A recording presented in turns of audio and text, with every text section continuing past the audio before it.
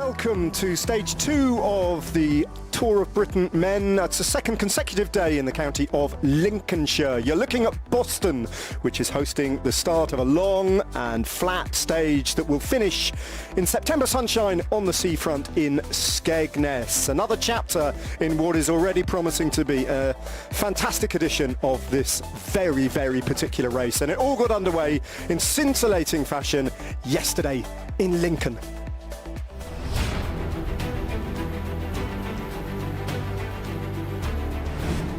At the start line before the beginning of stage 1, the peloton paid tribute to Finn Tarling, the NSN rider who tragically lost his life at the Tour of Portugal. After the usual flurry of attacks at kilometre 0, 6 riders were allowed to go clear, with Soudal Quickstep, Ineos and Decathlon controlling the peloton behind. The Breakaway took the points over the first 2 climbs of the day, and then the sprint at South Kelsey. And everything split up after that as they tackled the first ascent of Michaelgate in front of huge crowds. Net company Ineos blocked the road behind before upping the pace, and then the leaders were caught. Michaelgate was proving too hard for the sprinters, and we were left with a very select band of riders at the front. As we approached Lincoln for the final time, Florian Vermeersch appeared to have made a decisive move at the front, only to be caught on the steep cobbles of Lincoln's famous climb. British rider Askey reeling in the Belgian, but could the 25-year-old hold on?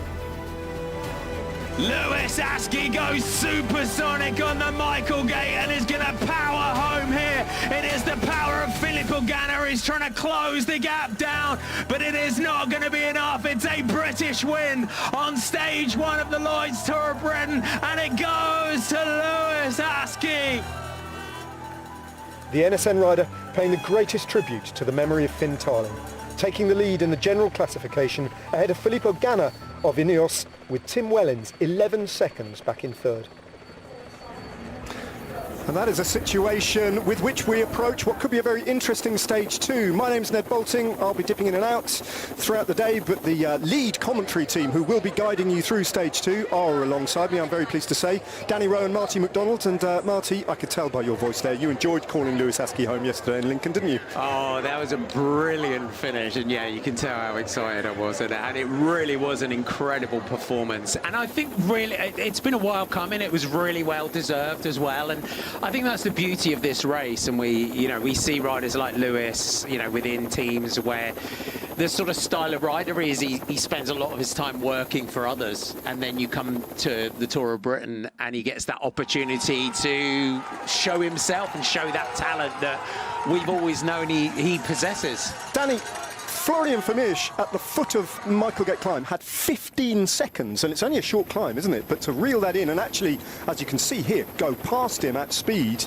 in such a short distance was a phenomenal ride. It was a phenomenal ride, and you can see that difference. It was pretty astronomical when Lewis hit the gas, and Florian Vermeersch just clearly did not have the legs. Lewis was so impressive. We knew he loved the prospect of this climb. It really suits his attributes as a rider. He's a real ruler. He actually won Paris-Roubaix as a junior, so obviously loves the cobbles as well. And then this Gangnam-style dance that he did in the finish, I actually seen last night on social media. It was a bet. He found an old video of himself on the rollers, probably around 10 years of age, doing the dance, and I think with his family had the bet that if he was to win today, he would do the same as he crossed the line, so that was brilliant to see. Live pictures here of UAE Team Emirates just lining up and greeting the crowd. There's Tim Wellens, who's departing first off the scene there. He's still a threat in the general classification and could be a real danger. Who knows, even today. Let's hear, though, from yesterday's winner, Askey. It's the biggest win of his life, and, of course, winning stage 1 of a stage race. With it comes the leader's jersey, so a huge achievement. Let's hear from Lewis. I mean, I have done this course once before in the National Championships quite a few years ago now, maybe 5 years ago. But no, if I'm honest, it was a really hard race for me to manage because I was solo in the front group and the other teams had two guys. So it was a really difficult one for me to manage, and I just kind of had to pick the guys that I thought would bring it back and just count the numbers that would go in each time. And yeah, it was a difficult one. And for me, I knew if I got to the last time of the climb, I've been feeling really good for the last week or so, and I knew I'd have the legs to be able to do a good effort and at least be close to the win. I just needed to get myself in that position, so I thought it had nearly gone at the end, but yeah, I managed to have the legs to bring it back on the final climb. I knew that this stage was going to kind of decide the whole week. I think a lot of people maybe didn't expect there to be as big time gaps. I think we did. And yeah, I had to perform today to show that I was capable to come and ride for the GC. So yeah, of course we're going to go for it. Danny, has he got the wherewithal, the physical properties as a bike rider to defend this all the way to the end of stage 5 on Sunday? Yes, I think he has, and I think it was a really promising ride, not just from him, but for the whole of the team, who obviously came into yesterday's stage as one of the teams with the most knowledge about how they could rip things apart. I saw another video from the DS saying yesterday their first objective was not to lose the general classification, and I think that other teams underestimated how difficult the multiple ascents of Michael Gate could be. Net Company Ineos was obviously wise to that as well, having knowledge of the course with the Lincoln Grand Prix, with the national championships that he mentioned. But this is going to be a big task for him, and something that is new territory for him and the team. But I think with the parkour that we've got left within the Tour of Britain, it's something that he can achieve. Today is a pretty much nailed on bunch finish, unless the wind decides differently, and I think he'll be astute to that as well. So the only worry for me is the strength and depth of his team. As he said there in the interview, he was isolated, but obviously with great racecraft, and he's very tactically astute. I think he'll put himself in the right position to try and hold on. And I think as well, when you look at Lewis as a rider and we see him leading out Biniam Girmay, and the sort of attributes that he has as a rider, and that's what makes him perfect for a race like this, isn't it? Because we see him as part of big lead-out trains, and he can get up there within those bunch sprints that we know we're going to have in order to be able to defend this. There he is, just taking his glasses off, wearing the green leaders jersey down at Boston. And we might even be treated to the quite rare sight in a stage race of seeing the race leader, the general classification leader, leading out a sprinter today with Jake Stewart in mind. If it comes down or Ethan Vernon indeed, if it comes down to a bunch sprint. Let's have a look at the route of stage 2. Stage 2 covers 180.2 kilometres across Lincolnshire from Boston to the coast at Skegness. The riders passed Coningsby, Woodhall Spa, Horncastle and Ragby before reaching the Lincolnshire Wolds and the Category 3 climbs of Comond Road and Rothwell Hill.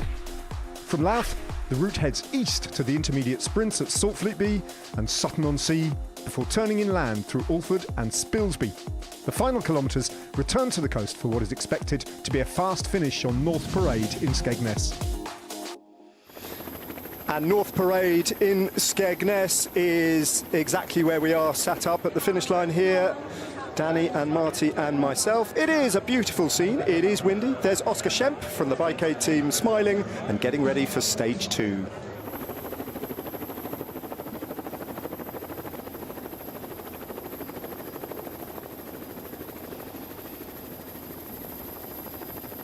And Boston Cathedral, much like yesterday's spectacular setting of Lincoln Cathedral, today is going to be an extremely beautiful stage as well as we roll through Lincolnshire for a second time of asking.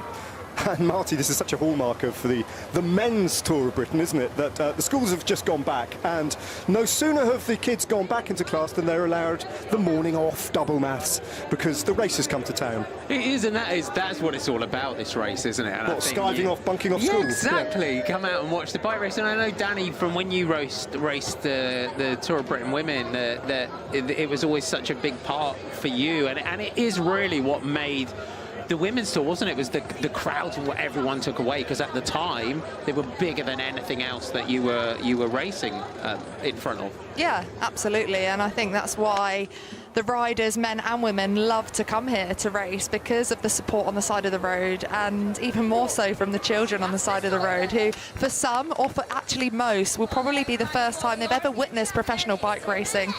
And this is great. Mix all. What is it, a glue? It's another adhesive product, isn't it? But they're definitely making their presence felt.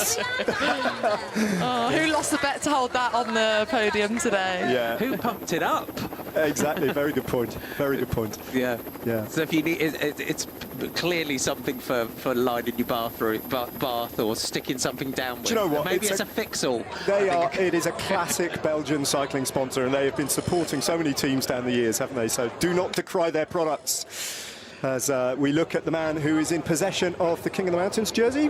Opportunity for him, Marty, today to build on his tally, isn't there? Yeah, I mean, we've liked to term it breakaway bingo now, and I think you can look at Mikael Schuren. We would look at today, we've got 2 Cat 3 climbs along the route, and you would look at Mikael Schuren, Oscar Schempp, trying to get in some of those riders that were away yesterday, looking to try and get in the break again today. Yeah, they will be. That will be their key objective. And Mikael Schuren holds a 5-point lead over Oscar Schempp. There's 2 very back-to-back climbs today. One tops out with 99.1 to go, and then the second with only 92.3 to go. So that has to be the objective, but I think it's going to be difficult because if we look at the route today, from kilometre 0, we've got a roaring tailwind from the rider's left-hand side. It's pretty open, so there also could be some teams that want to capitalise on that, and I think it'll be an aggressive start. There's Filippo Ganna wearing the points jersey, on loan, of course, from Lewis Askey, who leads the points competition. But he did a good race yesterday, and he's right in the hunt on the GC, and who knows, a stage win as well. All within his grasp in the next few days. Definitely, and I think that scene coming in yesterday where Lewis Askey was looking back and you would just have an ominous theme tune playing when Filippo Ganna is the rider that's hunting you down coming into the finish. Yeah, nice to see him on British roads. A very rare sight. Filippo Ganna taking a very positive spirit to the start of the Tour of Britain. A very impressive ride from him yesterday. But this is a big moment for Lewis Askey. I have to say, this is the proudest moment in his career. He's been a national champion in the past of the Crit Championship, but he's leading his national tour here. And this is like this talent. He was as a 14-year-old, he was a national champion on the road, on the track, in cyclocross. I think was he on his mountain bike as well? But I mean, he started in swimming. His grand's a swimming teacher, and he found cycling quite young. You mentioned the Gangnam Style video on the rollers when he was about 10. But this is kind of, you know, that sort of evolution of his career and that sort of career-affirming moment. Our Finnish national champion. It's good to see all the various national champions jerseys here as well, and a real celebration. Axel Karlberg there of the Lucky Sport cycling team. They're a Swedish team. Yeah, just a little correction. I have just called St. Botolph's Church Boston Cathedral. It's no such thing. It's St. Botolph's Church. My apologies to ecclesiastical architects in Lincolnshire.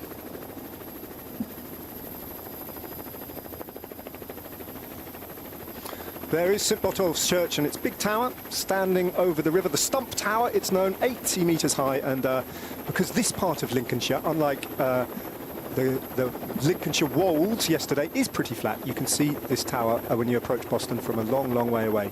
And in the shadow of the tower, you can see down below the riders lining up for the start of the race. There is the new race leader, Lewis Askey, the first race leader of the Tour of Britain men, in green, alongside Filippo Ganna, the great Italian time trialist from net company Ineos. The Union Jacks are fluttering in this brisk wind. It is time very soon to get the racing underway. I am going to bow out and leave you in the capable hands of Marty McDonald and Danny Rowe. I'll be back a little bit later on in the day to give you, at the very least, a little lunch break. But in the meantime, take it away, you two. Enjoy hospitality, Ned. Thanks, Danny. Thanks, Ned. Enjoy. Elliot Rowe, 8th place, white jersey, best young rider. Danny, what a ride he did yesterday. I mean, he is a super talent, Elliot Rowe, and for him and Paul Wright, the way they got across to that breakaway yesterday was impressive. It was really impressive because initially he had missed out on that front group, and then he managed to bridge across, which is, you know, a feat in itself, and for such a young rider. And now he has a pretty commanding lead, actually, in the young riders competition. He leads over his teammate Ben Wiggins, who was also trying to get across, didn't quite make it, finished a 1:56 behind young Elliot Rowe. So I think that's going to be a jersey he will look to hold on to, albeit it will be kind of as a byproduct of racing his bike as best as he can, because it was a really, really strong performance from him, the rider he rides as part of the Visma development team, so clearly one with a huge amount of talent, and currently sitting 8th on general classification in some pretty spectacular company. The rollout begins. There is 5.1 kilometres of neutralised section before we get to kilometre 0. So if you're new to cycling, welcome. But also, this is a part of the day as well. A lot of the time, rather than dropping the flag straight off the start line, we kind of get out of a start town to a point where the racing proper can start. But it's also the morning, you know, catch up and have a little chat with your friends, make sure you got your food, you know, that kind of thing. Yeah, day two's a lot less stressful than day one as well. It's always really nice within a stage race to get that first day under the belt, and you can see Matteo Trentin just getting his head unit ready, just getting that data on the screen in the way that he wants to. Interestingly, he does have stem notes. I was just looking, I didn't see them, but he's got them on the right-hand side of his handlebars there. But yeah, I think the neutral, of course, the start and the finish towns pay to have the race here. So one thing is about kind of us talking about where we are and looking at all of the nice kind of scenery that we've got here in Boston. As Ned was just saying, with the St. Botolph's Church, which is affectionately known as the Stump. But yeah, for the riders here, Ryan Mullen, they can have a little chat. It's just about getting those legs rolling behind the neutral car. They're not allowed to pass the neutral car. Maybe taking on a little bit of fuel, because I think today's going to be a pretty quick start. And the teams will know this because of the wind. And we don't generally see a huge amount of echelon action here in the UK because we've got these hedgerows which kind of stops even some of the more open areas, give the riders the opportunity to try and split things in the wind. But we've got quite a few open sections today which could pose a problem or an opportunity for a lot of the teams. I was looking through the list of teams last night after yesterday's race, and there's actually 10 teams that are pretty much out of general classification that have lost over 3 minutes after yesterday's stage. And I think that was probably quite a shock to some teams as to how it was raced, how aggressive it was, and the time gaps that we've now got even after the first day of racing. On the rollouts, Johnny Clay, race director, just directing around. Mark Stewart towards the back here for Modern Adventure Pro Cycling, and they had a great day yesterday. Their man, who's wearing number 76, Paul Wright, and this is an innovative new team. It's the team of George Hincapie, Modern Adventure Pro Cycling. Yeah, and Paul Wright is actually based in America. He attended the Warren Wilson College in the US on a mountain bike scholarship. That's how he got into cycling. He started in mountain biking and cyclocross, but last year won the National Road Race Championships. He turned his attention to the road in 2019, and yesterday was a really brilliant performance from him, and I think he'll try and hold on to the top 10 on GC, currently sitting 10th at 39 seconds.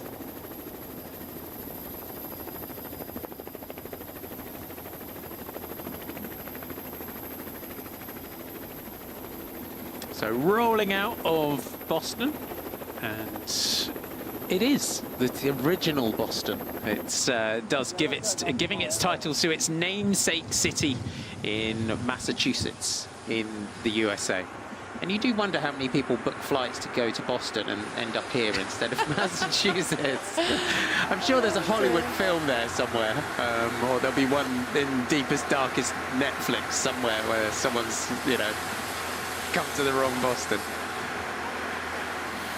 You can just see moment to just catch up with each other. There's Johnny Clay, our race director, former pro rider and international cyclist. And it is a big job, the role of the race director.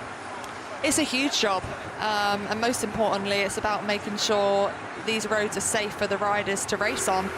They're obviously closed roads, but they will try and get all parked cars off the route and try and make it as exciting as it possibly can be. So, yeah, they do a brilliant job. We saw in the women's tour with Alice Wood, they had a lot of, I don't know, maybe objectives or things to have to control that was almost out of their control. For example, the HGVs that happened to be then parked on the course the morning of the race. The race then got delayed. We then went up one of the key climbs of the race. It had to be neutralised because of an accident that had happened on the course. So it's really difficult, and you have to be adaptive with your approach.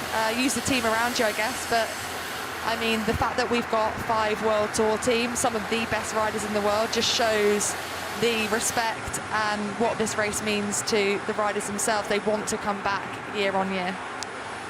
Jonah Kelly of the USA in the yellow, purple and orange colours. Yeah, good to see Ben Swift here as well. Obviously, he'd announced his retirement the night before the race started, and we got to talk to him yesterday about how he was feeling and how he felt after yesterday's stage. He said it was absolutely brutal, but he had a big job on his hands, because for him and Connor Swift, his cousin actually, they were really the 2 riders to kind of start that big selection on the first ascent of Michael Gate. They parked the bus, didn't they, on the climb, and I asked him why they did that, and it was quite interesting. He said, well, the plan was to cause carnage, because when we got over the top of the climb, just crested the climb, they opened up the gas, and the idea was that there would be teams, riders caught out still on the cobbles when they did so, and that would cause the gaps that they needed to form that select group, and it kind of happened like that, didn't it? And now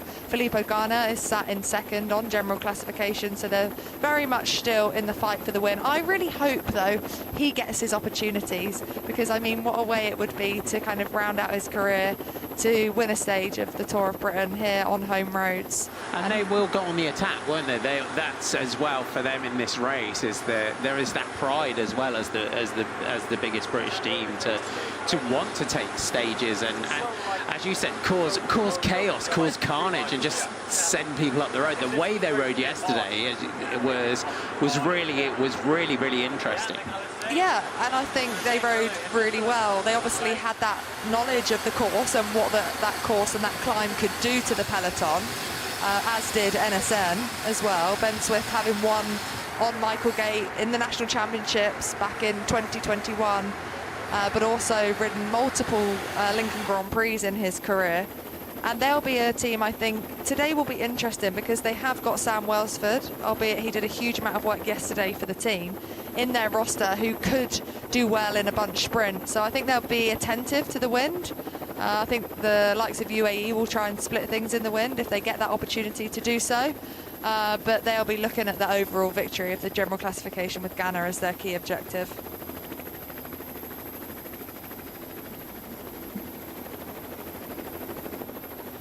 We're heading towards kilometre 0 here on stage 2 of the Lloyds Tour of Britain, from Boston to Skegness, 182.5 kilometres. Await the riders heading out of Boston through the beautiful Lincolnshire countryside to the finish on the coast in Skegness. It could be a windy day for the riders, but the sun is shining at the finish. It is a beautiful venue for this year's stage 2. There are 2 King of the Mountains along the route, 2 intermediate sprints for bonus seconds.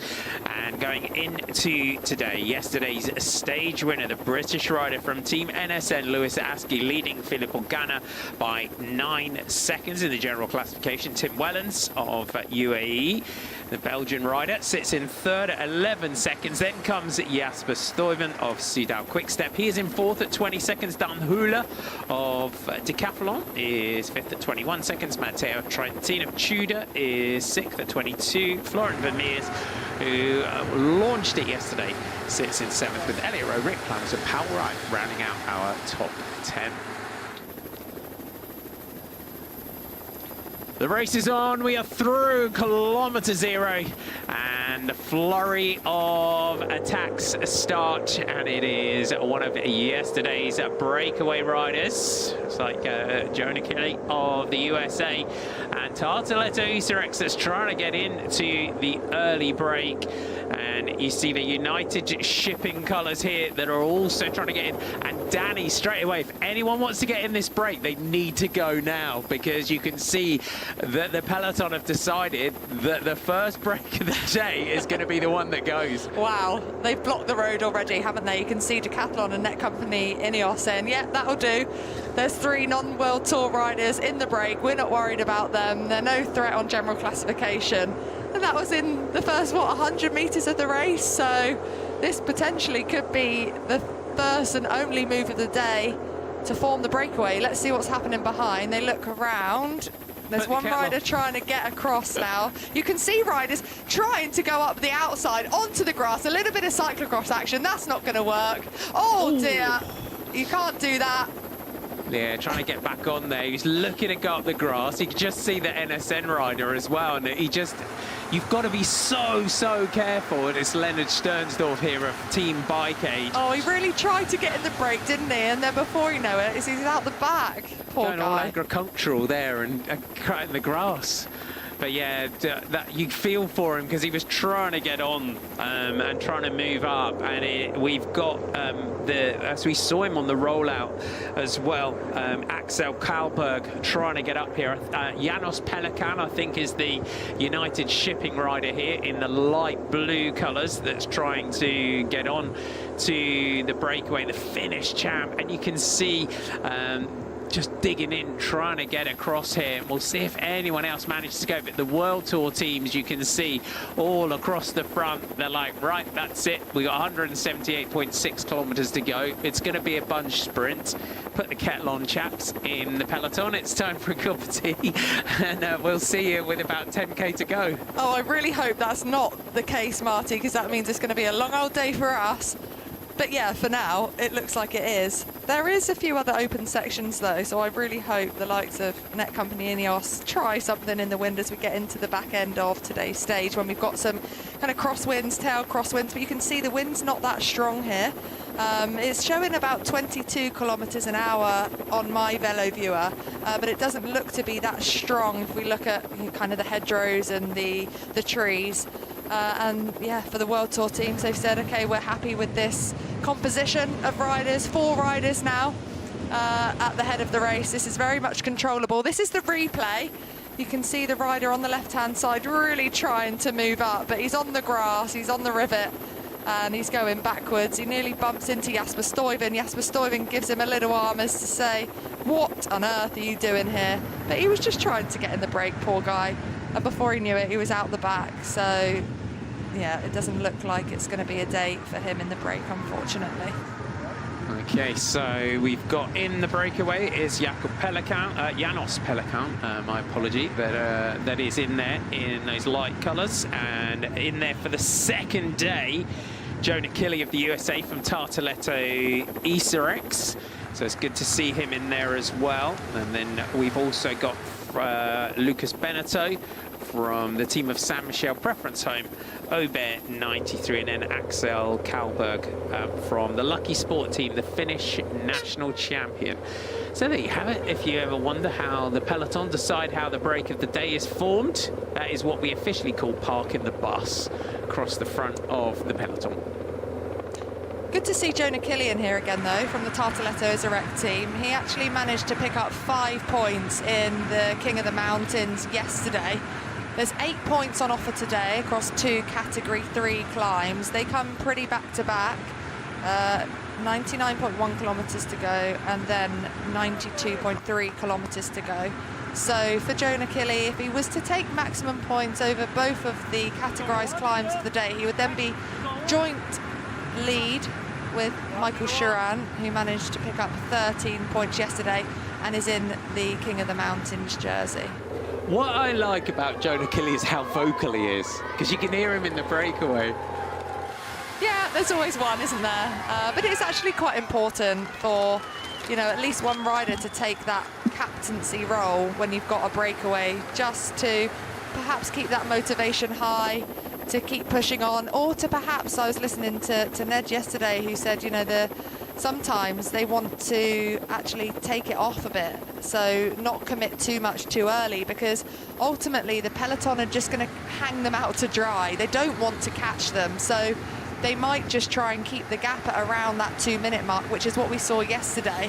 The peloton let the gap go out pretty quickly, but once the gap got over 2 minutes, it was very much a case of Soudal and Decathlon alongside Netcompany Ineos, who were controlling that gap, then brought it back down to around a minute and a half for the remainder of the day. This is a little bit different because of the parkour.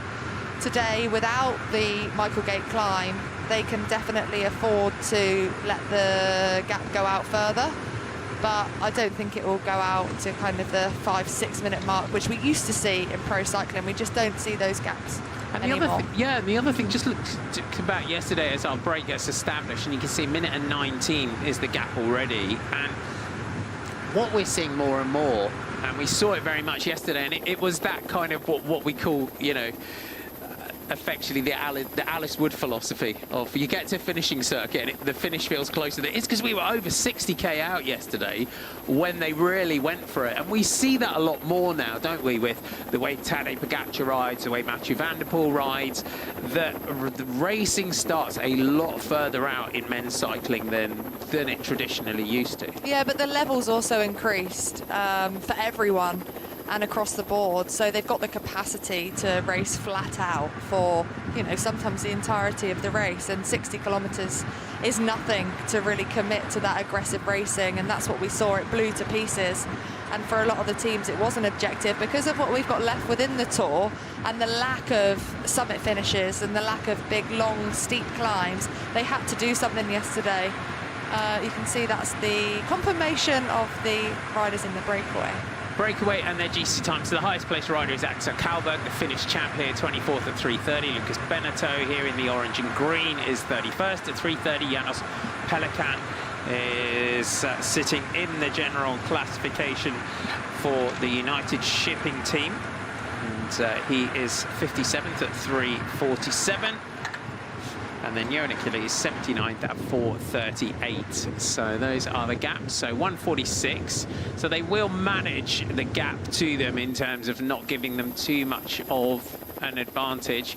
They're just now letting that breakaway go up the road, let that gap get established. 173.9 to go. The gap heading towards 2 minutes.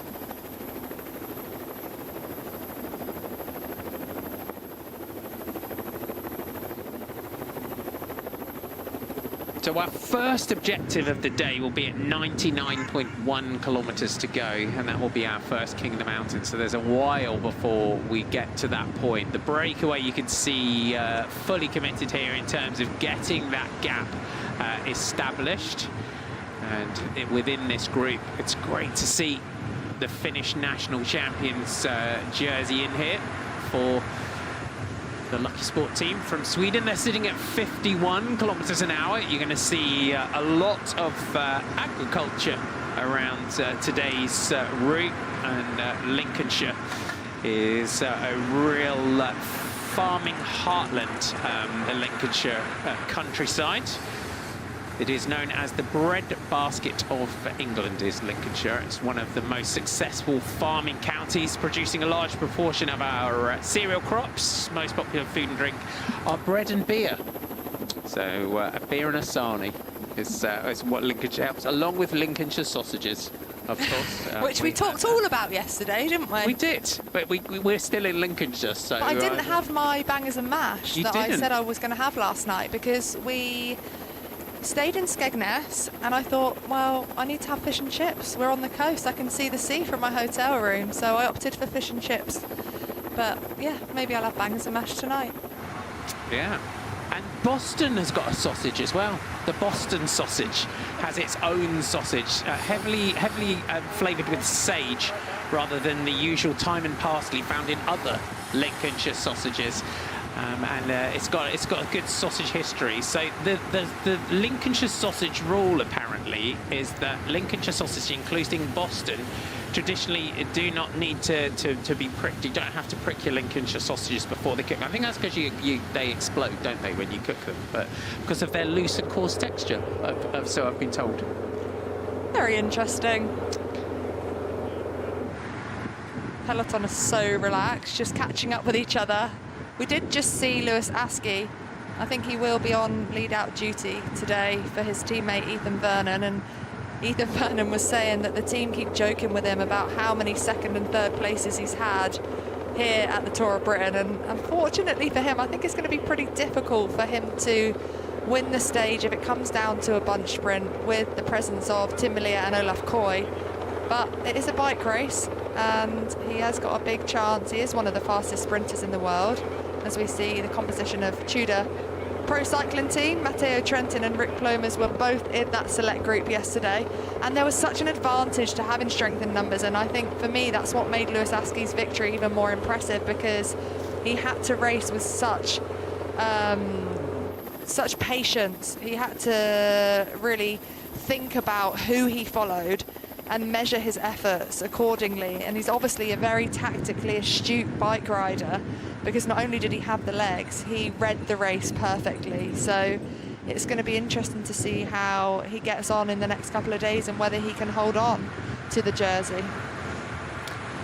Well, indeed, 2:57 is the gap. So heading up here towards that 3-minute mark. Commissaire just coming alongside them, just to have a little chat. You can see the blue Shimano neutral service car are already in here. And Axel Kalberg just looking, perhaps now looking for his team car. Yeah, it looks like it. And you can see that none of the team cars have made it up to the breakaway just yet. They will be coming quickly, I'm sure, but it's quite difficult for them to pass the peloton at times. So he obviously needs something. Going back to the neutral service car and asking probably where the car is, because you saw him then quickly talking into the radio as to where they are. But it doesn't look like he's got a technical problem on the bike, so perhaps just some fuel.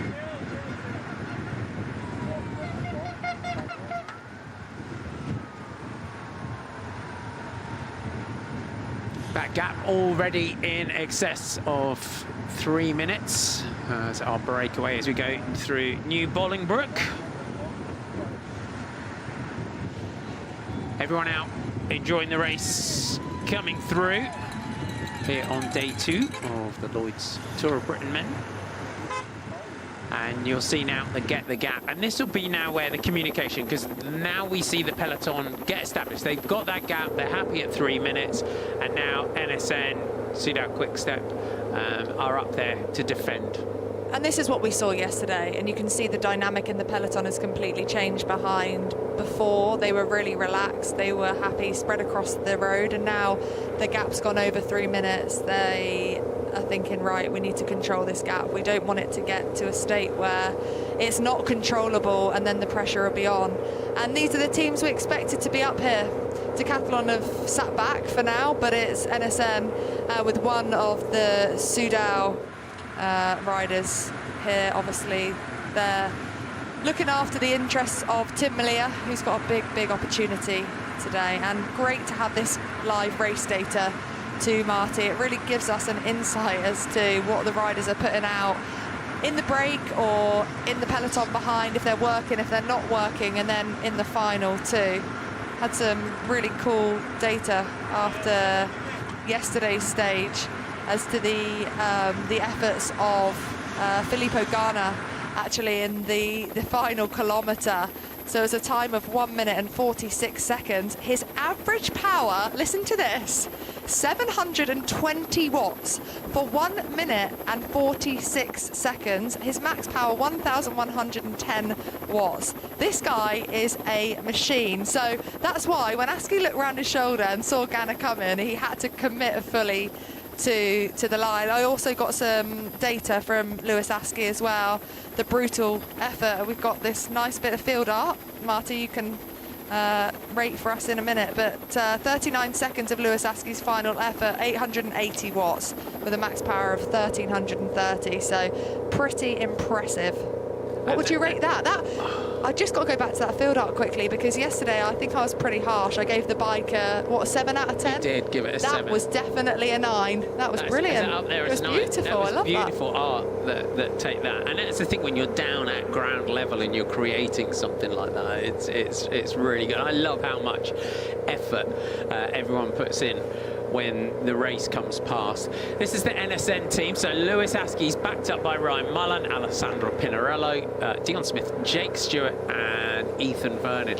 It's going to be really interesting looking at the makeup of that team and how much, as you said, it's about now defending this jersey, because Lewis Askey is more than capable of winning this race overall. So clearly they've done a lot of work, as you would as a team and as a director sportive.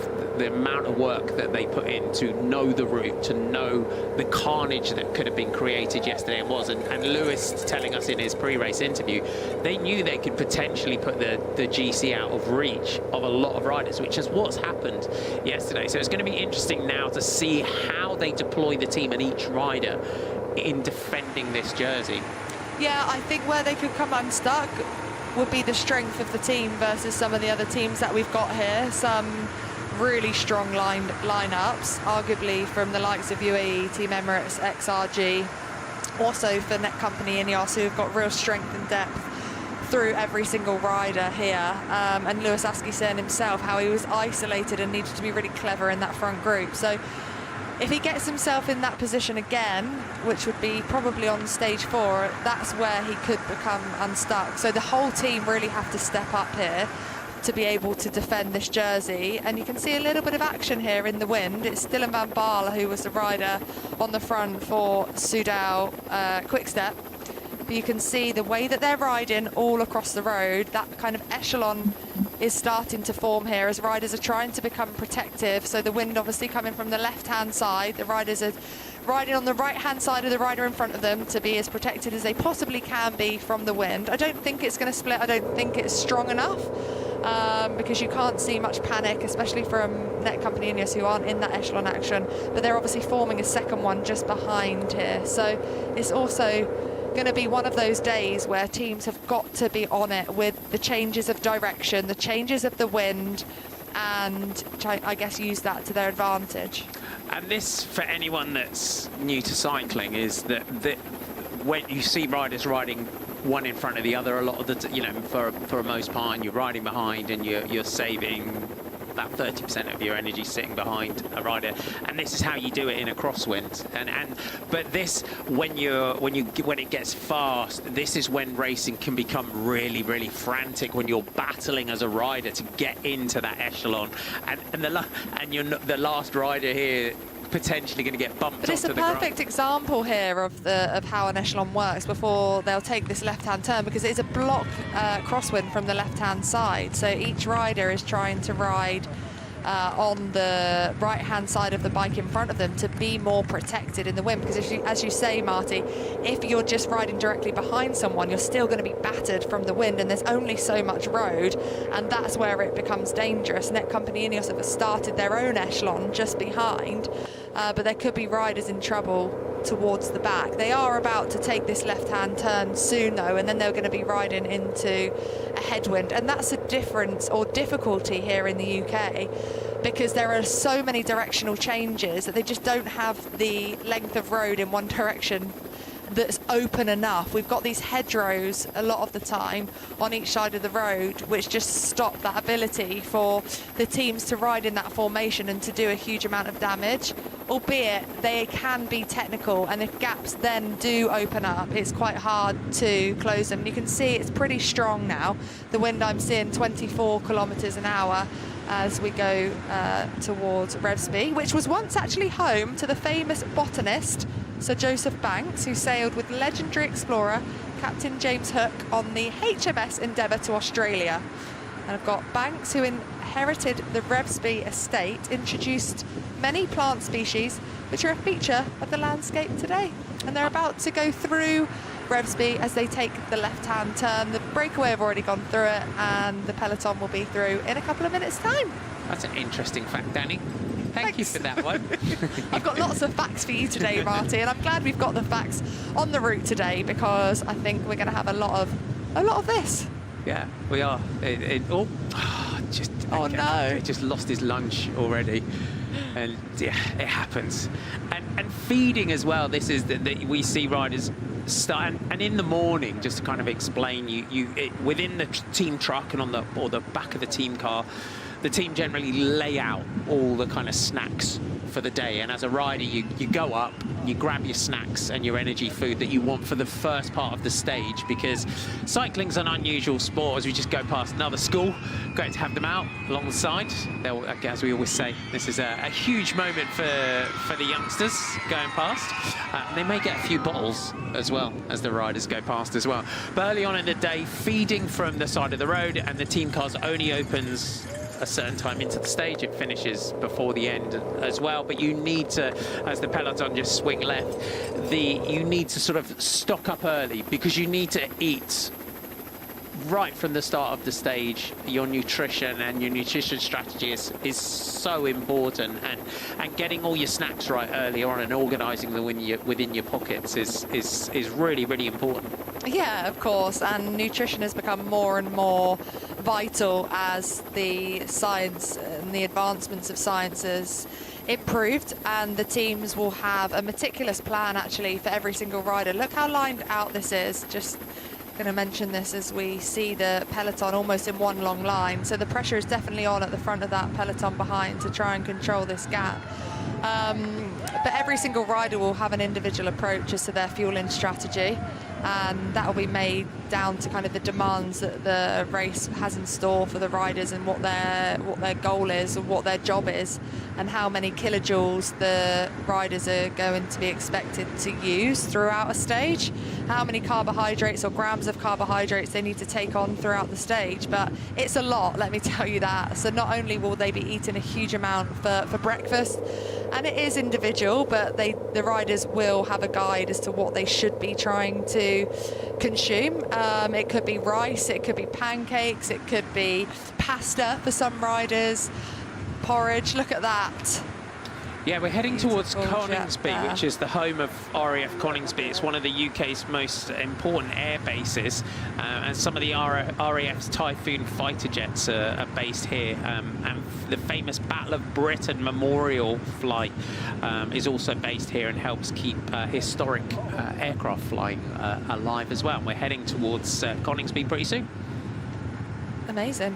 And yeah, just going back to that nutrition chat, the riders will have that kind of breakfast before a stage like this. They may even have a second breakfast because it's quite late, I guess, in the day. They start 10:30, so maybe they'll have a lie-in, try and consume as much as they possibly can, but then they'll be eating all the time, every 20 minutes at least, consuming carbohydrates. They'll have carbohydrates in their drinks as well, because that's a lot easier for them to be able to consume, especially when the race is on. Sometimes you can forget to eat, and that's really critical, especially in a stage race where you're not only fueling for the day in hand, but also the days to come.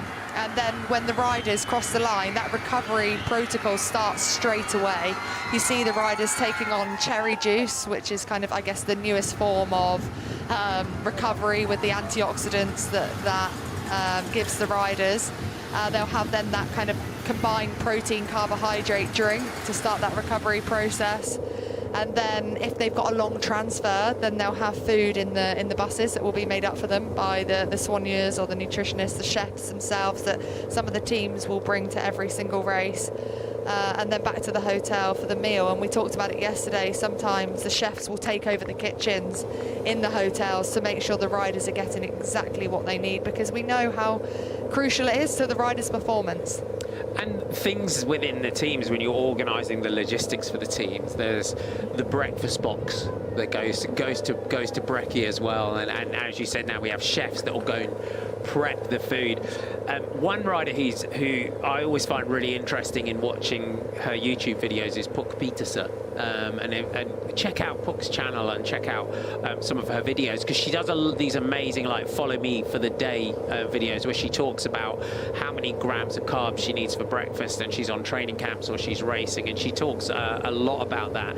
And within the sports science team and the backup of the team now, the nutritionist works with the high performance coach, who works with the director sportifs, who works with the riders, and they can calculate how much energy a rider will need for a specific day, whether it's training or racing, and whether, you know, what they have for breakfast, whether, as you said, whether that's rice or pasta or pancakes, or, you know, if they're out a little treat, maybe some Nutella or some peanut butter and this kind of thing. But it's all, as you said, it's meticulously planned, and they have that selection.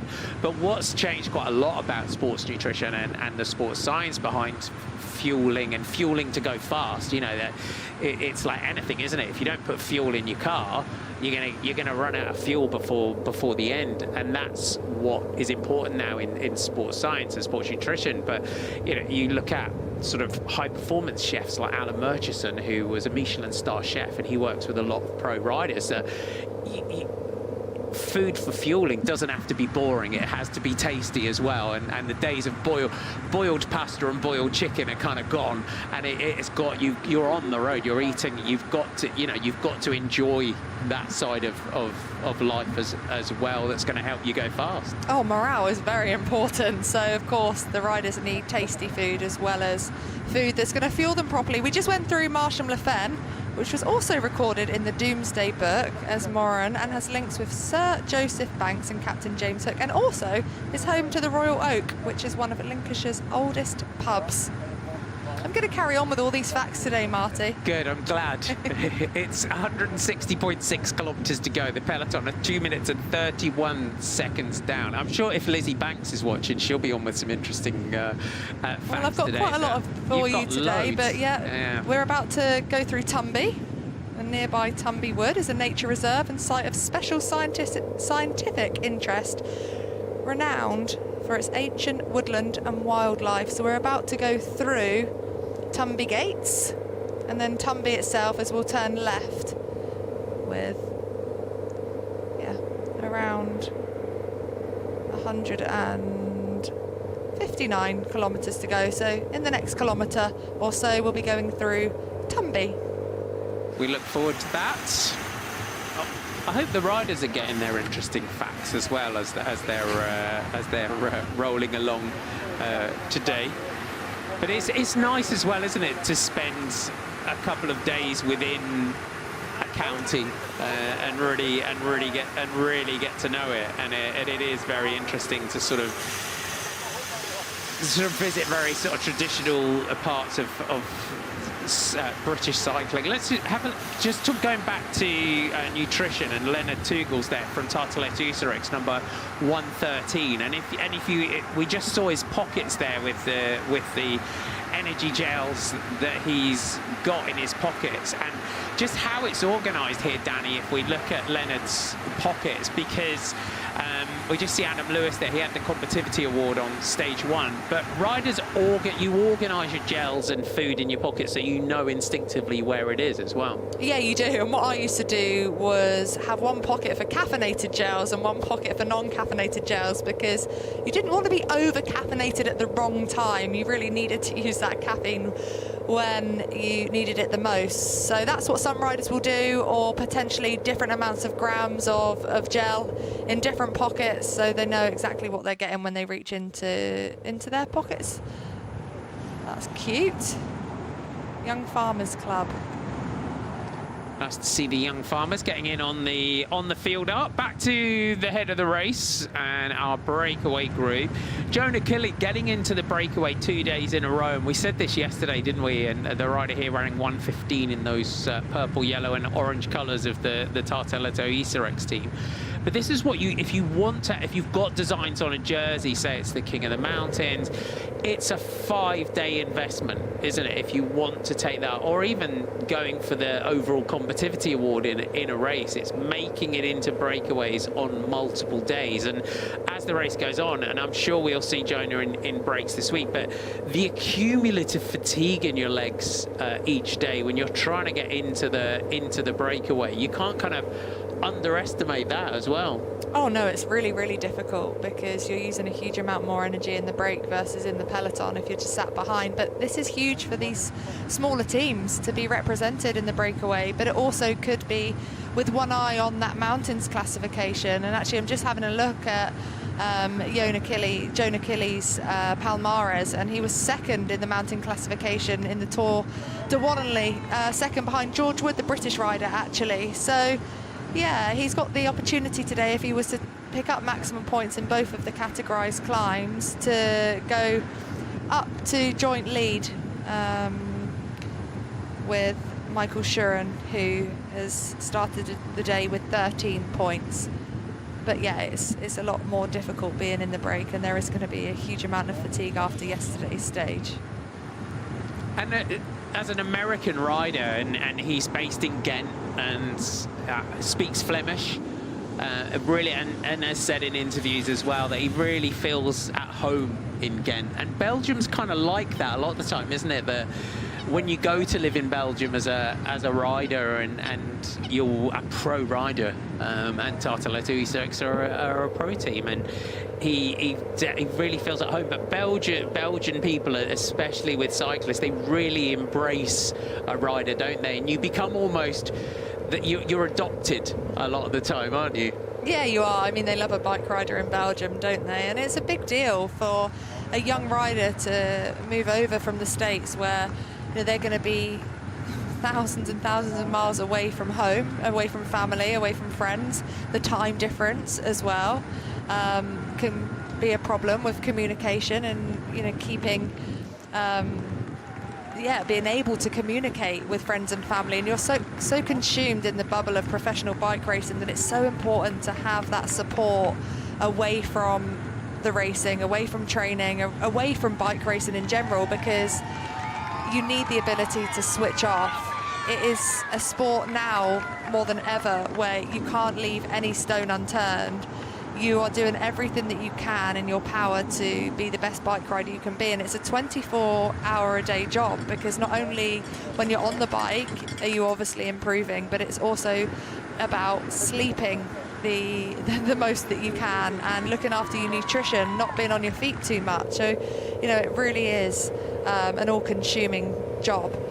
So when you're also a long way from home, it's important to find somewhere where you feel comfortable, where you feel at home, where you're adopted and you feel like then you have a family.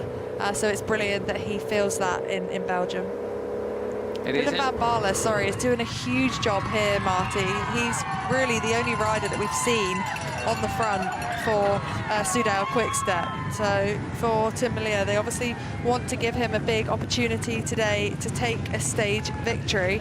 And hearing from Olaf Koy after the stage yesterday, he said he came here thinking he would get 3 opportunities to sprint. Now those 3 opportunities start today: stage 2, stage 3, and stage 5, arguably the 3 stages that could end in a bunch sprint. So that's exactly what Dylan van Baarle here is doing on the front. He's trying to control this gap. It is coming down. It was over 3 minutes, and now with the efforts of Dylan van Baarle, who's got a huge engine, NSN are just sitting on the wheel of Dylan van Baarle, so that's also playing into the hands of Team NSN, with a sprinter like Ethan Vernon sat in 3rd position within that NSN squad here, doing a really brilliant job.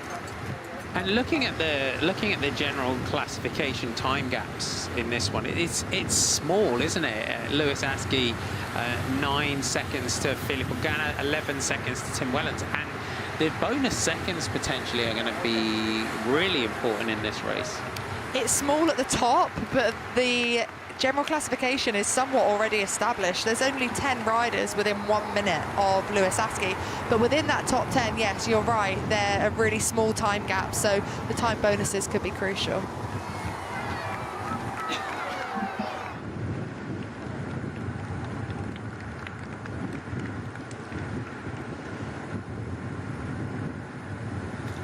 Our breakaway group working well together. 2 minutes and 6 seconds is the gap to the peloton. And Axel Kalberg, 24th at 3:30. Lucas Benetto, 31st at 3:30. Janos Pelegon, 57th at 3:47. And Jonah Killey, 79th at 4 minutes and 38 seconds. It's great to see the Finnish national champion in here from Lucky Sport. That is a Swedish team. I think they're an online gaming company, Lucky Sport, but they really are trying to establish another Scandinavian team, and great to see the Finnish champions jersey up there. Peloton are just going through Tattershall, which is known for its magnificent medieval 13th century castle with its 100 feet tall great tower affording views across the expensive fenland. So that's where the peloton are now. It's a great tower. We're going to see a lot of towers in this race. We've had some impressive towers so far. Johan Simon there, 18th at 3 minutes and 30 seconds. And as you said, Danny, the general classifications really well established in this race. It is going to be a tall order for anyone outside of that, really, that top 10, to really get back up there. Great crowds out in force. As you said, it's always great to have all the kids along the side of the road, and they really do embrace it, the local schools, don't they, in terms of creating projects where they adopt countries and learn about the country. It's not just coming out and standing along the side. The race and the sort of PR and communications team around the race, you know, really do get in, to reach out to all the local schools to really get them not just excited about the bike race, but the culture of all the different riders from different countries that are visiting. Yeah, it's a huge opportunity for the schools to use it as an educational piece in whatever way that they want to, depending on, I guess, the curriculum within the school, what they're focusing on. There's many ways that you can use a bike race to educate the students and the young people, but what's really exciting for them is to be able to leave the school classroom and come out and watch, and it's only a few seconds. The beauty of having a breakaway is that obviously the race passes twice, and it's something that some children will remember forever, especially if it's the first time that they've ever witnessed a bike race going past their school or their house, wherever they might be. And it's always something that I really, really enjoy when we come to the UK. And it was a little bit of a shame that in the women's race it was part of the summer holidays, because you definitely didn't see as many children out on the side of the roads versus here, where the schools have gone back and the whole schools come out and cheer the men on the side of the road. And I hope we'll see a lot more of that in the next couple of days. Definitely. The gap being controlled by Dylan van Baarle is now sitting at 1 minute and 51 seconds. This is the colours of United Shipping. So János Pelekan, the 31-year-old Hungarian rider, former national champion. He's had a busy season, and probably I would say this is, looking at the programme for United Shipping and János Pelekan in particular, this is probably his biggest race of the year, and it's tough, isn't it, for Conti teams sometimes, and they don't have a huge amount of race days within a year to come in, and all of a sudden you're dropping into racing against the World Tour riders. Oh yeah, it's a big old shock to the system, isn't it? Because there is a different dynamic to the racing with the strength and depth that these sort of races has, with the presence of what we've got here, 5 World Tour teams, but also 4 pro teams. So if you're a Conti team, potentially the GB national team, but some of them, as we know, race for professional teams as well, and have just got the opportunity to race for the Great Britain team because their teams aren't here. It's a big difference, and what it should be is a learning opportunity as well, that it's not just a case of following, but it's trying to get into the break, it's trying to be present, use it as an opportunity, but also use it as a learning experience for the future.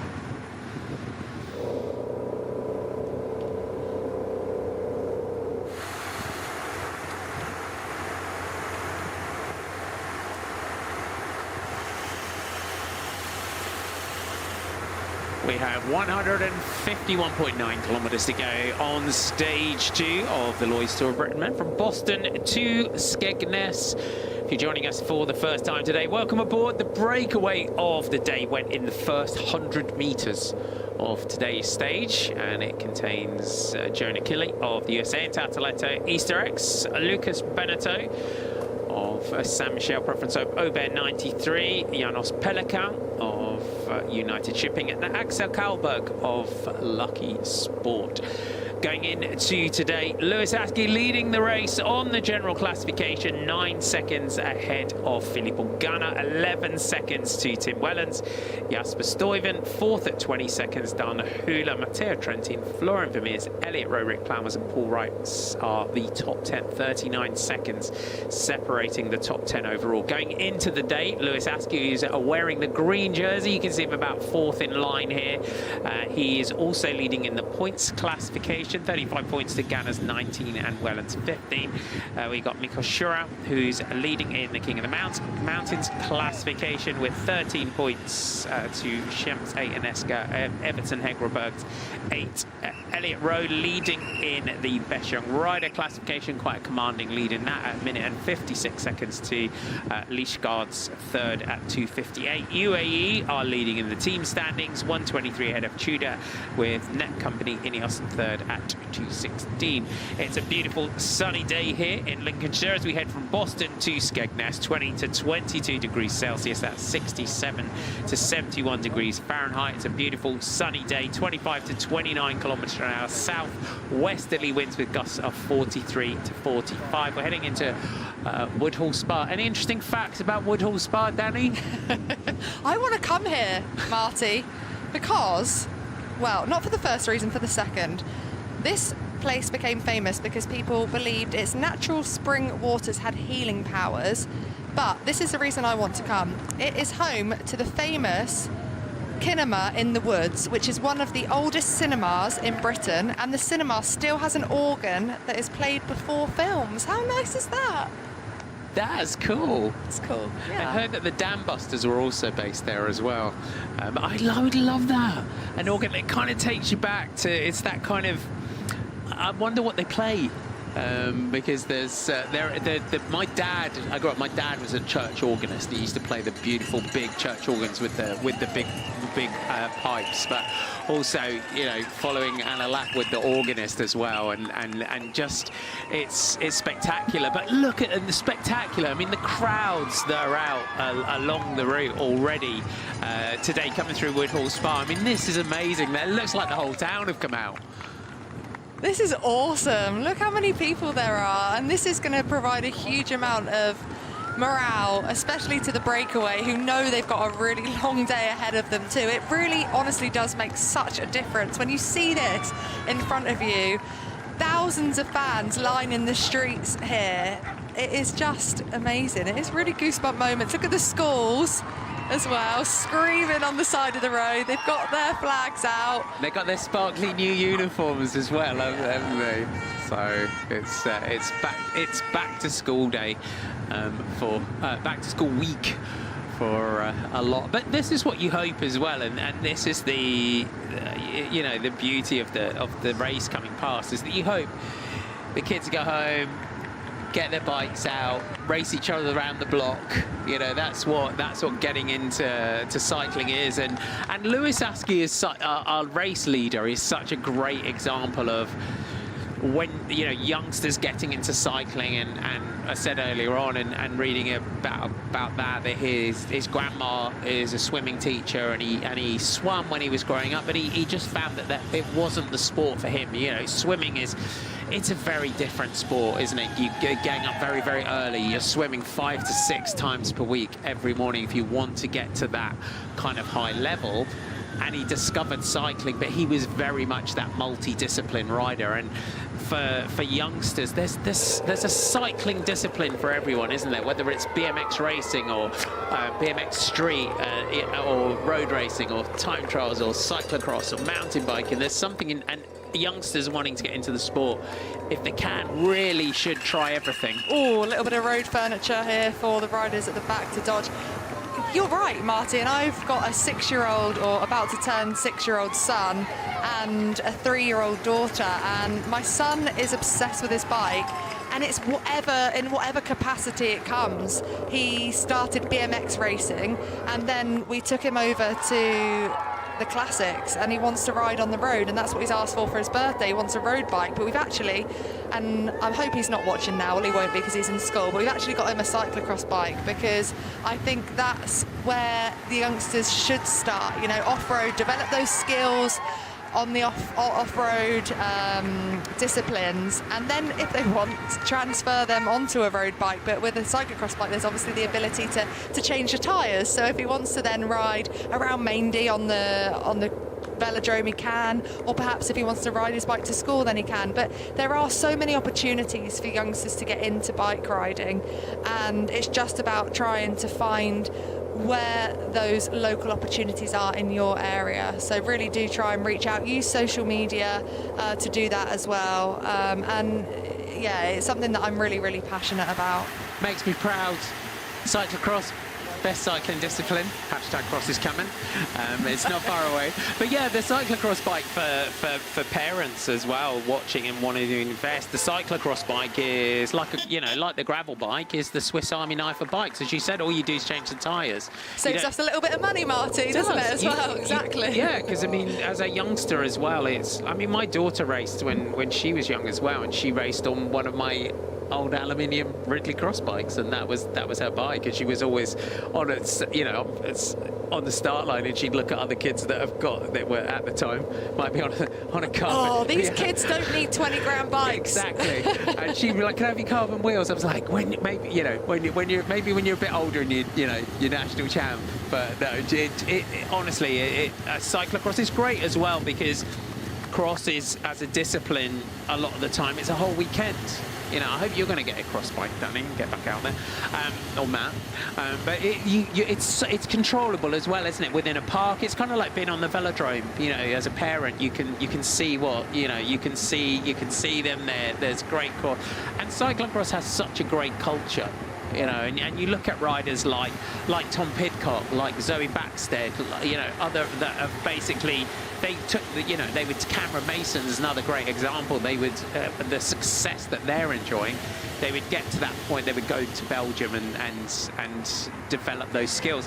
Ben Wiggins here as well, and we would say fairly big legacy within cycling, Ben Wiggins, and Ben is really carving his own place in cycling, isn't he? Yeah, and his dad is really, really supportive of him and of his career in the world of professional cycling, and knowing Bradley, he would just want the best for his son and want him to be happy, and this is where he's found his happiness, I think, on a bike, and he's a very, very talented bike rider. We saw that yesterday with that fight to bridge across to that front group. Unfortunately, he didn't quite make it, but he's happy, chilling at the back now. A little bit of pothole there, but yeah, he's definitely one to look out for this week. 14th on GC, 2 minutes and 28 seconds. His teammate Elliot Rose, obviously in that front group, only 32 seconds behind, but he might get his opportunity in the days to come. Obviously a very, very strong time trialist, so he's got that pedigree as well. Great track rider as well. Yeah, and that's what we talk about with these sort of multidisciplinary youngsters too. It's important, and going back to cross, it's just important to develop the ability to handle your bike. Yeah, Matthew van der Poel is like a great example of that.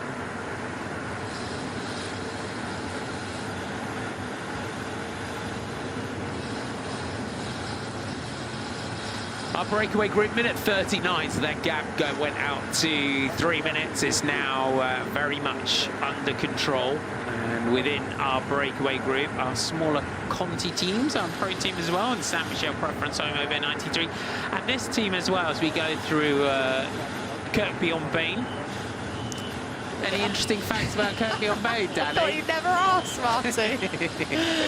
Well, through its links with RAF Woodhall Spa, is famous for its connections with the 619 or 617 squadron, aka the Downbusters. It's like Dannypedia today, isn't it? This race, we're loving it. Use your own history app. A little bit of history lessons for us. It's a school day every day, isn't it? Every day's a school day, especially on the Tour of Britain.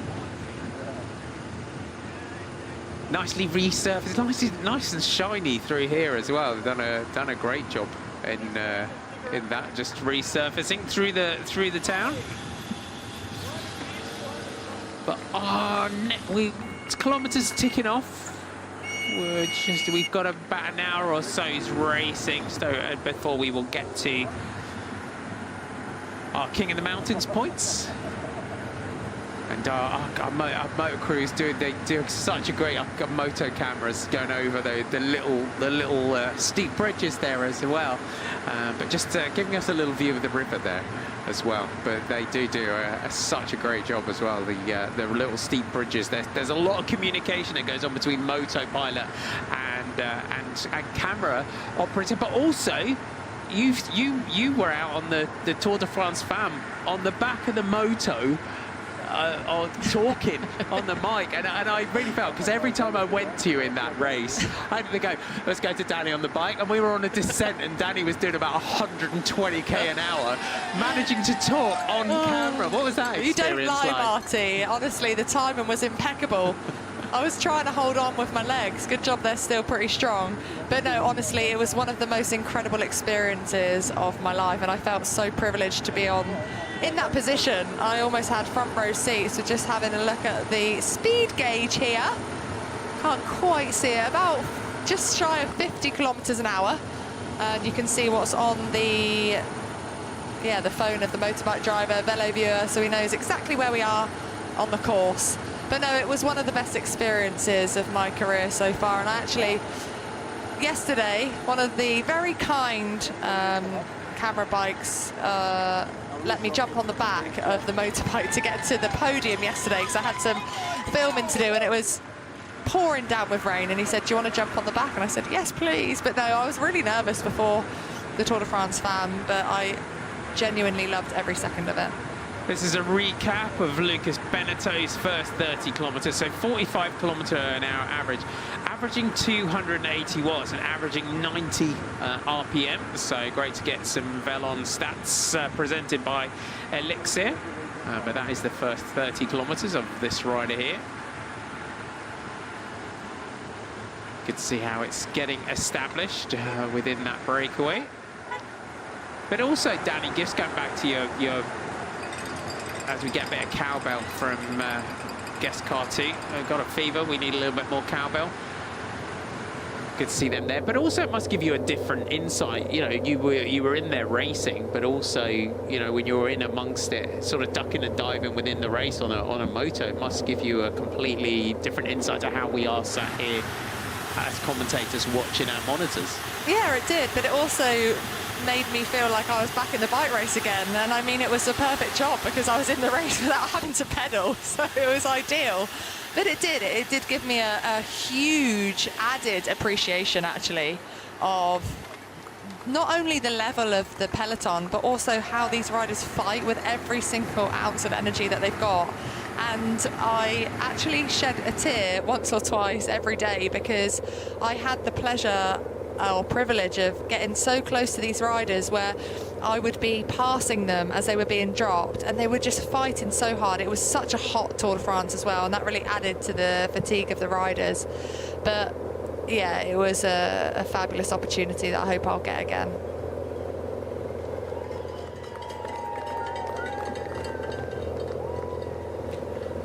141.7 kilometres to go here today on stage 2 of the Lloyds Tour of Britain Men. 182.5 kilometres in total today.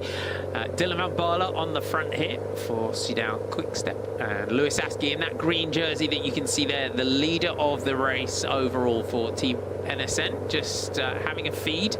We were talking a little bit earlier on in terms of nutrition and how much you have to eat during the day. And it is quite a unique sport, cycling, for that aspect, isn't it? In terms of, you know, we did see in the World Cup of football this year, because they were having to have hydration breaks, weren't they? But it's a strange sport in picking up food in a little bag as we go along the route in order to keep yourself refueled. Yeah, well, the pocket sizes are only so big, so you can't take everything in your pockets with you, especially nowadays where aerodynamics is so important. As we just see this nice shot of riders getting rid of their rubbish, and there are designated areas for the riders to do this, so don't worry about littering, it will all be picked up. But yeah, the pockets are only so small, so you can see here a lovely representation of the Swan Years on the side of the road, which will always use a slight uphill if they can to give riders the bottles or the fuel that they need. And generally you'll see a gel strapped to the top of the bottle, so if the riders want to take a gel as well, they can. And they have the opportunity to take a musette, which will be filled with all different types of fuel, which they can either take or get rid of depending on exactly what they need.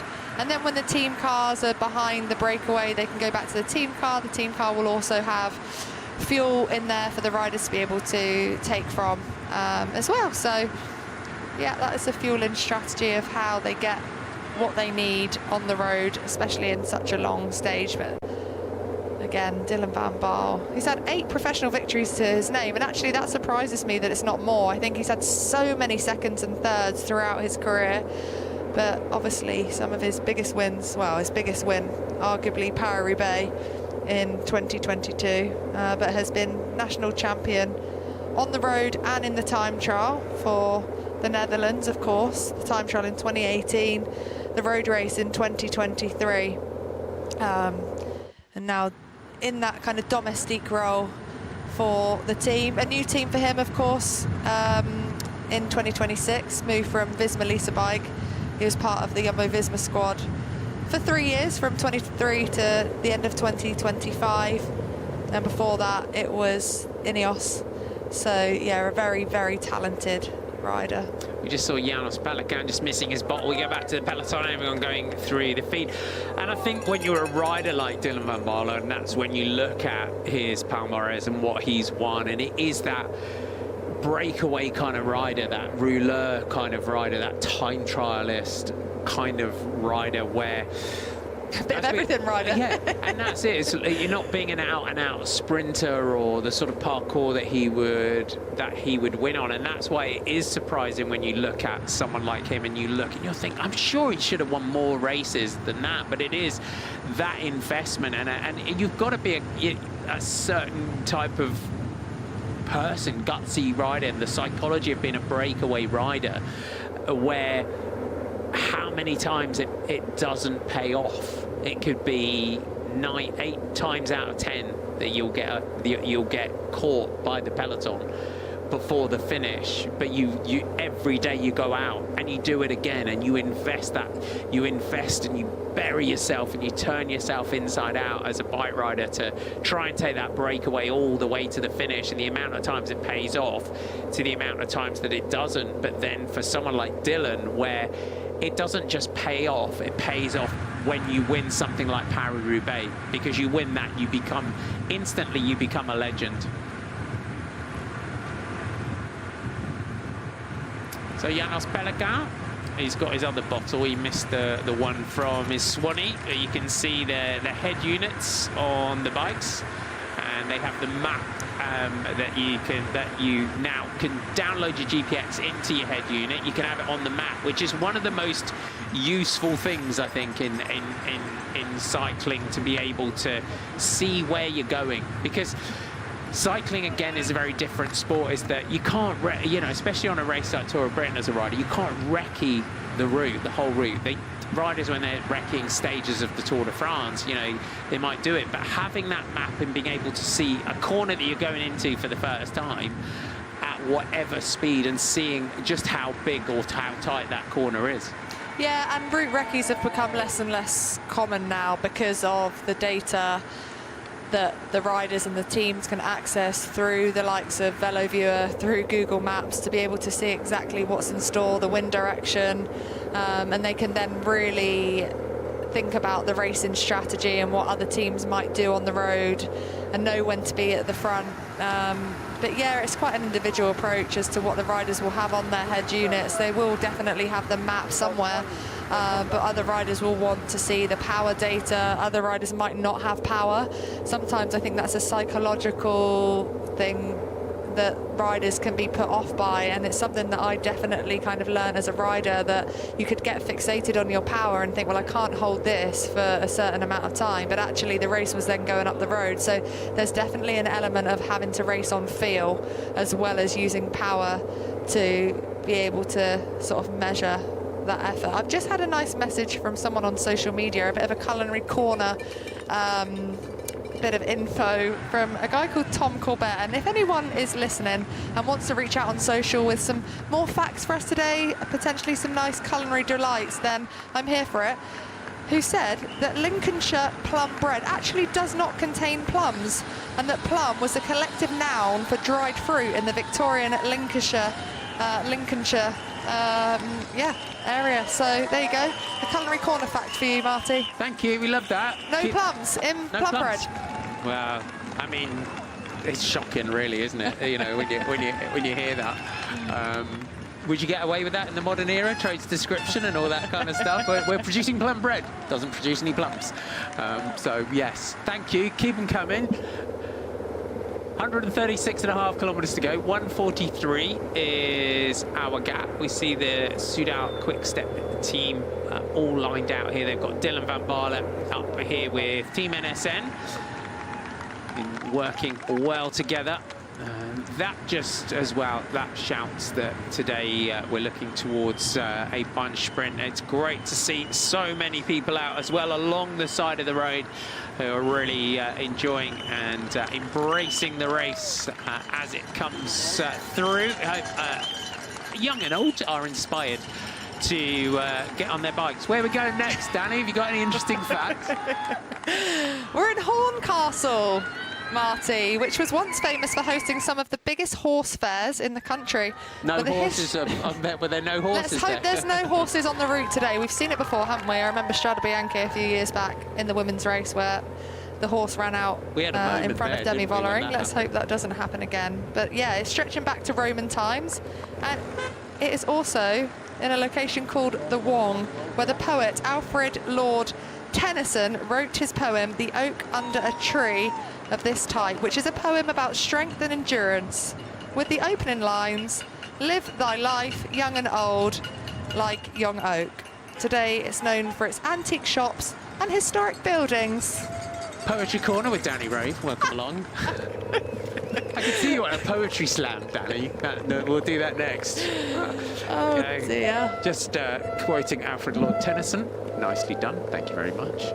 We're heading, we'll get some more interesting facts of what else is coming up along the route today.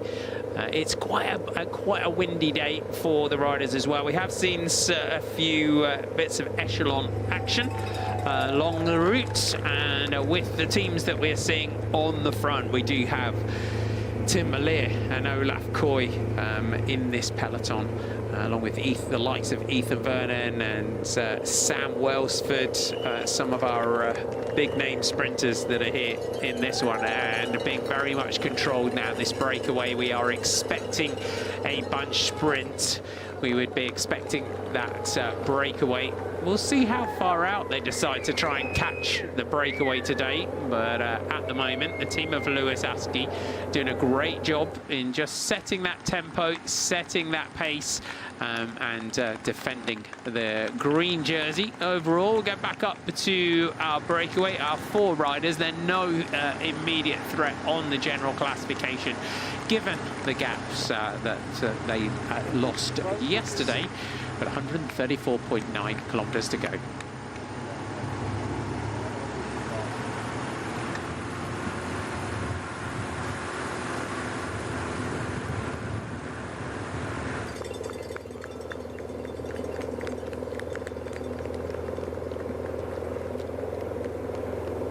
Loving all the cowbells as well. There's something great about cowbells. Paul Wright, 10th place on general classification at 39 seconds for Modern Adventure Pro Cycling. It's fair to say that was one of the rides of his career, if not the ride of his career yesterday. And look at this, the mechanic is hanging out of the window to adjust his brake levers on his bike. So again, do not try this at home. He's obviously able to hold on to the car for a bit of stability here. He might have just hit a pothole, and sometimes just a bump or something like that. And sometimes that can just nudge your brake lever, can't it? Well, it looks like he's adjusting, yeah, the brake itself here, because he just went to the handlebar, kind of pulled the brake, and then asked the mechanic to adjust a little bit more. You can see this here now. He's on the drops, asked for a little bit more. He wants a little bit more braking ability, I think. And as you said, the mechanics as well, they're so skilled mechanics. Is he just winding it in a little bit to how far it is away from the drops? And you see the New Zealand flag, the New Zealand stripes on the cuffs of his jersey as a former national champion. The Modern Adventure team. Yeah, you can see how he's just adjusting where that brake lever is. Yeah, he's just saying, I'm not sure if it's doing anything, but Yeah, the adjustments that have to go on the road and the mechanics within cycling, they're so skilled, and it's always amazing when you see a rider with a bike issue go back, change the bike.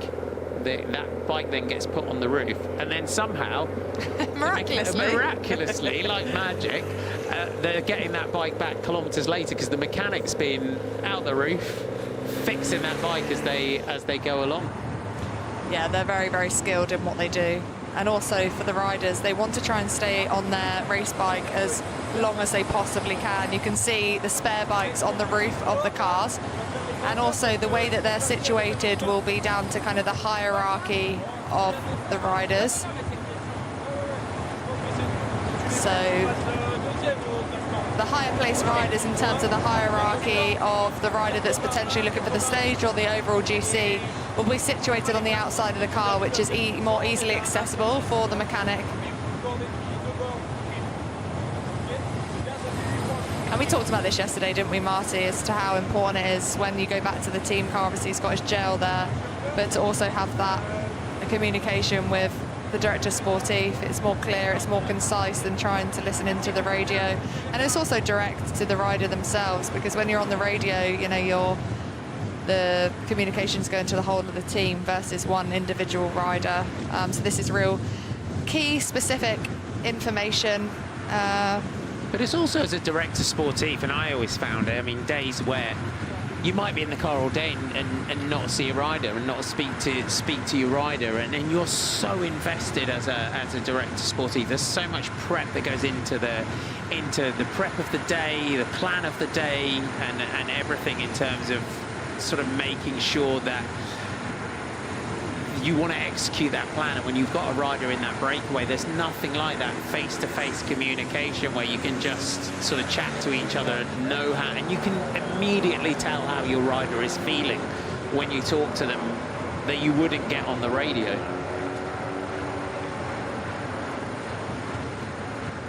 So good to have the chat between the sport director and the rider. Straight back into working in our breakaway. The man on the front will be looking for some King of the Mountains points, potentially.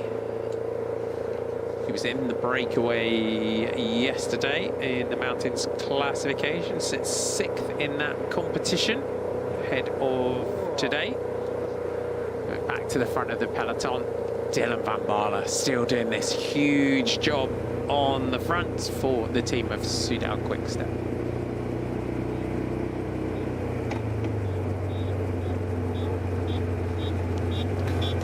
Stage 2 of the Tour of Britain men, from Boston to Skegness, 131.4 kilometers to go. Minute and 31 is the time gap from our breakaway group to the peloton. If you're tuning in for the first time today, welcome aboard. The breakaway went in the first 100 meters of today's 182.5 kilometer stage. The breakaway will try and establish this gap, or hold this gap, for as long as they can today. Martin McDonald and Danny Rowe with you in a commentary on what is on paper a fairly nailed on sprint day, Danny, but yesterday it was a very different stage that we had yesterday, but the sprinters are really going to want to make sure that they make no mistakes today. This is the flattest day of the whole of the Tour of Britain, only 873 meters of elevation, and unless the wind plays a factor, it will be a nailed on sprint day. And there's a lot of teams with top-tier sprinters within their lineup that want this to come down to a sprint. There's also teams that are very much out of general classification who don't have a sprinter in their team that might try and do something with the wind, but we haven't seen any of that action so far. There are a couple of open sections as we come into the final, specifically around 65 kilometers to go. We've got that sort of cross tailwind, which is the direction in which is most conducive to be able to use the wind to split the peloton. But then it's almost some open and closed sections then for the remainder of the stage. So unless it's split, then it's going to be then hard to split the race as we come into the final, into Skegness. It is indeed. So the sprinters, and we've got some big name sprinters here in this one. It's quite a prospect having Tim Malier and Olaf Koy going up against each other head to head. It is, and I couldn't put, you know, I wouldn't want to say who I thought would come out on top, actually. They're pretty evenly matched, aren't they? Olaf Koy's had 3 wins so far in 2026. He won a stage of the Tour de France. And then for Tim Malier, he's had 8 wins, so arguably more wins than Olaf Koy, but he crashed out of the Tour de France on stage 20, and this is his first race back. So that can sometimes be quite difficult to find those racing legs again, and especially when you're a sprinter, to find that top end speed and that top end power again, because generally that's the first thing to be lost when you've got time away or time off the bike due to a crash. So yeah, we'll see how they get on in the final. It's also going to be down to the teams, of course, to position the riders where they need to be. I actually drove the last couple of kilometres of today's stage earlier, and it's a pretty straightforward final. There's a bit of a pinch point that comes with just under a kilometre to go that the riders will have to navigate, and then that final left-hand turn that comes with around 400 metres to go, and it's a kind of roaring tailwind down to the finish for the last couple of kilometres, and then they'll turn left and have a crosswind from their left-hand side. It's pretty covered as well, though, from sort of arcades that we've got in Skegness. But that will play a factor because it's going to be a very, very fast run into the line. Tim Malier, though, for me, is having... We were talking about cyclocross earlier on, and for me, I've been a cyclocross commentator for decades. Do you like cyclocross, I do like cyclocross, Danny, funnily enough. But Tim was one of those riders that he was...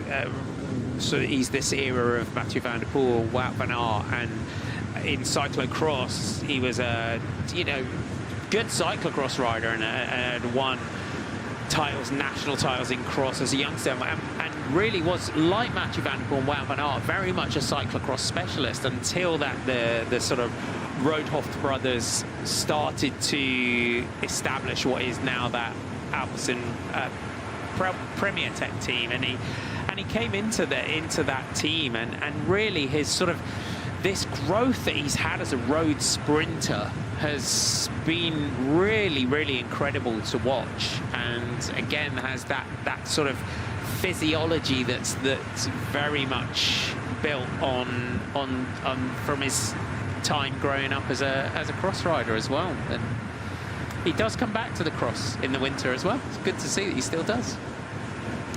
We love a bit of cyclocross action, don't we? And actually, I lied. He has raced, and interestingly enough, on stage 1 of the Renui Tour, Jonathan Milan won the stage ahead of Olaf Koy and then Tim Malier in 3rd. So they have raced each other quite recently. Olaf Koy coming out on top. But Tim Malier with more victories to his name, 75 professional victories versus Olaf Koy's 51. So let's see who comes out on top today, or perhaps it will be a different rider, because I think when we get into the back end of the season, Marty, as well, it's always quite interesting to see how the riders fare, who's had crashes, who's had injuries, what's the form looking like. Is it going to be a World Championships that they're targeting? Probably not, because of how hilly the World Championships will be. But it does change things, I think, and it's a little bit more unpredictable because of how the riders' fatigue is towards the back end of the season. And that's where this race sits perfectly, isn't it, in terms of 5 days of really tough racing to really sort of build into your training from now until the World Championships. You're a coach, and in terms of where this sits, it's perfect weeks away in terms of the amount of weeks that you would have as a rider and coach to build into peak form. Yeah, it can be perfect preparation for the World Championships.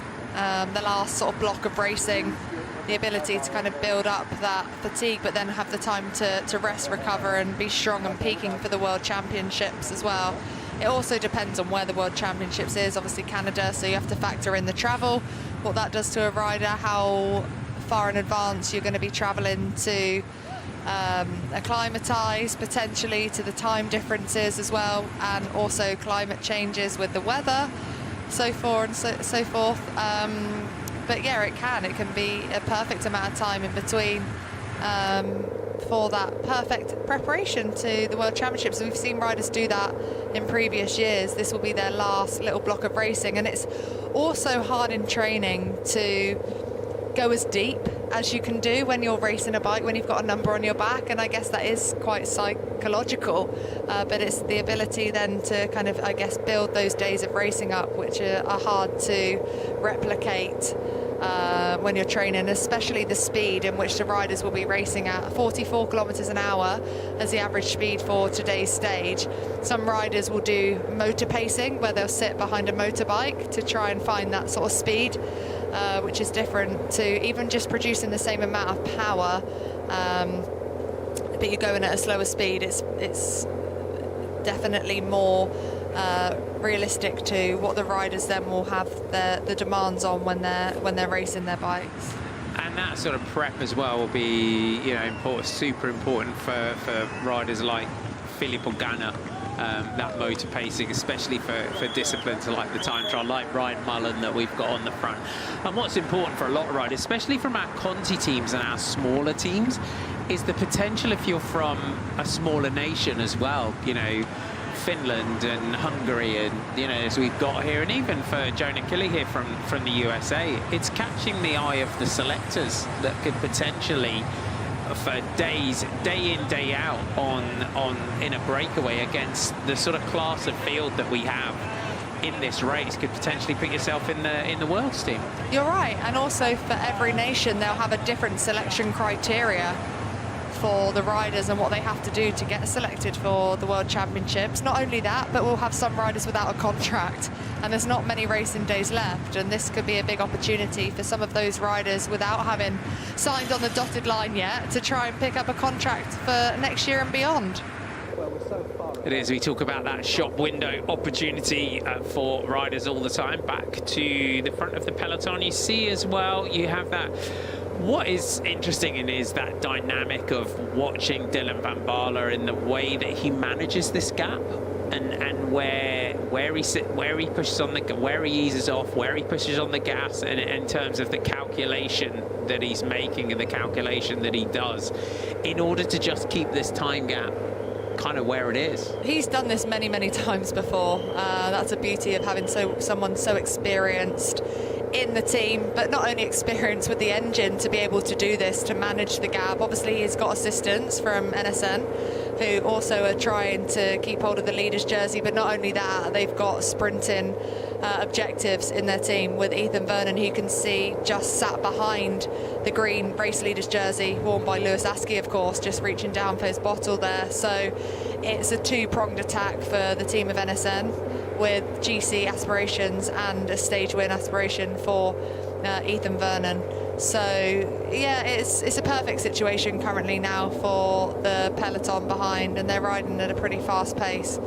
You can see that by how they're pretty much all in one long line, and it's really just being held around that 124. And people ask, you know, well, why don't they just close it? If they can close it, why not do that? But what that then does is opens up the race for more attacks and more control.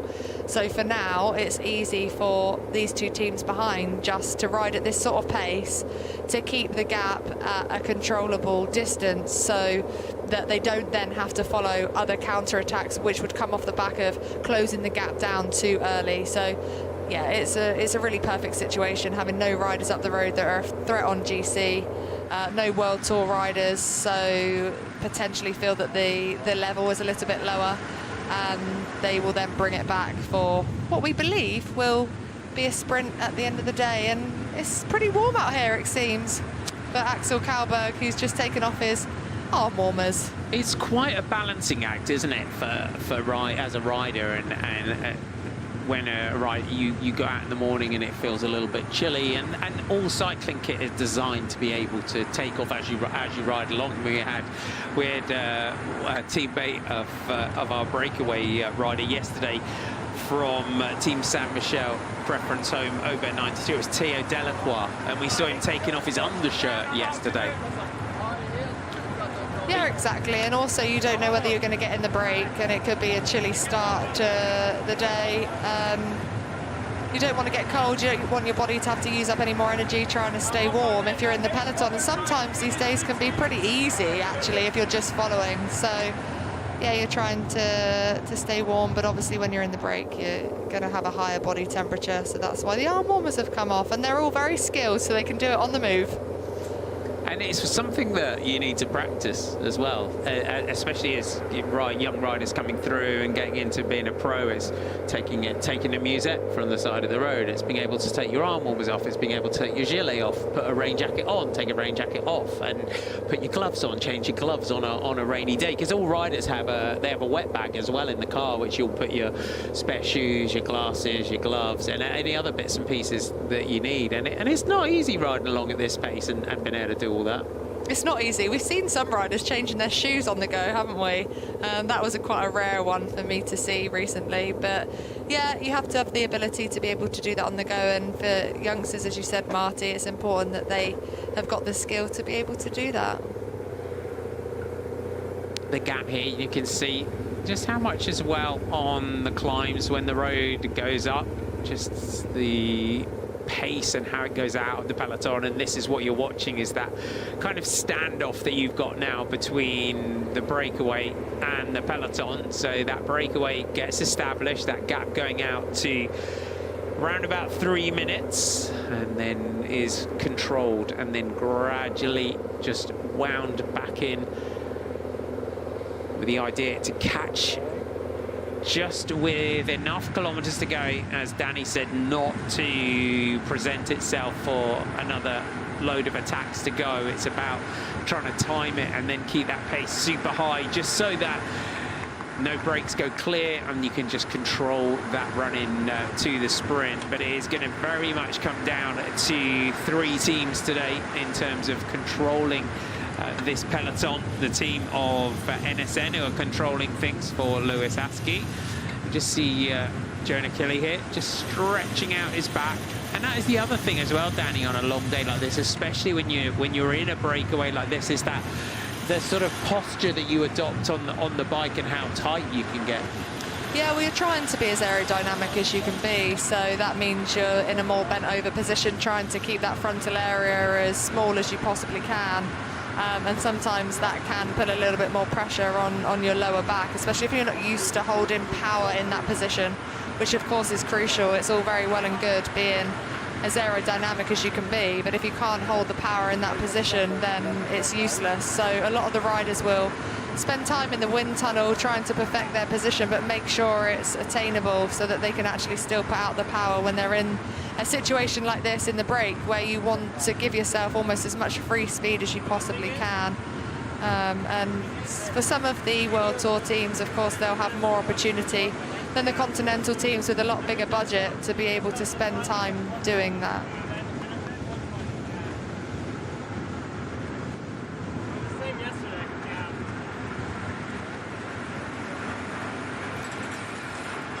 Just here, Jonah Kelly, just having a chat with Axel Kalberg. I think just saying he was in the breakaway yesterday as well. And multiple days in the breakaway. Make no mistake just how tough that is. Just going past another one of our schools that have come out to celebrate the race coming past. We really applaud all the schools and making sure that all the youngsters can come out and enjoy the race coming past. We're in Langton by Rugby, Marty. I was going to throw you in for an interesting fact. Well, I could see your face there, looking at me as if to say, right, where are we now? That we are in Rugby. And we've been through Langton by Rugby, which takes its name from a one-time Archbishop of Canterbury, Stephen Langton, who had a key role in drawing up the Magna Carta in the time of King John. And Rugby, which is the right-hand turn that these breakaway riders have just taken, is a traditional market town with a long and interesting history. An interesting story, Danny. Tell us the interesting story. It's a friendly community surrounded by beautiful countryside, and it's a great place to stop cheer on the riders and enjoy local treats. Now, I could do with a few local treats here, Marty, in the commentary box, because I'm getting a bit peckish. Yeah, if anyone is in Skegness and wants to bring us some local treats in the commentary box, follow the big crane with the satellite dish on the top, and yes, bring some local treats. We would love that.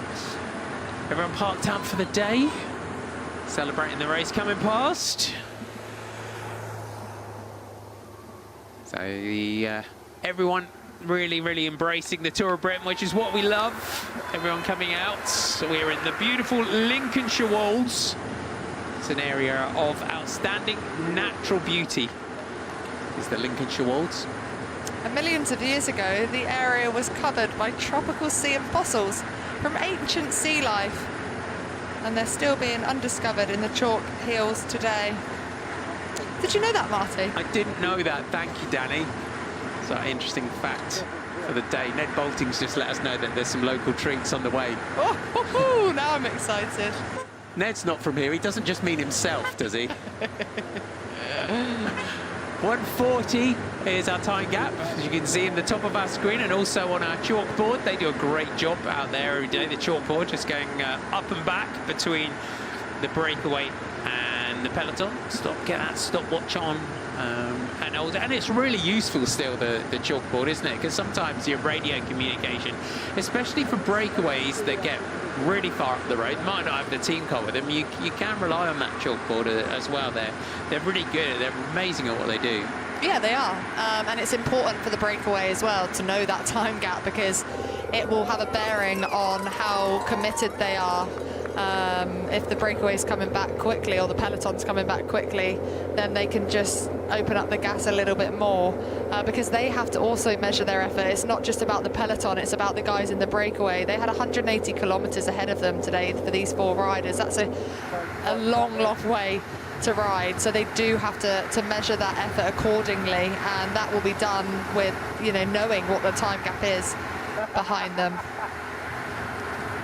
118.1 kilometers to go, so we're getting a little bit closer to that first King of the Mountains today.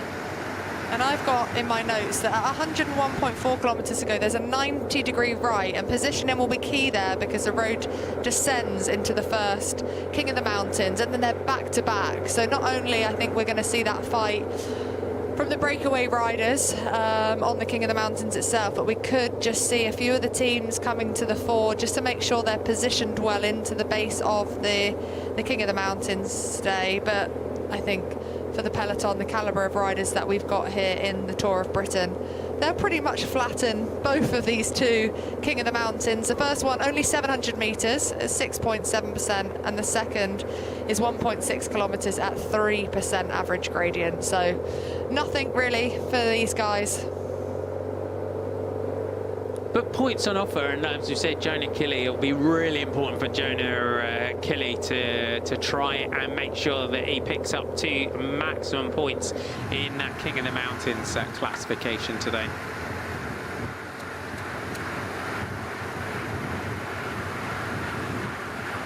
Working well together, you can really see that the breakaway group with 117.2 kilometres to go here on stage 2 of the Lloyds Tour of Britain men from Boston to Skegness. This year's race, 5 stages in total, 868.5 kilometres. Marty, my treats are here, or our treats are here, I should say. I don't know how local it is, Marty. There we go. A very famous sweet brand, a packet of a very famous sweet brand has just made it into the commentary box. I'm really happy because I love my sweets. Absolutely. Well, it's it's a let's name it. It's a sweet brand intimately associated with the Tour de France. It's a Haribo Star Mix. Unfortunately, I've eaten half the packet, but you're very welcome. You have actually. You're very welcome to what remains in that packet. I reckon you've eaten more than half of the packet there, definitely. No, I was going to say, you're not from this area. You weren't the local treat that you were promising to bring us, weren't you? No. No, definitely not. But it's what do you make of the stage so far? Break going in the first 100 metres is quite traditional for a sprint stage for that to happen. Yeah, I mean, it feels like it's a race waiting to happen a little bit, doesn't it? It's a long one today, unusually long. I was looking at the race route, Martin. It does do quite a loop. So the fact that it's not a point-to-point straight line suggests to me that the race organisation have quite deliberately made it 180 plus kilometres, because they could have made it a shorter stage quite substantially, but they've opted for this longer race distance. And I heard you and Danny talking about the way that the Tour of Britain, both for the women and more so for the men, serves this function not only as a prestigious race in its own right that's there to be won and a major prize, but also it's a block of work for riders ahead of the World Championships very often as well. And I wonder whether this long race distance was partly at the behest of the teams who actually want to be in the saddle for 4.5–5 hours on the odd occasion. It's a good workout and it suits them. But the very long-winded way of me trying to answer your question. It's still, 115 kilometres still to go. If a team wanted to get onto the front and make this very difficult now and start to use that wind, and believe me, it is windy. I've just been outside. It's properly blustery out there. It's too far out, isn't it? You can't split the race and then take it to the line over 115 kilometres. So that's what I mean by it feels like it's a race waiting to happen. I have a feeling today that may be proven to be completely wrong, Marty, but because that's normally what happens to my gut feelings. But look at these roads. They're never straight for more than 100 metres before you're diving off to the left or the right. It is windy out there, it's switching direction all the way. I've got a feeling the opportunity is there for teams perhaps without a marquee sprinter, or for teams who want to disrupt in the general classification, to tear this race apart, or at least to try. But I don't think that's going to happen until we hit the coast for the first time to the north of Skegness, dive inland again, and then line ourselves up for the finish. So maybe we're talking the last hour and a half of racing, 60 kilometres, thereabouts. That's when it might start to happen. And we saw at the beginning as well is that the break literally went in the first 100 metres, but there was teams that were trying to get in on the mix and trying to get into that breakaway. We saw our bike aid rider, unfortunately, he was trying to go up the grass and wasn't able to do that. But there's teams that missed out on this break today, and let's face it, as a Conti team, that's basically the plan of the day. When you have your team meeting in the morning, the director sportif will say, all right, lads, let's make sure we've got a rider in the breakaway, because that's, for them, this is some of the biggest races one of the biggest races that they will do in the season. They've got line-to-line coverage, and for their sponsors, this is a huge moment for them. So those teams that tried to get in the break and missed out, that's when later on where you're looking there and they're going to look to try something new when this break is getting close again. Yeah, I think that's absolutely right. I haven't been watching it as closely as you have, but I've been watching a fair amount of the opening couple of hours of racing, and it is the job that Dylan van Baarle is doing on the front is pretty immeasurable, isn't it? I mean, he is swapping off with one of the riders from NSN. I'm not sure who it is, actually. Do you know who's been doing the work on the front? I think they've been swapping riders in and out. I'm not sure if it's Alessandro Pinarello or Dion Smith that's potentially just going through and off at the moment. I think Dion Smith is involved, isn't he? But Van Baarle is the only Soudal fix-it rider who's been doing the work on the front. And I do think it's, I heard Danny outlining a little bit earlier in commentary Van Baarle's achievements as a winner, as a leader, and they haven't been prolific, but they have been significant. Not only Paris-Roubaix, of course, when he was riding for Garmin as a young rider, he actually won this race overall. There he is, Dylan van Baarle, doing his work. But not every star rider, and Van Baarle was a star rider, is a star rider, is psychologically fitted to adapting in his later years to this role. But many do, and I always am slightly in awe of those riders who are prepared to go again with a new phase of their career in which is dedicated to the services of others.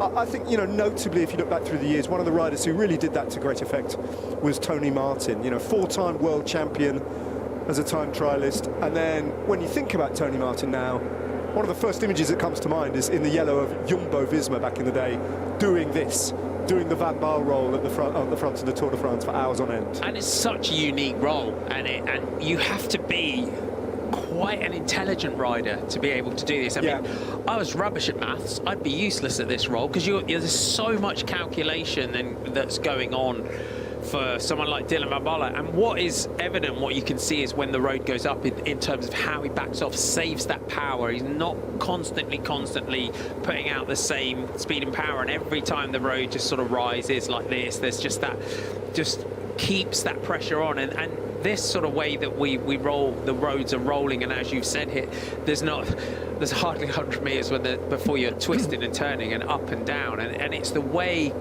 you see the way he's riding, really err on that flat section, and then how changing the power and the speed and everything, and all the little minute calculations that he's got to make in terms of holding this gap.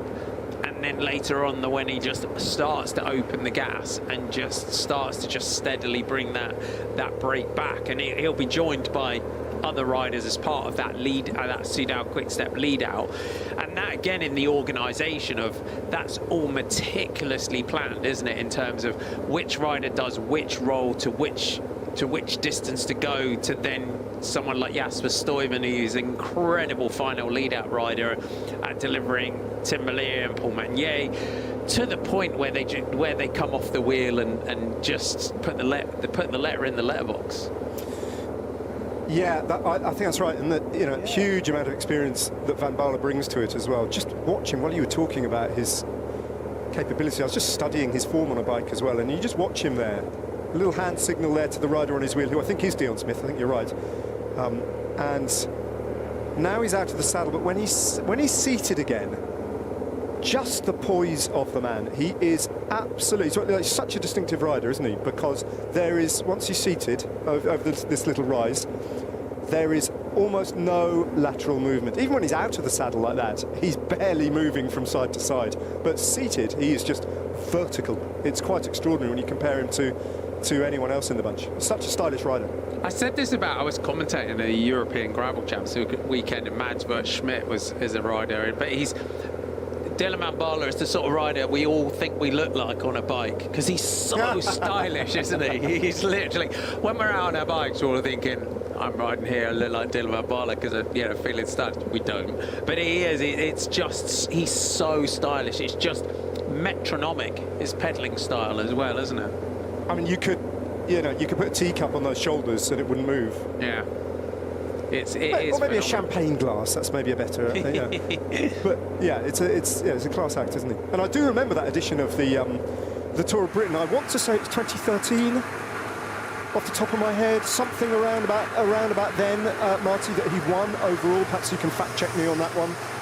But he won it in an unexpected fashion, and he won it on the penultimate stage on the seafront in Brighton, relieving on that day Alex Dowsett of the leader's jersey. And he took over the race lead, and the next day the race finished in London, and he only wore the yellow jersey, I think it was back then, of the race leader on the final day of that edition of the race. Yeah, 2014. 2014. Yeah. Oh, it was an earlier year out. That's not bad for me. You're good. Yeah. Nicely done. But I remember Alex Dowsett, the previous day, had taken the jersey when he had been in a breakaway with Matthias Brendle and one of the British domestic riders, who I can't quite remember who it was, that had stayed away, and they'd gone to the line, and that had landed Alex Dowsett in the leader's jersey. And I think Alex thought, that's it, I've got the race won.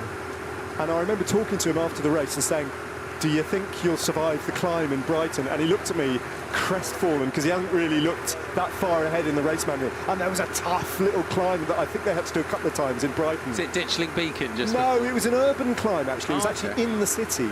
But it was too hard for Alex. And I don't think he knew about it until I told him. I felt like the bearer of bad news, Alex. I'm not sure it's going to work out for you. But yeah, it's funny how you remember this race. I mean, I've been coming to this race since 2008, and I can't say I can remember every edition with crystal clarity, but I do have very strong memories of this race. And when you were just saying earlier about the way Van Baarle instinctively manages the time gap here, and he knows what he's doing, and it's all second nature to him, I remember, I think probably the last British rider to lead this race in the general classification was Stevie Williams a couple of years ago, and he was supported on the road by his teammate Simon Clark in, I think, his final year of racing, the veteran Australian.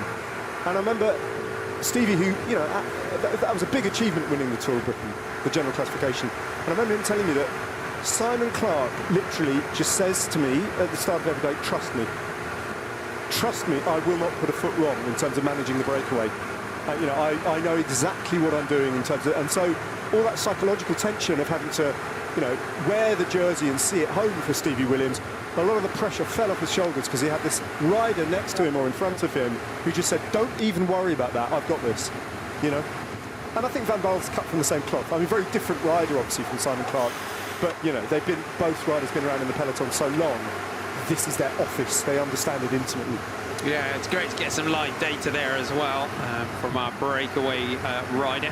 And I think Jasper Stuyven is another perfect example of that as well. And watching the way his lead outs, and both of them have won monuments. These guys, you know, Milan-San Remo for Stuyven, Paris-Roubaix for Dylan Van Baarle. Yeah, I mean, very different kind of riders. Yeah. But equally, you know, Danny said, I remember hearing Danny saying, I'm surprised that Van Baarle hasn't won more, or maybe you said it to Martin in commentary. You could say exactly the same about Jasper Stuyven. Well, he won only 6 or 7 bike races in his entire career, which is like, how did that happen? Really surprising. But over the last year, when he's moved from Lidl-Trek to Soudal, he has delivered, I think, an absolute masterclass as a lead-out rider. At the Giro d'Italia this year, he led out Paul Magnier to a series of successes at the expense of Jonathan Milan, the big Italian favourite, who used to be his protected sprinter. You know, he was leading out Jonathan Milan last year, swaps teams, goes to ride for Paul Magnier in Soudal, and proves his worth by not giving Jonathan Milan a prayer, you know, until the very last stage. So he's a great rider to watch. And if it all goes right for Tim Merlier today, you know, along with the work that Van Baarle has been doing, you can be absolutely sure that Jasper Stuyven's contribution will be immense. Yeah, but it's, as you talk about in terms of longevity of career, because Stuyven in the races he won early on was pitched as a big classic superstar, and it really does give them that longevity in their career where they're going next.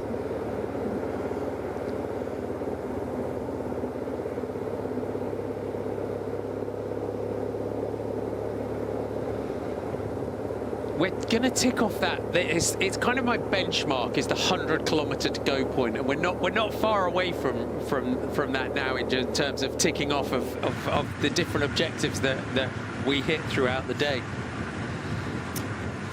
Look at that absolute tower of hay bales there at the side of the road. All across Europe this extraordinarily hot summer as well. The harvests of well, the grape harvest in France was something like 2 or 3 weeks early. You know, the fields of Europe have looked, even as far north as Lincolnshire, have looked parched, haven't they, all summer. It's been a very, very odd and slightly worrying landscape that every bike race seemingly across this summer has raced through. And that's it, those extreme temperatures that the riders, and in terms of how we manage the sport going forward, in terms of the incredible temperatures that you're racing in, and that cooling that you have to, there's so much more that you're having to think about. I think in terms of the Tour de France, which was abnormally hot this year, I mean outrageously hot. I was out on the road sort of following the race around. There is only actually one solution, Marty, and I don't know whether the Tour de France, whether the ASO are going to have to grasp the nettle and just accept the reality of this. I think they're going to have to start the stages quite early in the morning, so that they finish not in the outrageous heat of 5 o'clock in the afternoon, but maybe at 1 or 2 in the afternoon, where it's going to be just that little bit less intense. And the net result is, I think their TV contracts or the TV viewing figures will take a bit of a hit, because fewer people will be able to watch the live coverage in the morning and the early afternoon. But ultimately, that is, in my opinion, the only solution, unless they move the entire race to a different month. And they don't want to do that. And they'll never do it. The Tour de France is July, always has been. And that's it. A lot of countries around the world, when you go to different parts of the world, that's what they have to do. Still enjoying themselves, aren't they? Yeah. And this is it. This is what's quite unique about our sport, in terms of you've got this breakaway group, all from different teams, different countries, and you have to combine together as a collective to try and stay away to the finish, to get that common objective. Yeah, and a lot of these riders, you know, these teams go to a lot of bike races in the calendar all across the world, actually, which, you know, don't get much coverage. You probably haven't read about, you probably haven't watched, but they'll know each other. You know, very often those same teams will be going to the same races, and who knows, those riders, this is impossible to research really, but it's very possible that, you know, 2 or 3 of those riders up the road today in that breakaway have actually been in breaks at different races together. There's your NSN team, so our overall race leader, Lewis Askey, backed up by Ryan Mullen. We've got Alessandro Pillarello, Dion Smith, Jake Stewart, and Ethan Vernon, and they will now be all in to try and take this jersey to the conclusion of this race in Scotland. Totally. It's quite interesting that Ryan Mullen is not at the front. Actually, he's very, very often deployed in that role, in the Dylan Van Baarle role. That would be, you know, normally that's exactly where you'd expect to see Ryan Mullen, which suggests that he's going to be held back today and maybe part of the lead-out train, because in the past he's been the last lead-out rider, hasn't he, for Sam Bennett. So there's a lot of experience there. So perhaps he'll be heavily involved in the last lead-outs for Ethan Vernon today. Yeah, that's it. It's going to be interesting to see how they split those objectives in terms of Lewis Askey managing himself into the finish, because he's got a fast finish on him. You've got to watch those bonus seconds. He's a lead-out rider. Yeah. Yeah. Are we going to see the race leader lead out a sprinter? Yeah, because Bradley Wiggins and Mark Cavendish style. Well, on a slightly lesser. I mean, Paris, Skegness is nice, but it's not the Champs-Élysées, is it? No, but yeah, that would be interesting as well in terms of, you know, Lewis Askey in leading out, as you said, but also just finishing as high up as he can as well. We see that done as well in terms of lead-out riders who you're going for a stage win, but it's just keep sprinting, sprint through the line, keep yourself out of trouble, keep yourself as high up as you can. Yes, indeed. Well, Lewis Askey was involved in a slightly controversial race back in February where he was leading out Biniam Gurmai and was accused of carrying on riding unnecessarily, but I think he was blameless, actually. Definitely.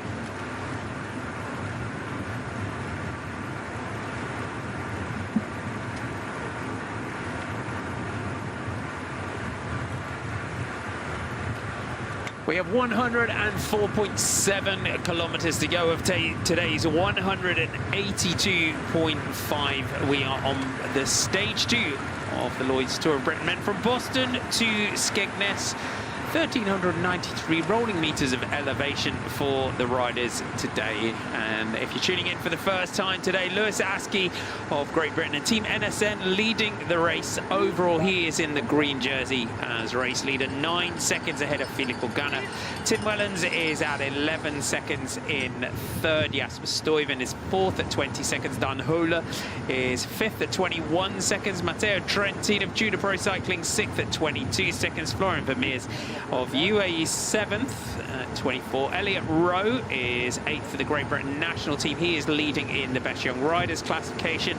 Rick Plowers level on time with him, and Paul Wright of Modern Adventure Pro Cycling rounding out the top 10 at 39 seconds. Thanks for your company today. Martin McDonald's and Ned Bolting with you at the moment. Danny Rowe is just having a little bit of a break. 104 kilometers to go. The gap coming down to 56 seconds now and then, so they're just bringing it back just a touch.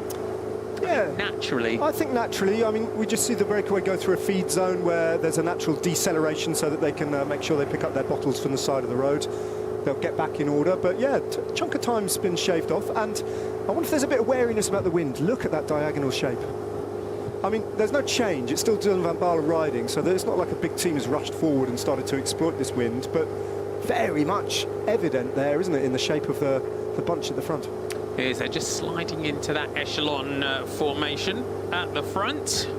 And there is your live data from Velon, presented by Elixir. 422 watts for Lewis Askey, sitting at 39 kilometers an hour, and it's spinning nicely at around 90 RPM for our race leaders. Good, great insight just to see what he's rolling along from. Yeah, I don't really do data particularly, Marty, and I absolutely detest turbos and indoor riding. I broke my arm a few years ago and was forced to do it for a couple of months until I could get back out again.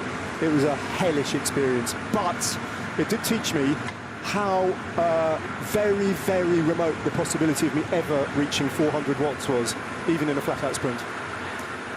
It is great. It is great. I mean, the numbers as well, and I think as we get more data like this of knowing, you know, what riders are putting out, and I love the big numbers as well. What will be interesting is if we don't get it today, if we can bring it tomorrow, is I'm putting comparison between Olaf Koy and Tim Merlier. I would love to see their average and max power, and Velon do this afterwards.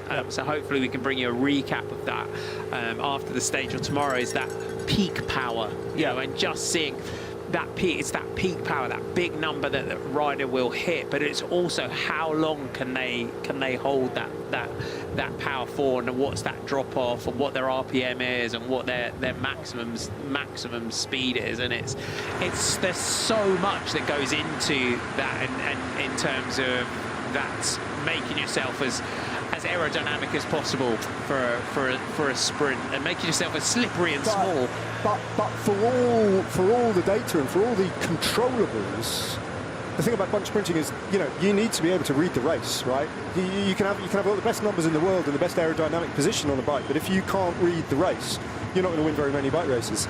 You've got to be so adaptive. You can have a plan, but you're up against, you know, half a dozen other teams with lead outs who also have a plan, which they're going to conflate and interrupt your plan. So when it all falls apart, and it does fall apart, very, very seldom is a plan executed all the way to the line. The Vuelta is on at the moment, and for the first, I think the second victory Matt Brennan scored at the Vuelta, it was like clockwork. Wout van Aert, Christophe Laporte, bang, Matt Brennan victory.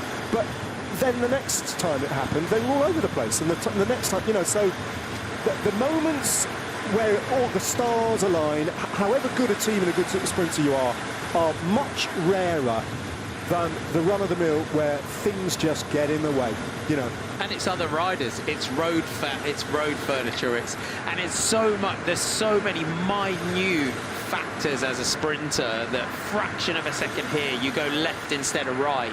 Rider, you know, a lead-out rider, and that's what makes riders that are hugely successful in sprinting, like Tim Merlier, who pick up multiple wins, Paul Magnier that you mentioned as well, who are winning time and time again, like Olaf Koy here last year in the volume of stages that he won. There's so many factors that go into successfully getting to the finish, which is what makes it so remarkable about our top flight sprinters, and the amount of wins that they pick up within their careers. It's all those little bits, and as you say, the stars have got to align in so many places. It's knowing your rivals as well, knowing the characteristics of the sprinters you're up against and the lead-out riders you're up against. You know, Cavendish was always brilliant at that.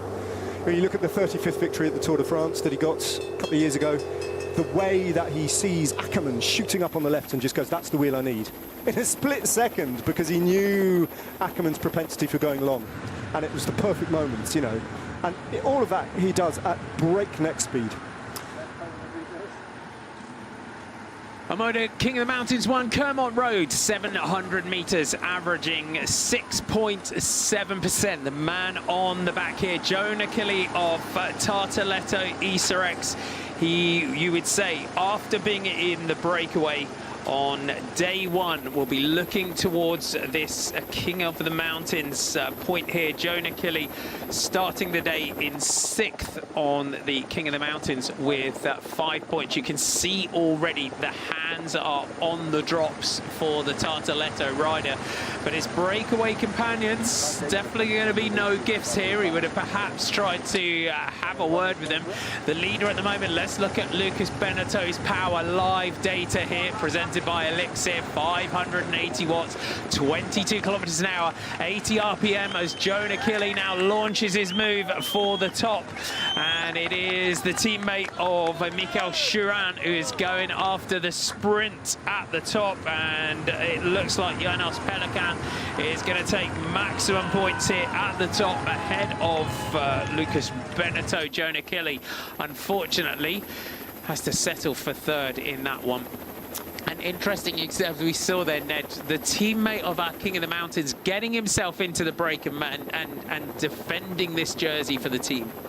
Yeah, And we kind of see this in stage races, don't we? That a rider who starts off the day effectively shoring up the points tally of his teammates who leads the competition and doing that kind of defensive duty ends up winning a hatful of points themselves and actually potentially takes over in the jersey from their teammates. So good start to the race for this man, and that was an emphatic victory, wasn't it? It was. No 4-3. Yeah, 4-3-2 and 1 points on offer at our King of the Mountains points. Yeah, Jonah Killy just looks a bit underpowered, didn't he? He's, I don't know, just looking at him physiologically, you wonder whether he's better suited to a longer climb. That was very short. It's quite nasty, wasn't it? It's quite sharp, very British, very Lincolnshire climb, wasn't it?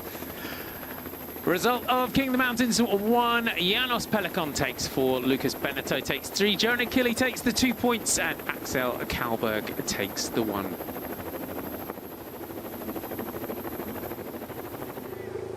We go back to the peloton. Time gap's gone right out again, hasn't it? Yeah, you can see they've just taken their foot off the gas. We're inside 100 kilometres to go on today's stage. That is, as we say, that's kind of our first objective that we kick, or our first benchmark I like to tick off when we get, especially on a long day like this, is to just tick off when we go through 100 kilometres to go. That shot really shows you how steep that climb was, doesn't it? You couldn't really see from the other angle, but looking back down that valley, that was a really sharp effort, that, wasn't it? It was, and you can see as well from the flags at the top just how blustery it is, how windy it is for the riders today, and that's what everyone always takes away from the Tour of Britain, especially for riders that come here for the first time and come here to race for the first time. I remember Marcel Kittel being a prime example back when we had the Tour of Yorkshire, saying they sent me to Britain to race because they said it was flat. That was the best bit of yesterday, was the kid at the side of the road who was holding that sign, that beautifully printed sign that said Lincolnshire is not flat. And I think everyone going past would be like, yeah, we totally know that you are. As Danny Rowe's not here, we'll do Marty Mack's interesting facts. This is Binbrook, sits amongst the highest points of Lincolnshire. During the Cold War, RAF Binbrook was renowned as the home of fighter aircraft protecting UK airspace. Today, the aerial advantage offers fantastic views across the surrounding countryside. Yeah, Lincolnshire's got a long history, hasn't it, of association with the Royal Air Force. A lot of Air Force bases. I mean, just, you know, during the Second World War, I think there were a lot of bomber command airfields around here in Lincolnshire. And I think I'm right in saying it's still the home of the Red Arrows, isn't it? The Red Arrows trains, they were around here, and we'll double check. Yeah. But they did. Yes, one of yesterday's RAF bases that we went from, the Red Arrows had been based there. Yeah. But we'll double check where they're currently based out of. Talking about formation flying. It is a style, isn't it? It just, Dylan Van Baarle is like, you look at aerodynamics, you look at pedaling style, the gap there now out to 1 minute and 43, and this is what we call that breakaway management, and in terms of holding that gap and just keeping it where you need to be. And as soon as it starts to creep up to that 2 minute mark again, then Dylan's back on the gas, starts to just bring it back a little bit and keep it under control. And now we're within that 100k to go. We'll head towards 50 and then the final 40k as they look to try and bring it back around that. And we don't want to say it's formulaic, but on a flat sprint day, you are looking around 10k to go that they want to bring it back, because then they know, give it the full beans all the way from that 10k to go all the way to the finish. Yeah, that would seem the most likely outcome. The team that are intriguing me at the moment are Decathlon.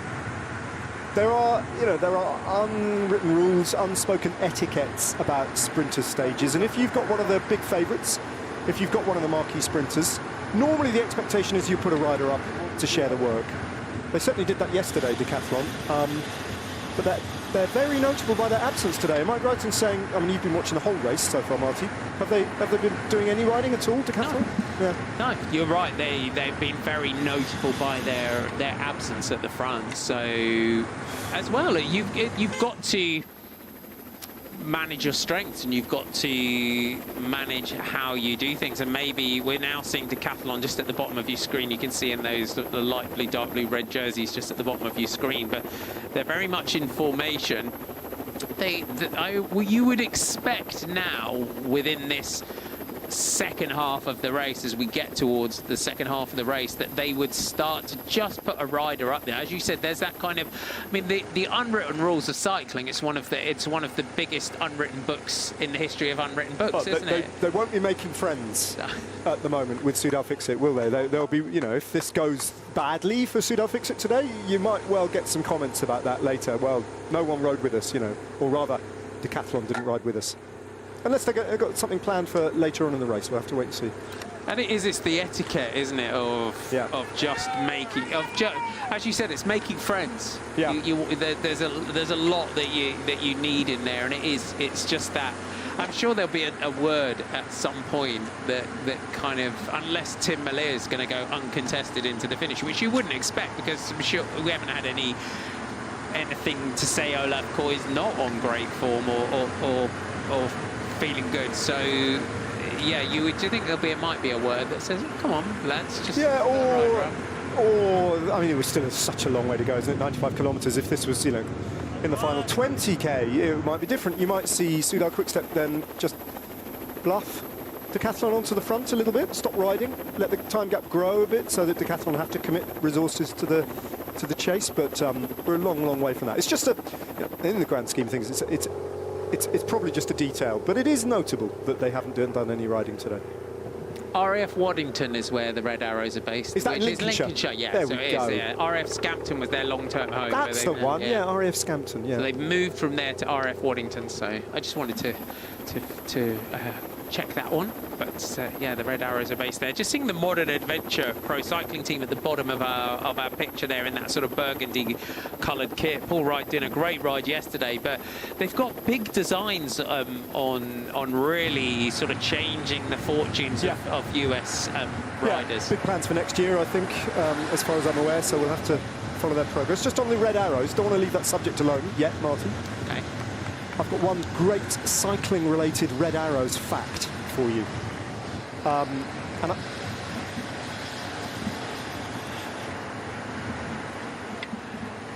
On to OMODA King of the Mountains to Rothwell Hill. They come thick and fast today. 1.6 kilometers in length. It averages 3%. So that first KOM of the day taken by Janos Pelikan, the teammate of our King of the Mountains leader Mikhail Shuran, who started today with 13 points in the King of the Mountains classification.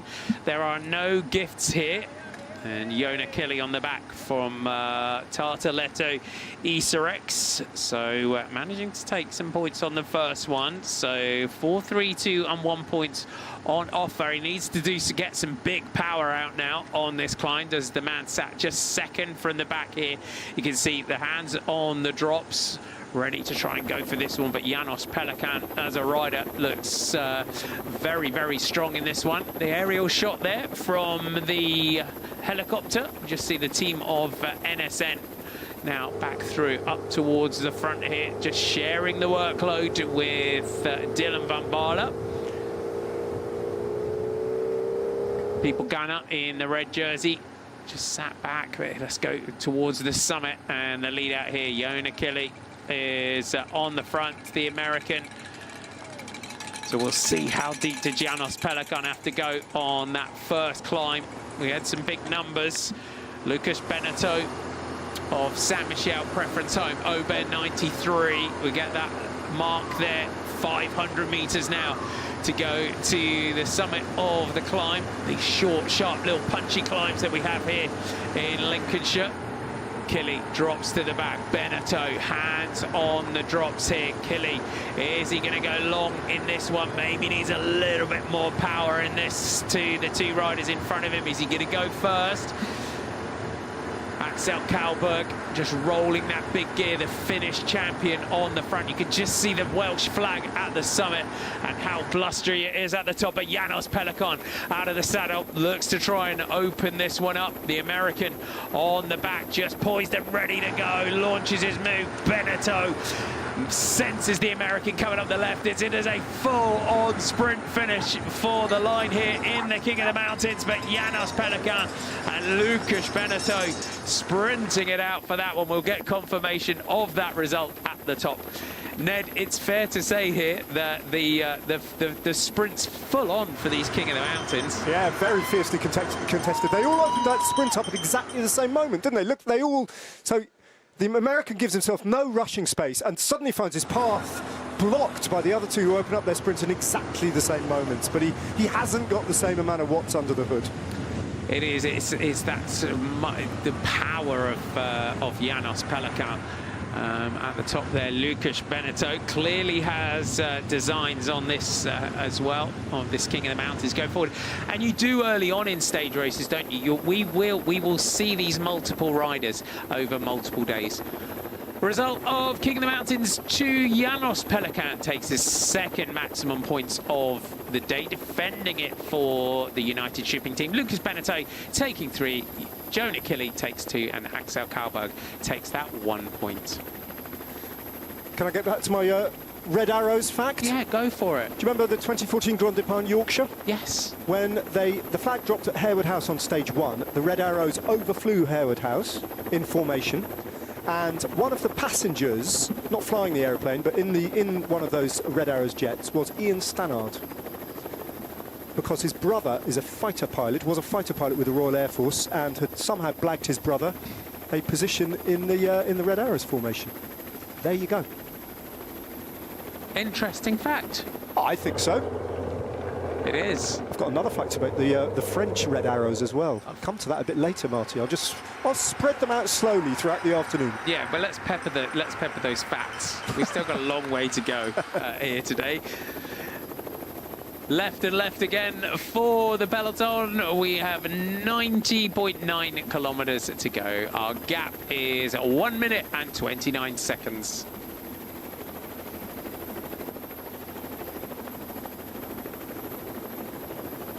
Being controlled well. We've got 2 intermediate sprints along the route today. Saltfleet by St. Peter, 3, 2 and 1 bonus seconds on offer there. That comes with 65.7 to go. Then we have our final intermediate sprint of the day, 49.1 on Sutton on Sea. That's 3, 2 and 1. And looking at how small the time gaps are in this race, Ned, going forward, these intermediate sprints are going to become really, really important as the days go on. Well, yes and no. I mean, if there's a 4-rider breakaway up the road, they're of no importance. And I can't see any team, you know, taking the responsibility of actually riding this down to ride for those intermediate sprints. But NSM, this is perfect. Let those breakaways go every day. More than happy. I mean, you know, Net Company Ineos are in second, aren't they? In the general classification, arguably. But, you know, would you back yourself to beat Lewis Askey in a sprint? If you're Filippo Ganna, probably not. These are going to backfire on you as well. So I think probably from the general classification team's point of view, at least for now on today's stage, everybody's happy that looks like the bonus seconds have been neutralised by the breakaway. Yeah, I think as we get towards where we're getting towards those sort of 49k to go and things like that, we'll see how small if the gap's coming back. We'll see if they decide to, but then it completely opens things up again. If you start to bring things back for intermediate sprints as well, it just opens up another can of worms, doesn't it? And then all chaos and mayhem ensues. But are working well together, our breakaway. Really haven't missed a beat so far today. The San Michel preference home. Let's have a look at the replay here of the King of the Mountains sprint. This is KOM 1. This is Lucas Benetto on Kermon Road. This is his effort. So, averaging 35k an hour, maximum speed 42, 930 watts, and putting out 1110 watts. That's the man here in the green and orange colours of San Michel preference home. That there shows the effort that these sprints, if you're putting out on intermediate sprints at King of the Mountains over 1,000 watts, you know, as well, it's decent power that these guys are putting out. You know, if you're replicating that and putting out multiple efforts in excess of 1,000 watts as well. Well, it's insane, isn't it? You know, it really does put into perspective. It's an old truism, isn't it, about climbs and cycling is don't forget the profile. The profile is incredibly important, but don't read too much into the profile, because a climb is only as hard as it's raced, you know, and even if it's 400 meters long, if it's raced hell for leather, it's a phenomenal effort, you know, which is what these guys are doing. At least 3 of the 4 in this breakaway are well, we're done with the climbs for the day, aren't we? There's no more categorised climbs. But, yeah, just shows you. Yeah, it's impressive stuff. It's great to get that in. Great to get that insight in our repeated efforts that the riders are putting out on these intermediate sprint points and our King of the Mountains points throughout the day. That gap is holding well here between our breakaway and the peloton behind. Danny Rose back in the commentary box. We've had Marty Mack and Ned Bolting interesting facts while you've been away, Danny. I hope you don't mind. No, not at all. But I'm going to leave you in the capable hands of Ned for a little bit. I'll hand you over to you guys. Yeah, thanks, Marty. Whole new co-commentator. She wasn't actually listening to my red arrows fact. I might just do it all over again. I wasn't, sorry. I was trying to get some sustenance down myself, Ned, because it's a long old day and I need to be fueled too, you know? Absolutely. Well, you haven't missed much in the sense that we've had the 2 KOMs. Pelican has taken them both and has amassed a total of, what, 8 points in the King of the Mountains competition. So his team are flying high. And the back of the peloton, fairly relaxed right now. At the front, it's still Dylan van Baarle doing his thing and holding the breakaway at just over a minute, 1:11 the time gap at the moment, as once again the 4 riders in the break at the front of the race just take on that slightly diagonal shape, which indicates that there is still plenty of wind on the long road to Skegness.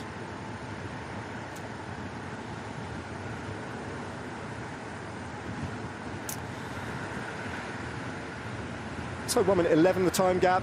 Dylan van Baarle and Soudal still controlling the race. Martin McDonald has nipped out to go and get himself some lunch. Danny Rowe has come back into the commentary box.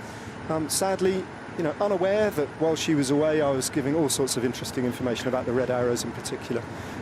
But I won't repeat it, Danny. It's just your bad luck for having missed it. I'll go back and watch it, Ned. No, you won't. You're right, I won't. 86 kilometres to go, 1:09. I was talking earlier, Danny, about how, you know, anything over 100 kilometres, if a team wanted to be disruptive and exploit the weather conditions, which are definitely there today, I mean, the wind is getting up, if anything, you've just stepped outside, then anything over 100 kilometres, you can't do it, can you? Because you can't take that sort of effort all the way to the line. But bit by bit, we've got 2 hours of racing left, and that's still a long way out. But, you know, from 60 kilometres onwards, especially when we hit the coast for the first time, you know, then it starts to come into play, doesn't it? Yeah. Then I think it hangs over the race as a possibility, at least. It definitely does. And you mentioned 60 kilometres to go, but at around 65 kilometres to go, there's actually quite an open section for around 7 kilometres. So I think if there are any teams that want to try and use the wind to split things up today in the final, that's when they'll do that, because after that it becomes quite technical, twisty, narrow roads. So if a team has managed to then split the peloton, it's quite hard to come back from as we get closer in towards Skegness. So yeah, let's wait and see, because I do think there will be teams that try and do something, because there's such strong sprinting talent. If you're a team that isn't in the break, that doesn't have a rider that can realistically go head-to-head with the likes of Tim Melier, Olaf Koy, Ethan Vernon, just to name a few, then what do you do? And one way to do that is to use the weather conditions to try and split things, to make things aggressive in the final. So I'm hoping we'll see that anyway.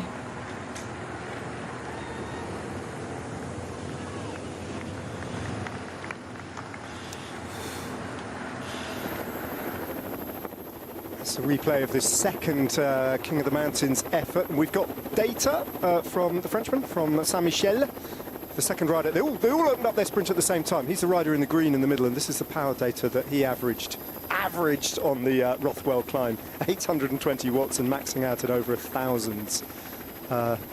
Did you hear the numbers that I was given about Filippo Ganna's efforts yesterday? Was it insane? It was insane. It was around 1 minute and 45 seconds at something like 700 watt average. I mean, that's just, but he's a freak, isn't he? Filippo Ganna is an absolute freak. He's a freak. Oh, he's an animal, that's for sure. It's really good to see him at this race, isn't it? I mean, he's a superstar. He's one of, you know, he's right up there. He's an A-list rider and has been for a number of years. But also, it's good to see the attitude he's brought to the race. He was on the front foot yesterday. He's right up there in the general classification. By the sounds of it and by the look of it, I think he's quite enjoying British roads. And it's a big target for him, obviously, because he is the protected rider. He's second on GC, 9 seconds behind Lewis Askey. And I think he's come into here, you know, being a part of the Net Company Ineos squad, who obviously are going to want to win this bike race, being a British team as well, as the rider to beat. Has he ever won a GC? I can't think of one. I will find out. I don't think he has.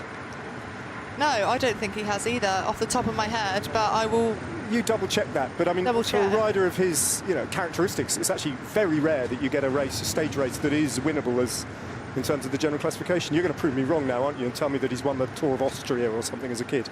He has won the GC at the Tour de Wallonie in 2023. There you go. And he's also won the GC at the Vuelta a San Juan Internacional in 2023 as well. In Argentina. Okay, that blew my statistic out of the water then. Not true. Yeah. But, I mean, I think it is, you know, for riders who aren't GC riders, when you get a chance of taking a general classification, seize it. Yeah, well, it's the same as well for Lewis Askey. He's never won a general classification too, so it's unknown territory for him to try and defend a GC lead, and how he does that. You know, he's obviously very tactically astute, but can he now become that sort of captain on the road where he needs his team to look after him, he needs to call the shots on the road, be looked after in a very different way to what he's used to? I wonder if both those GC victories of Filippo Ganna featured an individual time trial. Sending Danny back to the computer. I mean, I'm sure they would have. Let's just say they did. Yeah, let's just go with that. Let's just go with that. And of course, this one doesn't. It's been quite a while since we've had an individual time trial, I think, at the Tour of Britain. Good few years. Instead, what we get is good racing every day on interesting roads that provide opportunities to really light the race up.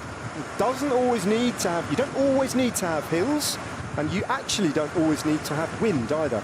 On roads like this, if a team really just hits the front and stretches it out, it can just break organically. Yeah, it can. And also here in the UK, the road surfaces are quite different. They're really grippy roads, which also makes it different to racing kind of on the continent, where you get the types of roads that feel faster, they flow better, you can feel that, you feel good on them, versus here where you can be going the best that you have been all season, and you get to the UK and for whatever reason you feel like you're just pedaling through treacle all the time. They're very, very grippy, and there's generally a lot of directional changes. The road surfaces can change as well, so yeah, that does pose an opportunity for teams to kind of exploit that and use that to race aggressively and use that in a way to attack, especially in the final. Where are the best roads in the racing calendar? We often talk about the bad roads and the Pyrenees being, you know, much harder than the Alps, etc. British roads are famously rough, but where are the smoothest roads? I'm going to say Switzerland. Yeah, probably Switzerland. I actually love riding in Mallorca. I think I always feel, for whatever reason, I feel good there. I feel like some of the road surfaces there are really nice.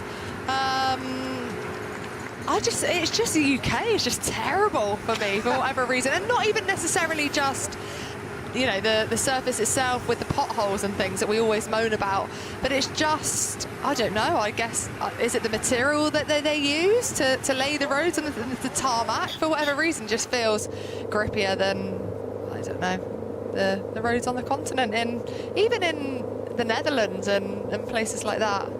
I don't know why. There's a big difference between Belgium and the Netherlands, isn't there? When you cross the border, immediately the road surface changes. It's really, really visible, and the source of quite a lot of jokes between the two countries as well. But I remember talking about British potholes. I remember the eve of the first ever women's tour. In 2014, I think was the first edition, wasn't it? Danny, yeah. You must have been in the race. Marianne Vos, as well as Lizzie, Armstead as well did a press conference. You might have even been involved in it, but Mariana was definitely wheeled out a couple of years after her Olympic gold medal in London, and a big name even on these shores. And there were a lot of press there, and I think she was, overwhelmed by the amount of reporters who turned up and to ask her questions, because she wasn't actually used to that in women's racing back then. But also the nature of the questions were hilarious. I was cringing. Oh no. Well, they had it, I think it started in Bury St Edmunds or somewhere, so they had a local Suffolk reporter who put up his hand and said, Mariana, I'd just like to ask you what you think about the potholes in Bury St Edmunds, you know. And she just looked at me, because she's such a diplomat, she came out with a perfect answer, but it was the most random question she'd ever been asked, I think. Oh yeah, it doesn't Welcome surprise to me. Welcome to the UK. Thankfully that has changed, Yeah. but also great that they had so many journalists there, I guess, back in 2014. And I did race that year in the women's tour, and the women's side of the sport has grown so much, hasn't it? But even the level in men's racing, it was nice to speak to Ben Swift yesterday, and he said to me as we were walking to do some bits to camera as to how hard the race was yesterday, and I asked him, you know, is that one of the reasons why you've decided to retire? And he said, well, actually, yeah, even though in the past couple of years I'm still improving, I'm still hitting all of these new power personal bests, the level now in the peloton is so high that it is harder to be at the top level because it's so consuming. All of these riders will be at altitude when they possibly can be. And yeah, it's brilliant to see. And the women's is rising slowly but surely, and we're now in a brilliant position.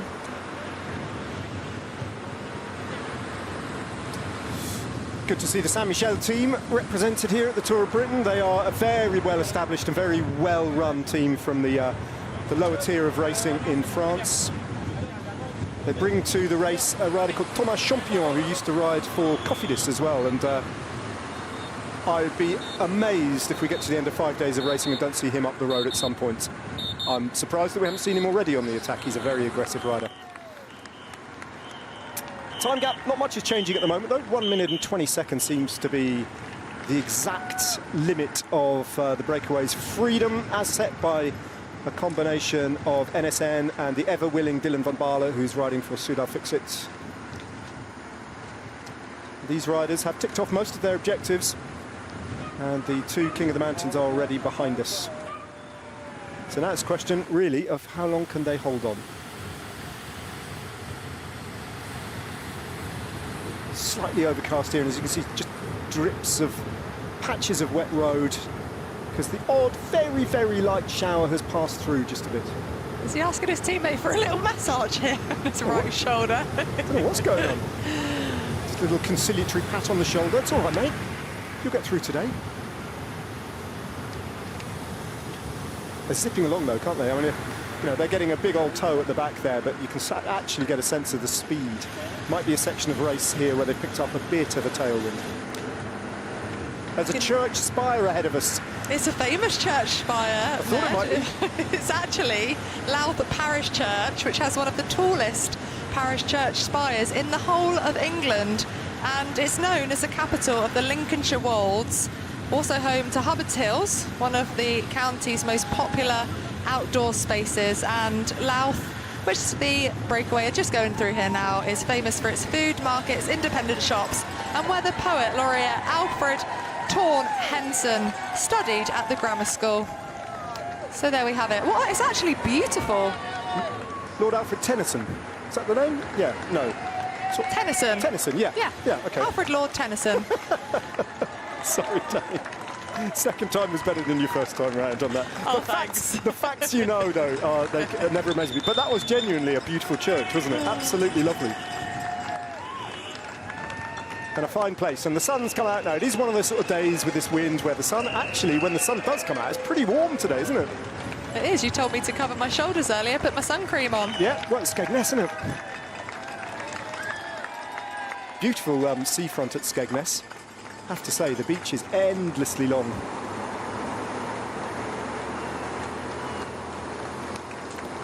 Little news of a Swedish rider, Vilma Ekman, forced to abandon for reasons unknown. If we get any news on that, we'll tell you why.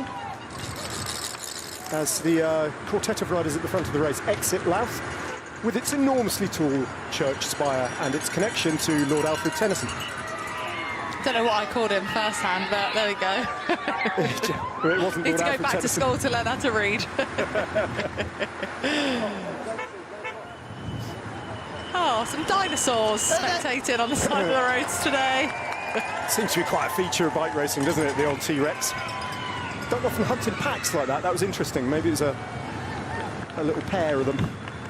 Do you know what, once I was with a team and I didn't race for whatever reason. Me and my teammate Annette Edmondson managed to borrow some sumo costumes from our teammate Yolene Dora, who's now a director sportif actually, the team of AG Insurance Soudal, because we were quite close to her home in Belgium. And we we dressed up as these big sumo wrestlers, which were, yeah, like those dinosaur costumes, sort of filled with air on the side of the road. And you could see as the peloton came past, riders were coming past, they actually like double checked us. And is that Danny and Nettie Edmondson dressed as sumo wrestlers on the side of the road cheering us on? But yeah, it was, yeah, lots of fun. That's very good. I like that.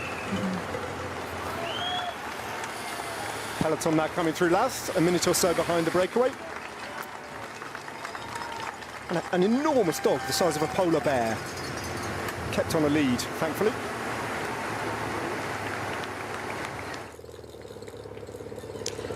Oh, Decathlon have got a rider up here finally. Towards the front, yeah. I was wondering when, yeah, I will see if he decides to roll through and offer up some assistance in this control by NSN and Soudal. But yeah, they haven't featured yet, really, have they, Ned? And obviously they're one of the teams that we've been talking about having one of the favourites in OMODA KoM. A big opportunity and a big chance for him today, whether they would get involved or not. Or when they would get involved, I guess.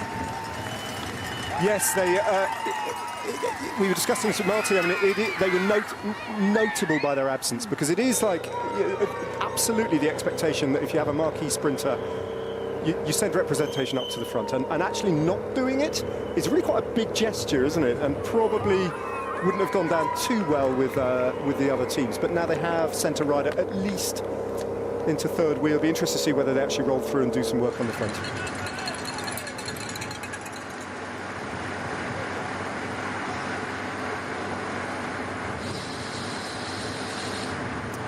This time gap on the road of 1.5 minutes is still big enough for the 4 different teams represented at the front in the breakaway to have their team cars called forward by the race regulators in that gap. So when they call for a team car, they get service from their actual team, I think, unless the blue neutral service is going to prove me wrong. That's a huge advantage for the riders in the break. You can see the Hungarian bands on the arms of János Pelikan as well. He's been a national champion in the road race before in 2016, and also 3-time national individual time trial champion too, 16, 17 and last year in 2025. So obviously strong in that discipline, which is always helpful to have in a breakaway. What age is he now, Danny? He's 31. Yeah, one of the older riders, but he's very strong and has absolutely bossed the 2 King of the Mountains creams so far. Well, the only ones of the day.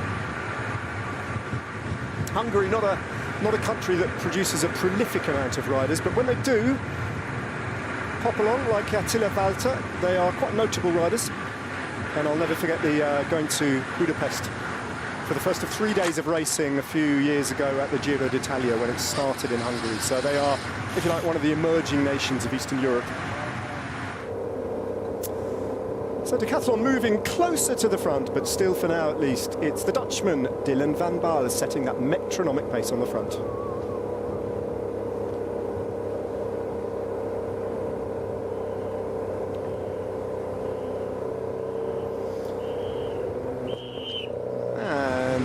It looked as though they were about to do some of the work, Decathlon, briefly, as the chalkboard gets shown to the riders. Round about 1.5 minutes.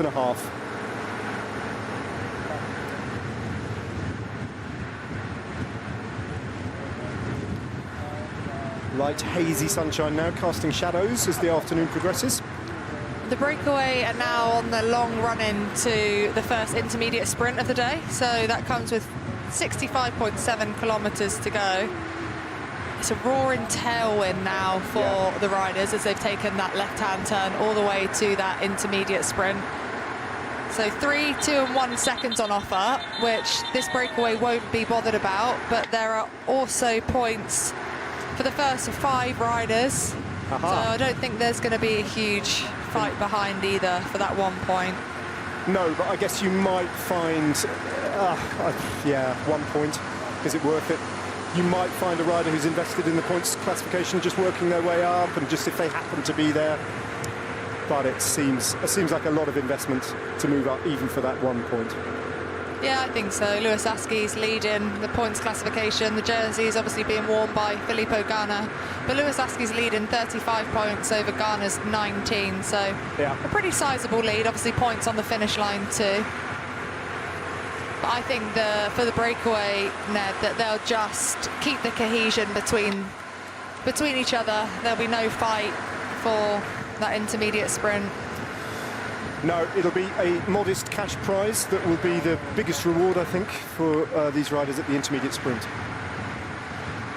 You never know. I mean, the Finnish national champion, he's not got too much out of the day. He's been beaten roundly in the King of the Mountains. Maybe he'll want to at least get the intermediate sprint. Yeah, we've also got the combativity award as well.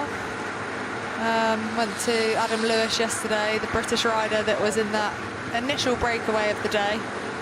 Now, how is that determined at this race? Is it a jury? Is it a public vote? You're frowning like I've thrown you under the bus there, giving you a question you probably don't know the answer to. I think it's a race jury that just decide, Ned, because I think I would have seen it on social media if it was a case of that viewers, fans could vote for who they believed would be the most deserving.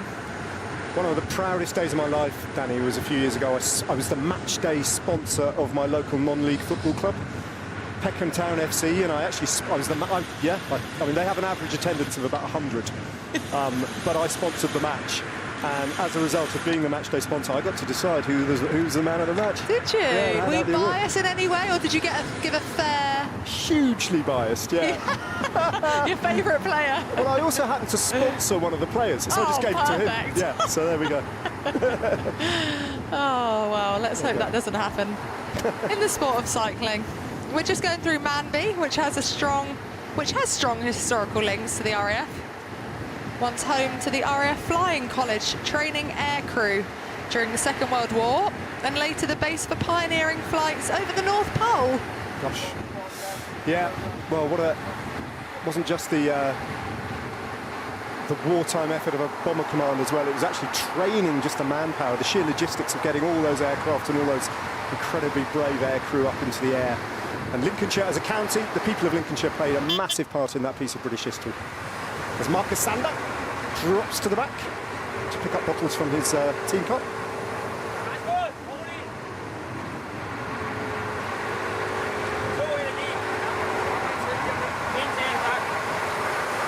Denmark, a country that is just punching so far above its weight, isn't it, in cycling, whether it's male or female racing, particularly male racing at the moment, and for a small population to consistently produce the great champion riders that they're doing and have such a flourishing club and continental team scene as well, and they just have a conveyor belt of riders coming through, don't they? Yeah, they really do, and I think that's generally what happens. It's almost that snowball effect for any country that perhaps gets investment into the sport, into their federation, and they can really pump that into the riders, and then there's this flurry of a few years where they just come to the fore. But it's also inspiring, isn't it? It's inspiring the next generation, so that continues.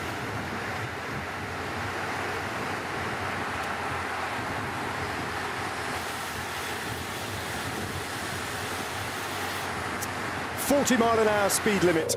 Well, they are riding at in excess of 40 kilometres an hour. I'm damn sure of that at the moment, with this tailwind that they're picking up, heading, I think I'm right in saying, at this point towards the coast, Danny, for the first time. Yeah, we are. We're heading, well, now towards Salt Fleetby St Peter, which, as its name suggests, has an association with salt making, with its proximity to the sea. The most striking feature of the village is the church tower, the one remnant of a building standing on soft marshland which succumbed to subsidence. Really testing my reading ability here, Ned. But yeah, you're right. At around 55 kilometres to go, we'll be right on the coast, and the wind does really pick up there, and the directional change too. So rather than being riding into that sort of tailwind, slight cross tailwind, we'll then have pretty much a block crosswind with speeds of up to 30 kilometres an hour coming from the rider's right-hand side as we head towards Sutton-on-Sea, which is the second intermediate sprint of the day. I mean, the area they're in now on these quite straight roads, and they are pretty exposed at points here. If this was a little bit more of a crosswind at this point, there would be an opportunity potentially to split the race or to get onto the front, but those flags completely demonstrated how this is, at the moment, perfectly aligned at their backs. Yeah, I think it could be dangerous from that right-hand turn that comes straight after the intermediate sprint. It's very, very open there, and the direction of wind then comes from the rider's right-hand side, and they've got that cross tailwind, which is the most dangerous wind direction for any splits to happen. So I think we'll be able to see which teams are wise to that, which teams know that that's coming, because we'll see that fight for the positioning from that peloton behind. No hedgerows at this point here, just open farmlands and a straight section of road, quite narrow road as well, which means that should echelons form, then there's not much space on the road before riders start getting popped off the back. So interesting conditions and a slight change in the landscape, just opening the door as we close to within the final 70 kilometres of today's stage for a bit of disruption. And when we look back at the peloton again from Moto 2, you'll see that all across the first 30-40 positions in the bunch, there's nothing but World Tour riders. All the big teams have moved up towards the front. Closing in on this first intermediate sprint, Danny. Yeah, we are indeed, but we're not expecting anything to happen in this breakaway. They want to stay in that sort of cooperative, cohesive riding manner in which that they're riding now, kind of just sharing the workload. But as you just mentioned there, Ned, behind, I think it's going to be a different story, and that's not necessarily for the intermediate sprint, but for that right-hand turn that comes straight after the intermediate sprint itself, when then the riders are going to have that roaring crosswind from the right-hand side. So we're going to see, I think, that sort of lead-out formation that we generally see towards the end of the bike race for that fight, in the anticipation of what could happen in the wind.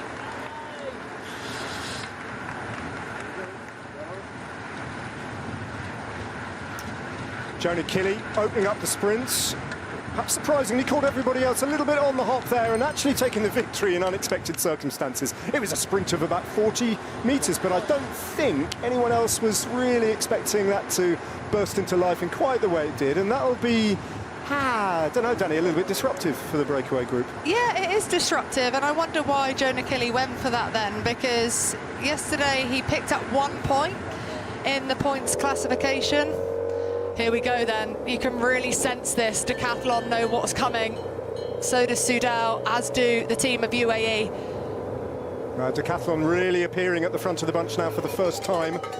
Soudal Quickstep on the other side of the road, and UAE Team Emirates lined up on the left-hand side of your picture, the right-hand side of the bunch. Tudor Pro Cycling fighting for position. Still got Matteo Trentin and Rick Plomas riding high in the general classification, who need looking after and protecting. The GB team as well on the coattails of those blue jerseys from Soudal as they head towards the intermediate sprint as well. And suddenly a whole different shape to the front of the bunch. Yeah, there's a huge fight here, Ned, for the positioning as we go through the intermediate sprint, and then we take that right-hand turn, because for the next sort of 8 kilometres or so, it's very, very open, and the wind direction is that cross tailwind where damage could be done here. Look at the wind, look how strong it is here, and this is what the peloton are about to face. This could do some serious damage now if they really start to open this one up. It's really, really blustery.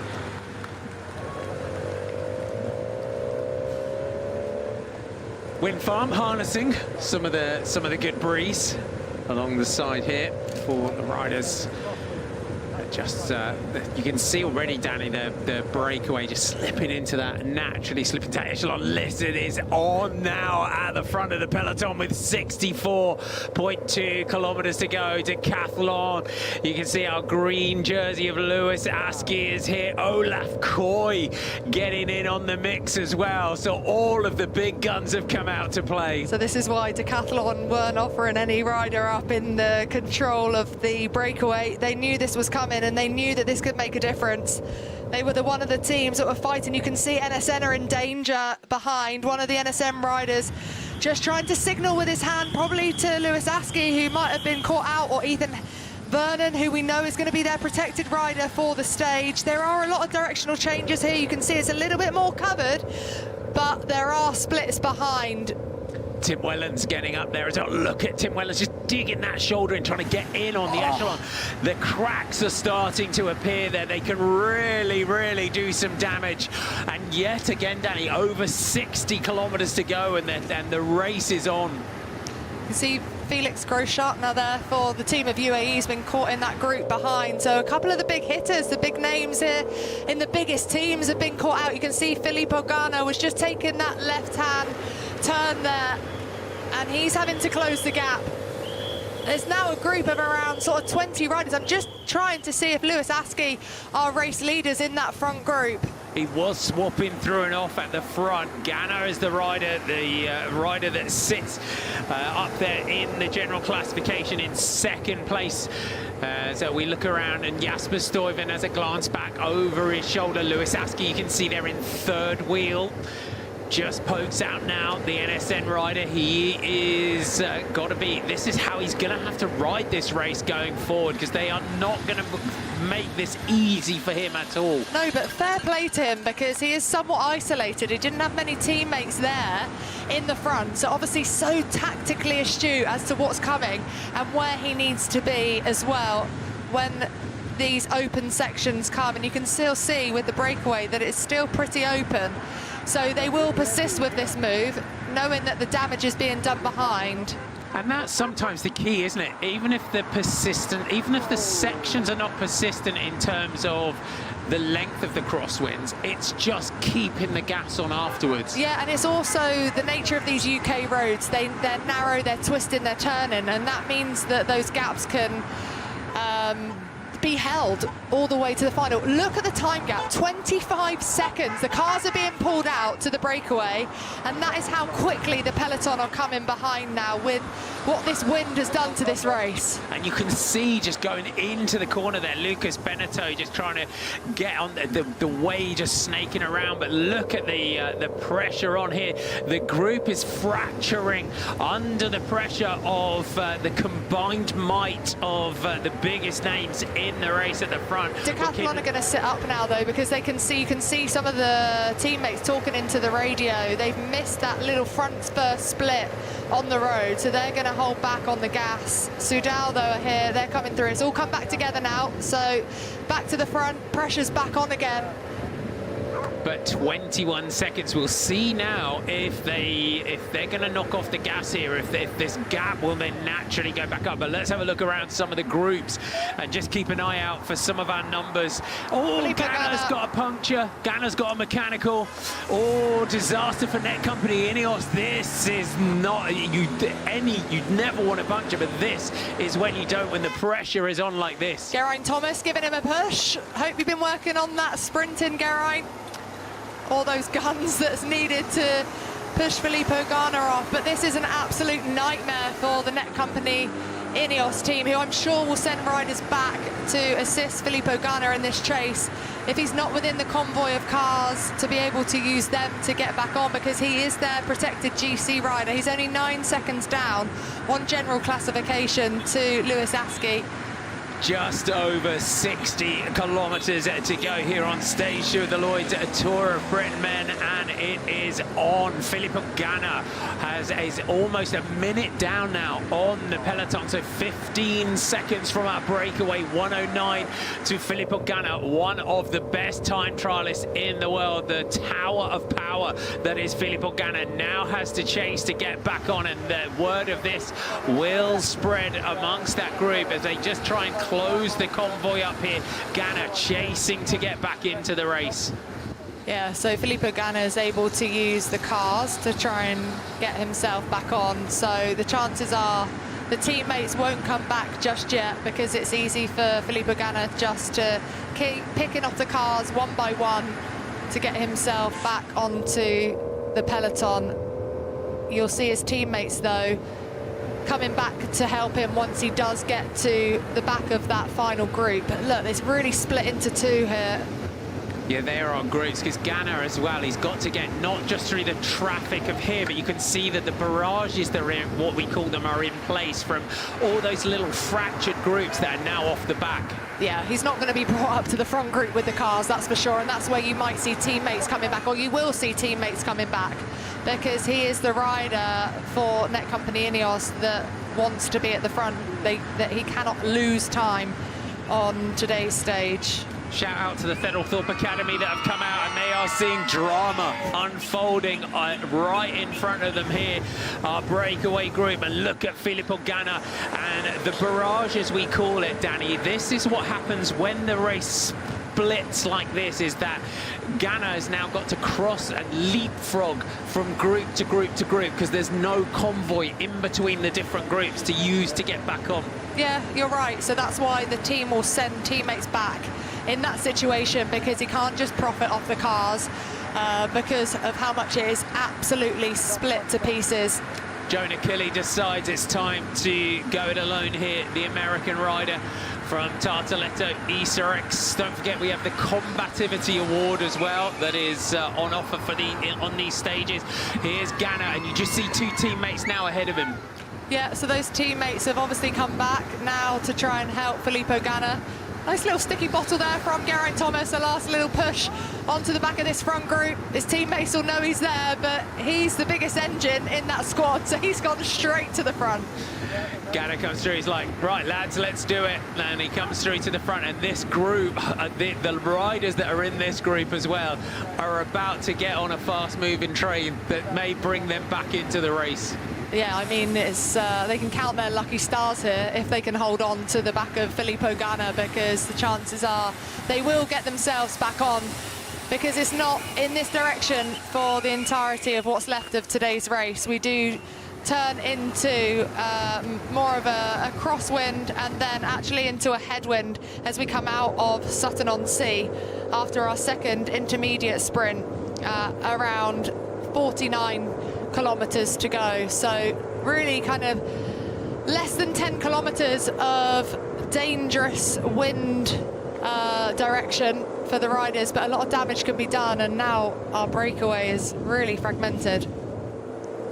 It really had. Janos Pelikan and Jonah Kelly are alone. 47 seconds is the gap to the Filippo Ganna group, as the remnants of the breakaway group are caught by that front part of the peloton with plenty of those Soudal Fix-It jerseys at the front. Let's go back to the drama unfolding though here within the race and within the peloton, the group of Ganna, and with him he's got two teammates that are working well, Artem Schmidt and Connor Swift, that he's got with him. So two good engines here for Ganna to help him now get back up to the head of the race.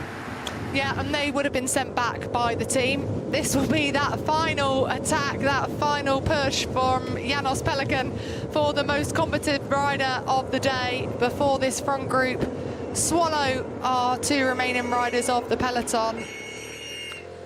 Expect Jonah Kelly to maybe launch one out the corner to be the last rider standing. As I look back over the shoulder, you can see those Soudal jerseys on the front out of that corner. And looking around this group, they will all know that Filippo Ganna is trying to get himself back into the mix. And here they are, driving this one on. Connor Swift is on the front here, the man in the red jersey, sitting and in second on the general classification, starting the day 9 seconds down. Jonah Kelly goes for Combativity Award, could be the last rider to go down swinging from the breakaway group. 56.3 kilometers to go, and Danny, we're going to have quite a different run into the finish now than we expected. Yeah, potentially. It depends on whether this all comes back together again. because we've got around 5 kilometres still riding into a crosswind, and you can just see up ahead where that front group is versus this second big group on the road. And because Filippo Ganna has been dropped, that is going to give that second group on the road a real opportunity to come back here. So yeah, we'll see what the situation looks like in around 10 kilometres time, whether it's going to come down to that kind of big bunch sprint that we were expecting at the start of the day. And this is a considerable size group now for Ganna, so he's going to have to pick his way around the outside here with his teammates, and then see if there's any more of the Ineos riders, the Net Company Ineos riders that have dropped back into this group. Because you can see now the way it's just fanning out on the road, they're going to lose a little bit of momentum potentially here. Yeah, they'll just try and make their way to the front of this group. Riders desperately trying to get themselves back on. Niels Pollitt is the rider from UAE. But NSN, I'm just trying to see whether Ethan Vernon is in this group as well. Have the sprinters made it? Because if they have, then their team's obviously going to be happy to keep rolling through. The chances are they have, because we've got Soudal. Yeah, you can see there that Tim Malia is in this front group. But also look at the green jersey now rolling through on the front. Lewis Askey's not going to be up there, and he need to get up there in the bunch sprint. But this is an opportunity now for NSN. He's got teammates in here. Dion Smith comes through to the front. This is an opportunity for them, if they keep the pressure on here, to try and put some time into Filippo Ganna. Yeah, of course it is, because Filippo Ganna's only 9 seconds behind on GC. So for NSN, this is perfect, and it's a perfect situation. Even if Filippo Ganna can get himself back on, it's going to do a huge amount of damage into him and the team. It's going to cause a huge amount of fatigue. But like yesterday, we've got a group of hitters here in this front group that are all rolling through and committing to this, so it's going to be a long old way to the finish. And for UAE, Tim Wellens sitting in third at 11 seconds, only 2 seconds down on Filippo Ganna, and they've got, again, 2 big engines, Niels Pollitt and Florian Vermeers, both in that front group. Let's have a look down through the group, just picking out some of the riders that are in here. Yeah, I've just seen Ethan Vernon is also here. So for NSN, this is a perfect situation for them on the road, and that's why they are fully committed here. They've got Ethan Vernon for the sprint. They've got Lewis Askey here, obviously in the race leaders jersey, but now that Filippo Ganna has been dropped, it's a chance for them to really kind of open up the burners. Here it is, and you can see now the teammates. You've got Ben Swift just moving through up towards the front of the group here with Sam Welsford. So positioning them, they've got to keep Welsford up there potentially for the sprint. Yeah, they will. I think they'll keep Welsford in this front group with Ben Swift to give him an opportunity for the stage, and then for the other Net Company Ineos riders, it will all be about getting Ganna back into that front group. Good to see Mark Stewart as well from the Modern Adventure Pro Cycling team rolling through. That says to me Paul Wright is in this group as well. He did a brilliant ride to be in that front select group yesterday for the team of Modern Adventure. Sorry, I can't get my words out. Back to the head of the race. UAE have got the hammer down along with NSN and Soudal Quickstep. Elliot Rowe is also in this group. You can see him sat in about 5th or 6th position with the yellow helmet. He's the rider from the Visma development team, but here riding for the Great Britain national team. He's leading in the young riders classification, just taking a gel there. You can see him in the white jersey. So really good ride from the GB national team. And it's worth noting here that we've got the Shimano neutral service car in behind here at the moment. You can just see, I just saw that second group taking that left-hand turn there. So they're not far behind. We'll see how long it takes them here to get on. We can just kind of meerkat over the top of this group to that group ahead of them.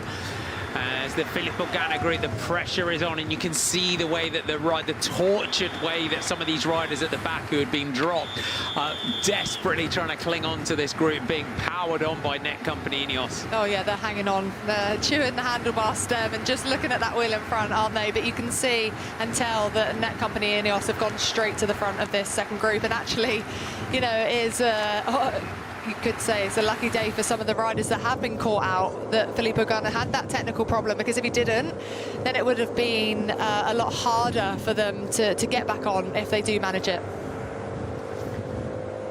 Decathlon CMA CGM are the other team, the team of OMODA KoM, and KoM will now, with multiple teammates within this group, just be able to sit back within it. We saw where the Crosswinds went down that he was very much up towards the front of the group. Matteo Trentin, you can see Trentin in there, a rider from Tudor Pro Cycling.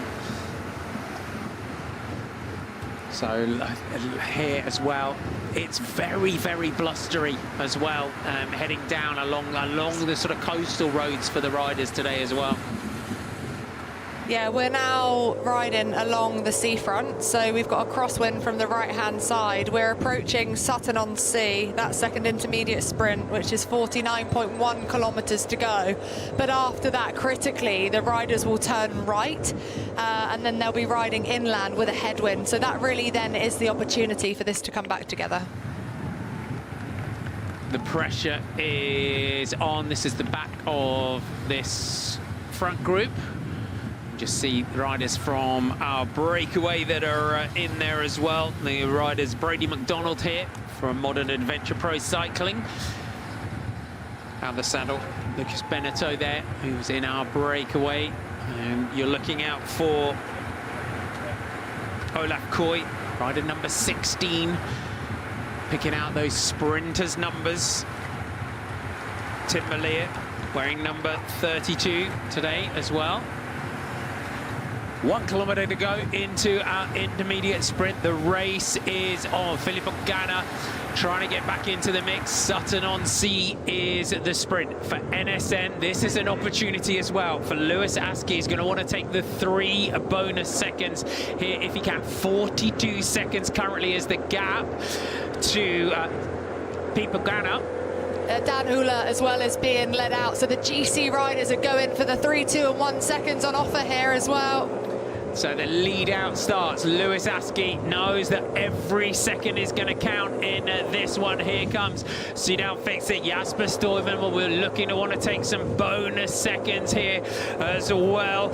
Big lead out coming through on the front. Matteo Trentin's come in with Jasper Stuyven on his wheel. Trentin, Stuyven, Askey, it is a 3-up sprint, and Askey comes over the top. Trentin throws the bike at the line. Stuyven and Askey, we'll see where that goes, but it looked like it went to Matteo Trentin in that sprint. Potentially we'll get confirmation of that momentarily, but Ganna is closing. It was 49 seconds. Let's have a replay. Trentin, Stuyven through the centre. We'll look at the throw to the line here. We'll look at the wheels across the line. Trentin, Stuyven, Lewis Askey, I believe. So 3 seconds to Matteo Trentin, who started the day 21 seconds down. Has now put himself above Dan Hula in the general classification. Lewis Askey picking up 1 second, will extend his lead to Filippo Ganna. And then for Jasper Stuyven, he'll stay where he is on general classification, but also put seconds between himself and Florian Vermeersch, who was 7th at the start of the day, 2 seconds behind Vermeersch. Is that gap there to Filippo Ganna, 53 seconds as Niels Pollitt gets back on the front. You know that UAE sense that there's an opportunity to move Wellens up in the general classification to 2nd place if they can prevent Filippo Ganna getting back into this front group. Pollitt flicks the elbow, and it is the teammates here of Elliott Rowe that come through towards the front. Great to see the Great Britain national team colours. Little nod as well to Niels Pollitt that they are going to just swap through enough, but look at this, Danny, 45k now, 528 watts, 473 for the big man from UAE. Yeah, it's going to be so difficult for that group behind to come back with the calibre of riders that we've got here in the front group. Niels Pollitt there with that hand signal. What he's doing there is trying to get everyone to keep rolling through, keep that consistency here to share that workload, because this is going to be difficult. The riders have taken that right-hand turn after Sutton-on-Sea, and for the next 24 kilometres are going to be riding into a really strong headwind before they then take a left into and back down towards Skegness, where they'll have a crosswind before a tailwind into the final sort of 10 kilometres of today's race. So for these next 24 kilometres, there has to be full commitment, which there is. It is. So and all it takes, that's bike racing. All it takes, that fraction, that mechanical for Ghana, and the whole what we think is going to be a fairly straightforward sprint day for these riders is completely just thrown up in the air.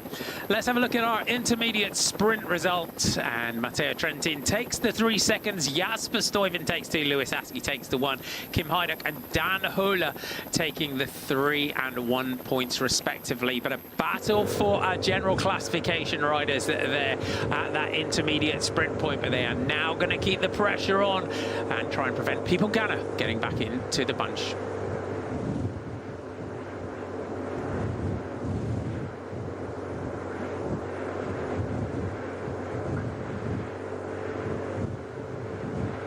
The two splits here, UAE, they sense that opportunity, the teammates are in, they had that universal signal from Niels Pollitt, let's get this group working. Mark Stewart coming through for Modern Adventure Pro Cycling. Mark Stewart, great tracky, and he really is for the name of this team, Modern Adventure Pro Cycling. Races some gravel as well in his career as well, so he's definitely a modern adventurer as a bike rider. He is indeed. Recently second actually in the elimination race at the Commonwealth Games, so has obviously had a lot of his attention on the track recently, with the Commonwealth Games as well being in Glasgow. So home race for Mark Stewart, and you can see how quickly they're swapping off at the front here. This is almost that team time trial kind of formation that we see the riders in. And look at the presence of the Great Britain national team. That is that local knowledge, isn't it, of the UK roads, and knowing that they had to be where they were for that vital right-hander that came and has blown this race to pieces. Yeah, they're doing a great job. William Smith coming through towards the front. He's got that yellow helmet as a Visma Lease Bike development rider. Jacob Bush, you can pick him out. He's got the orange and blue helmet of the Picnic Postonel team. Matt Bostock has made it in there as well for the Great Britain national team. He's a great sprinter, is Matt Bostock. Ben Wiggins is also in this front group, and they will have their white jersey as well. Their protected rider of Elliot Rowe. But two objectives. See Elliot Rowe just towards the back of the group. He's got that white jersey with that yellow and black Cervelo bike of Team Visma Lease Bike. But they've got two objectives here for the Great Britain national team. Yeah, Matt Bostock, great sprinter. Keep Elliot Rowe up there as well. So two plans here, you would say, from the Great Britain national team. Yeah, they've got a really strong team and multiple options. Matt Bostock as well, national crit champ, but also has just recently won the Commonwealth Games points race, a fast finisher. They've also got Ollie Wood, who I haven't picked out in this front group, is also a fast finisher in his own right. So yeah, they've got different cards to play on a stage like today, but having Elliot Rowe in this front group, I'm sure, was one of their big key objectives, and they've done that. So it's a lot easier once you've made the selection to be able to obviously stay here in this group. And this is interesting, watching the green jersey working on the front, because now for them this is a 40-kilometre drag race between them. Sam Bennett, yeah, Sam Bennett we can see here for the Pinarello Q36.5 team just rolling through. So another sprinter who's made it into this front group. And interesting to see him just rolling through as well, just getting up here, just rolling through to the front and back down the group. But it's easier to roll through really than to just sit on the back, especially when we've got conditions like this. So that's what Sam will be doing, even though he will be the protected rider for the team and one that will want to be sprinting, as you can see here with Sam Welsford as well. Although he might just be trying to offer up a polite little bit of interference, which is what we call it. You can just see him, he actually didn't roll through at all. He just slotted himself in on the wheel of the decathlon rider who we just saw come into the front. So yeah, obviously for the team of Netcompany Ineos, they want Filippo Ganna to get back into this group, and the gap is coming down. 35 seconds now. Ganna and his teammates behind. 35 seconds. Can Filippo Ganna get himself back into this front group? The big man from Italy started today in second on the general classification, but you've got the combined might of multiple teams. Look at the effort etched on the face of Niels Pollitt as they try to put some time into the Italian rider from Netcompany Ineos. Lewis Askey senses an opportunity here to put some time into his closest rival on the general classification. If we're talking about the stage victory today, I think for UAE, they're going to be the I guess the keenest team to keep this one rolling, because they don't have an out-and-out sprinter. So although there's, you know, world-class sprinters in this front group, it does give them maybe a little bit more of an opportunity if they try and attack within the final, but also obviously trying to put pressure on Ghana to move up on general classification, which is their big key objective for the race as a whole.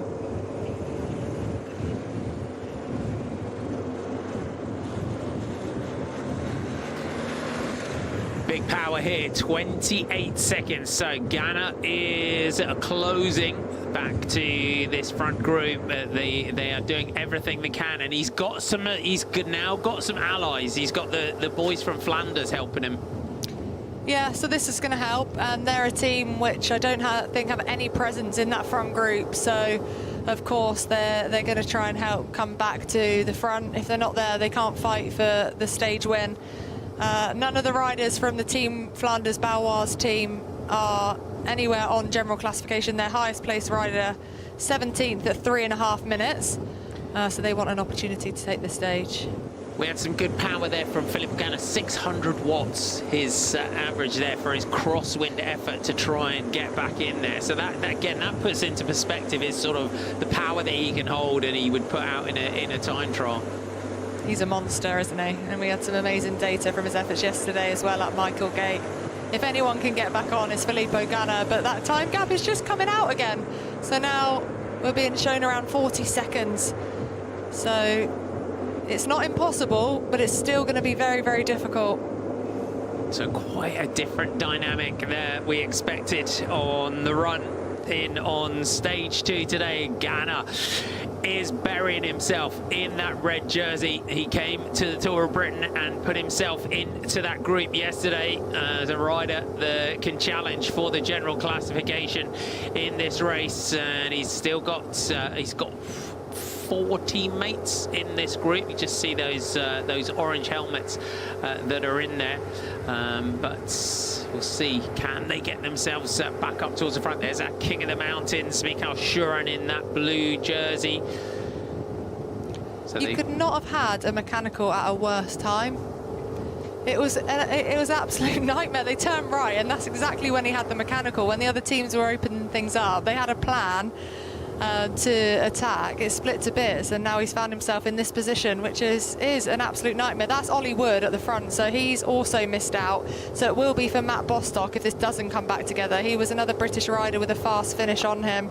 I think the only British rider, or the Great Britain national team rider, I should say, who has missed this front selection group. So he's happy to contribute to the chase too, but yeah, for Ganna, this could be the general classification slipping out of his hands. Ben Swift has been called back from the breakaway. They have left Sam Welsford up there to disrupt, but Swifty back and now through to help with that chase. So tactically here for Netcompany Ineos, they've called Ben Swift back to assist now in the chase with Filippo Ganna to get himself back up to the front. 41 seconds as we head towards the final 40 kilometers of today's stage. If you're tuning in for the first time today, welcome aboard. It is drama and chaos and mayhem for Netcompany Ineos as Filippo Ganna had a mechanical at the worst possible moment. We started today with a breakaway group of Jonah Keeley, Lucas Benetton, Janis Pelikon and Axel Kalberg that for a lot of, generally on days like this, which is out and out a day for the sprinters, you would have said that breakaway would have gone to around 10 kilometers to go, but the crosswind sections, they came to the front, they blew the race apart. Ghana had a mechanical, and it's now front group and green jersey of race leader Lewis Askey against the red jersey of Filippo Ganna, who is battling to try and get himself back into the group. You have a race within a race. The sprinters who have made it into this front group, they're going for the stage victories, and the team of UAE are looking to try and move Tim Wellens up from 3rd to 2nd in the general classification.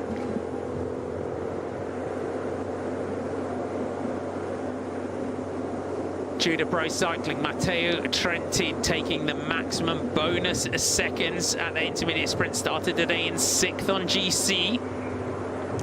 We're about to go out of Alford, and we've actually got an uncategorised climb of around 1.2 kilometres at 5%, arguably harder actually than the categorised climbs themselves with that profile.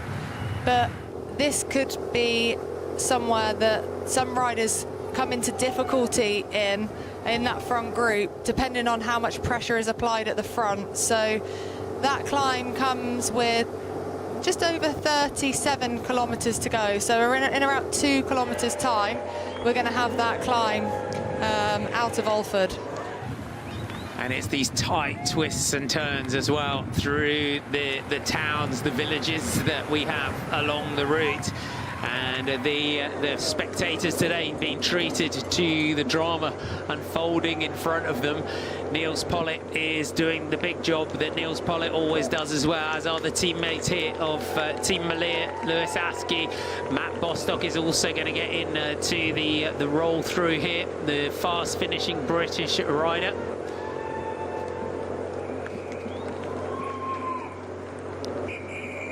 Power on at the front, 33 seconds. It's just going backwards and forwards here at the moment, isn't it, Danny? It's like a yo-yo, isn't it? 45.1 kilometres an hour average speed from the start of the day, and that's only going to rise as we get closer to the finish line. And there's just that constant changing of presence at the front of this group as they're trying to keep that consistent pace as high as they possibly can.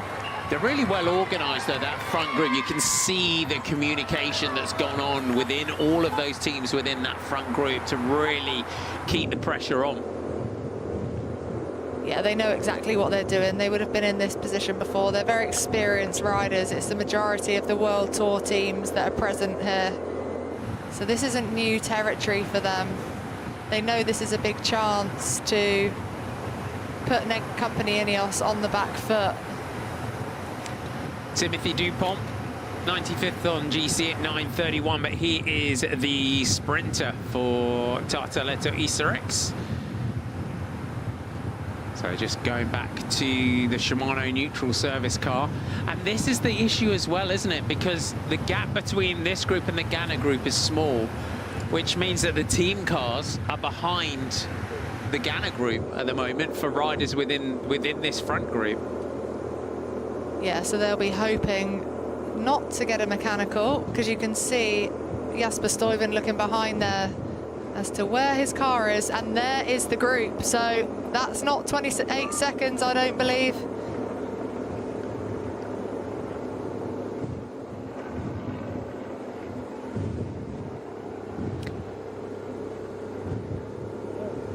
So you can see just how windy it is as well as the riders come through, swing straight off from the front as they really dig in. And if Ghana gets back in here and this pauses, this is going to open it up potentially for a second breakaway of the day, which is going to be much fresher as well. But it's up this for Ghana to get the Ghana group and Net Company Ineos to get back in here. Yeah, I don't think we'll have another breakaway of the day. I think it's just going to be too fast. Even if the Ghana group gets back on, with the nature of the roads, but also the wind direction today, I think that with the anticipation of what the wind can do, especially after what's happened here, we're just going to have a really strong, fast, aggressive final.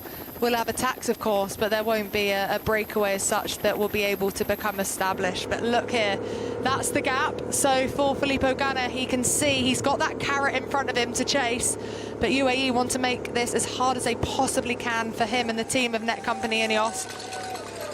Yeah, this is that climb that I was talking about here, Marty, as they've come out of Alford, so it's just over a kilometre at 5%. They're still riding into a headwind, so you are going to profit off being on the wheel behind, but it's about to come back together. You can just see, just in the distance there, the Net Company Ineos team going past their swan years at the base of the climb. Lewis Askey just missed his bid on there as well, missed his water bottle from the side.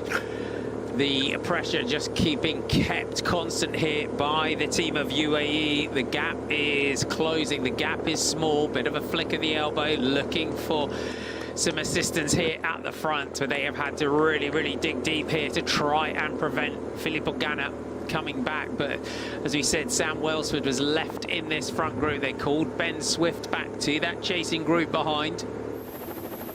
And they're going to climb up to about 32.8 kilometres to go, and then they're going to take a left-hand turn. And then unfortunately for Filippo Ganna, if he can't get back on in time, it opens up again.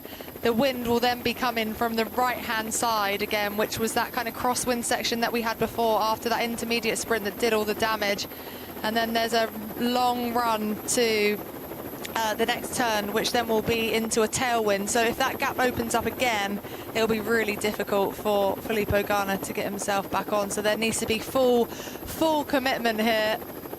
And on this climb, you can see the helicopter doing a great job there of just panning back to this group. And the UAE have really got the pressure on. And Ganna just in that red jersey. You can see him just at the bottom of your picture. They've got 3 riders just swapping off here on the front from Net Company Ineos as they try to bring their team leader back up towards the front.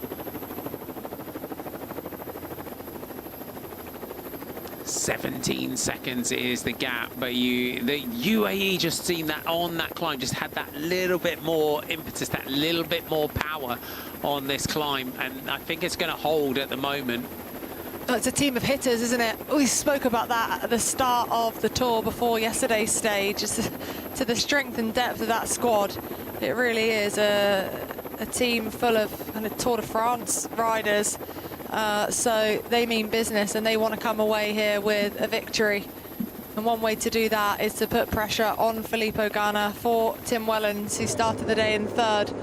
You can see 4 riders from the team fully committed to this. And we just saw as well, Net Company Ineos, just one of the riders just dropping off the front and all the way back down through the group.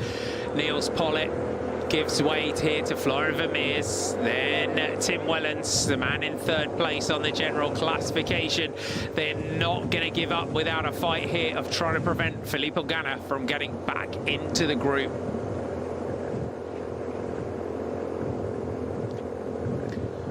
Vermeers, and this is an opportunity here. They'll just keep glancing across. Yeah, but this is also a problem for Net Company Ineos, Marty, because the longer that this goes on, the more they're going to be fatigued, because they've been committed to this since Ganna had his problems. And you said about one of the Net Company Ineos riders going backwards, that's because he's got no more to give, and that's when it comes down to that strength and depth of the team. So Ganna has now been able to come back to the front to use his engine to try and close the gap down, but it's going out again. And like I said, around 32.5 kilometres, so only in around 1 kilometre's time, we're going to do a left again and it becomes open. And then we're going to have that sort of crosswind. So, yeah, this is becoming more and more difficult for the team of Net Company Ineos, and critically, Filippo Ganna. It is.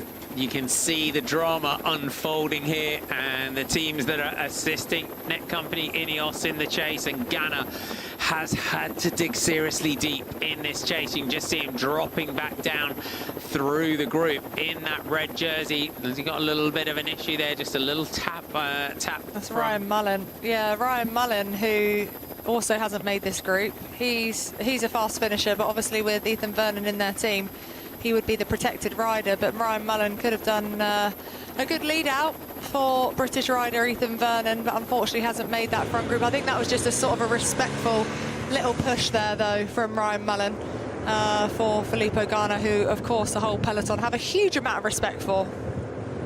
Definitely back to the front group, and 30 seconds we're being shown is the gap. That's the blue Shimano neutral service car is always a good gauge of how that gap is doing.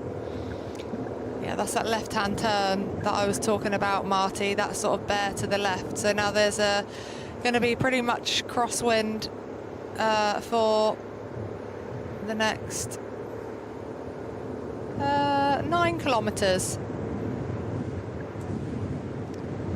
Askey, bottle in his mouth as he powers through to the front. This is, he would see an opportunity to put some time into the man that started the day second on the general classification at 9 seconds.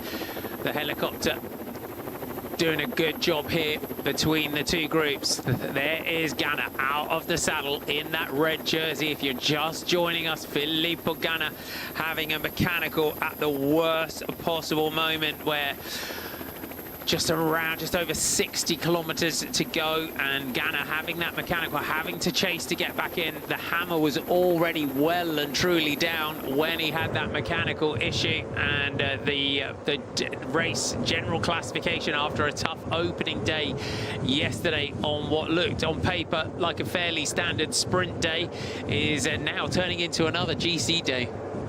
Yeah, and they're just not getting the recovery behind. It's only the team of Netcompany Ineos and Flanders Baloise who are working, and now we've got the team of the Great Britain national team that's come to the front. UAE now are able to sit behind. They can get a little bit of recovery and then come back to the front. So this is why it's going to be, I think now, almost impossible for the Netcompany Ineos team to get back to the front.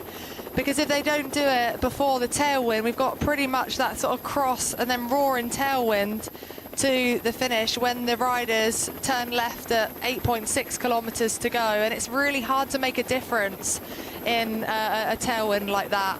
So yeah, unfortunately for the whole of this kind of second group behind, I hate to say it, but I think their day's over. Team Flanders Baloise are also assisting in this chase, so the gap hold now going out to 41 seconds. There was almost there quite a small window of opportunity to where they closed to get back in, and they just hit that uncategorized climb. That came at, again, the worst possible moment for them. Yeah, if they were going to do it, it was going to be in that headwind section that we had from Sutton-on-Sea. It was around 24 kilometres, but now we've taken that left. I think you can see that time gap just yo-yoing around the 40-second mark. Back to the Ganna group, and you can see he's got 3 teammates in front of him, 4 teammates still in here.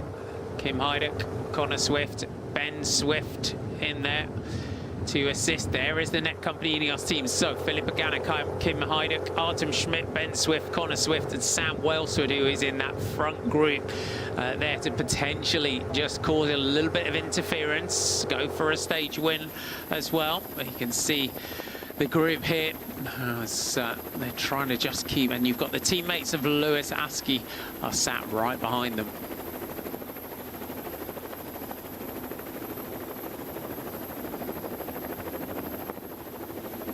43. That gap is growing here for, but we go back up to the front. The Great Britain national team, though, as well, after that turn, are doing really also doing a big job here in helping keep this group clear, as are the teammates here of the teammates from Tudor Pro Cycling. I think all of the teams really are completely committed to this front group. Obviously, Sam Welsford is going to sit back and just follow and try and use the other teams, if it doesn't come back together, to set himself up for the sprint finish. But for everyone else that's in this group, there's motivation to keep this away, make it hard for Filippo Ganna, but also for themselves for that sprint opportunity at the end of the stage itself. big turns on the front here. As they just see that's a really good shot there, Danny. Just shows how they're just carrying that speed. They're 74 kilometers an hour that they're hitting down through here. And Trentin powering through towards the front here. Was in that breakaway yesterday, has already taken some bonus seconds here in this one today. Just have a little word there with his teammate as they came through. This is Ben Wiggins coming through towards the front. The helicopter shot here from the Ghana group. As you said, Danny, this is an almost impossible task now. Yeah, I think so. Just because of the wind direction that we've got, but just the way that that front group can kind of, you share the workload a bit more evenly. We've seen UAE drop back a little. We've seen the Great Britain national team come to the fore, which gives the opportunity for the team of UAE to kind of recover and then come back to the front. There's always that constant pace in that front group versus behind, where it's only Netcompany Ineos and the Flanders Baloise team that are chasing. Look, that's a really nice shot. So they can see them up ahead. They've got that carrot. I don't think they need the carrot. They're going to go full gas. They're going to commit all the way to the final for Ghana to get back in. They have to. But yeah, I mean, it's really tough to see. You're so close yet so far in this sort of situation. Yeah, it's that point you can almost reach out and touch them, can't you? But at the moment they're just not getting any closer, and that gap is holding here at 43 seconds. The kilometers are ticking by. We are heading towards the next point, you would say, with 25 kilometers to go. They will just be ticking them off. Netcompany Ineos with Filippo Ganna here, who's just swapping through and off with his teammates, and the Flanders Baloise team on the front. Niels Pollitt was a great captain in this front group to really get them organised here, and pressure is on. And you can see here the multiple teams and multiple riders that have just got this group organised through that roundabout. They all come back together. This is the chase group. This is the Ghana group trying to get back in. 45 seconds holding here. The teammates of Lewis Askey just sat behind the group, all mechanical. We've got... It's Matt Bostock. Yeah, you can just see that with the graphic on the screen. Matt Bostock, so that is not ideal. He's the fast finisher, the fast man for the Great Britain national team. So Ben Wiggins just dropped back from the front there. You can see on the right-hand side of the road, probably looking for his swan year. There's a couple of swan years here on this rise. That's a shame for Bostock. Bostock would have relished the opportunity to sprint it out in this group. Back to the Ghana group. And their gap there, 44 seconds. So Ben Swift now comes through towards the front. You really feel for Filippo Ganna today.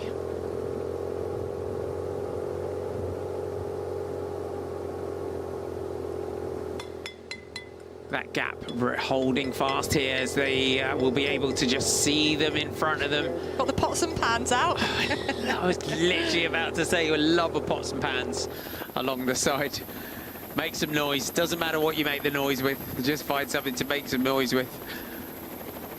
Flanders Baloise, they missed out on this front group, Flanders Baloise, but they've also done a great job in holding this and almost as well brought it back.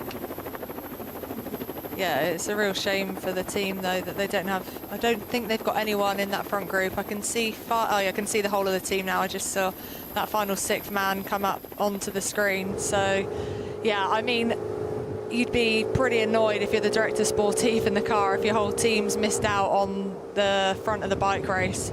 That's why they've been sent to the front. They could actually be told to ride home. There was quite a few punishments in the world of cycling if you don't make a sizable front group, if you're not there when you're told, especially if the team told them where they needed to be at that critical moment in time.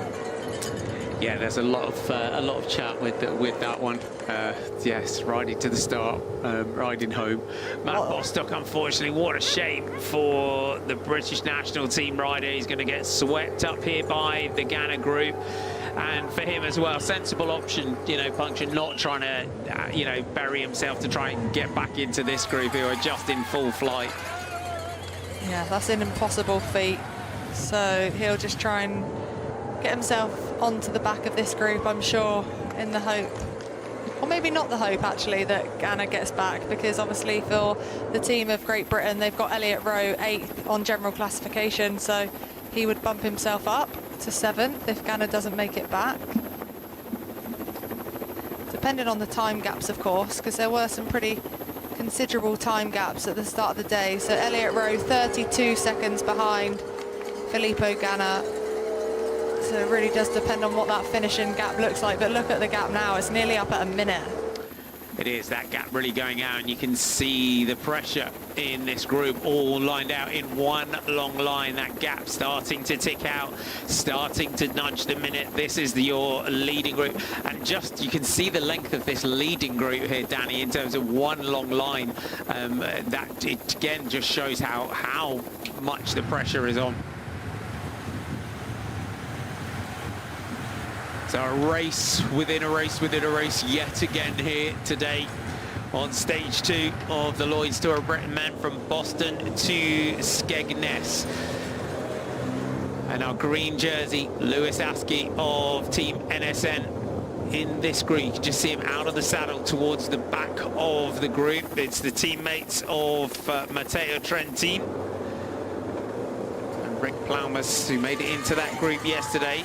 Trentin's already taken some bonus seconds.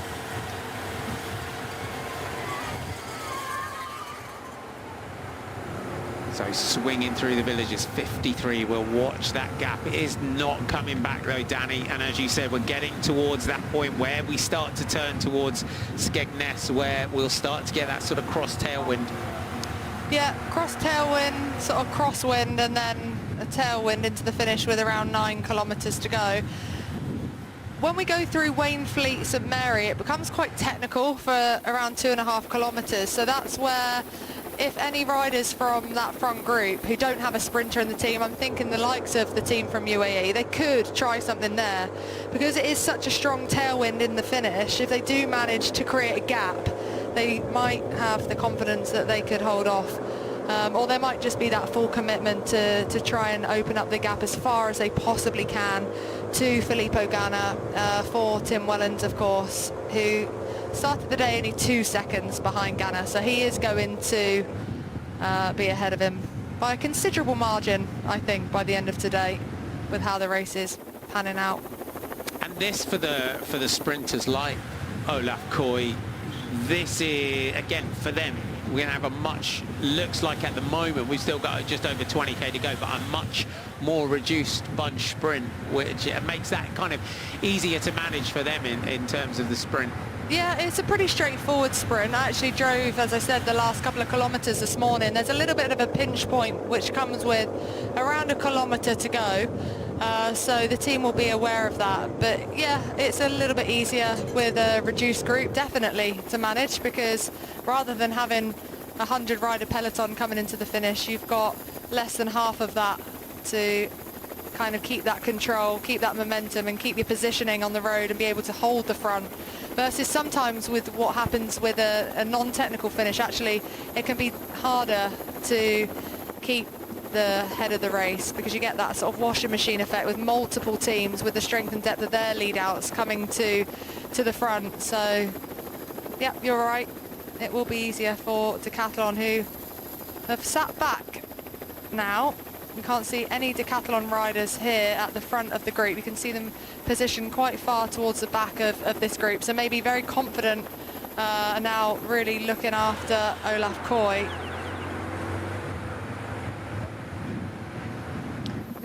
That Shimano neutral service car in the gap, the time gap in the top left-hand corner of your screen, 51 seconds.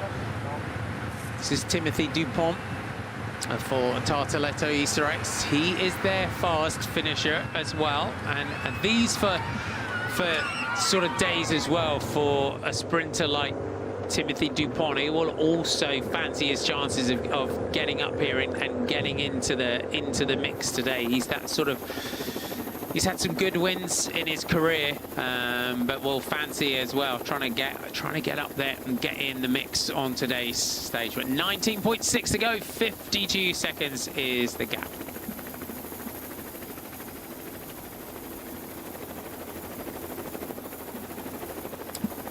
Wow, wow, wow.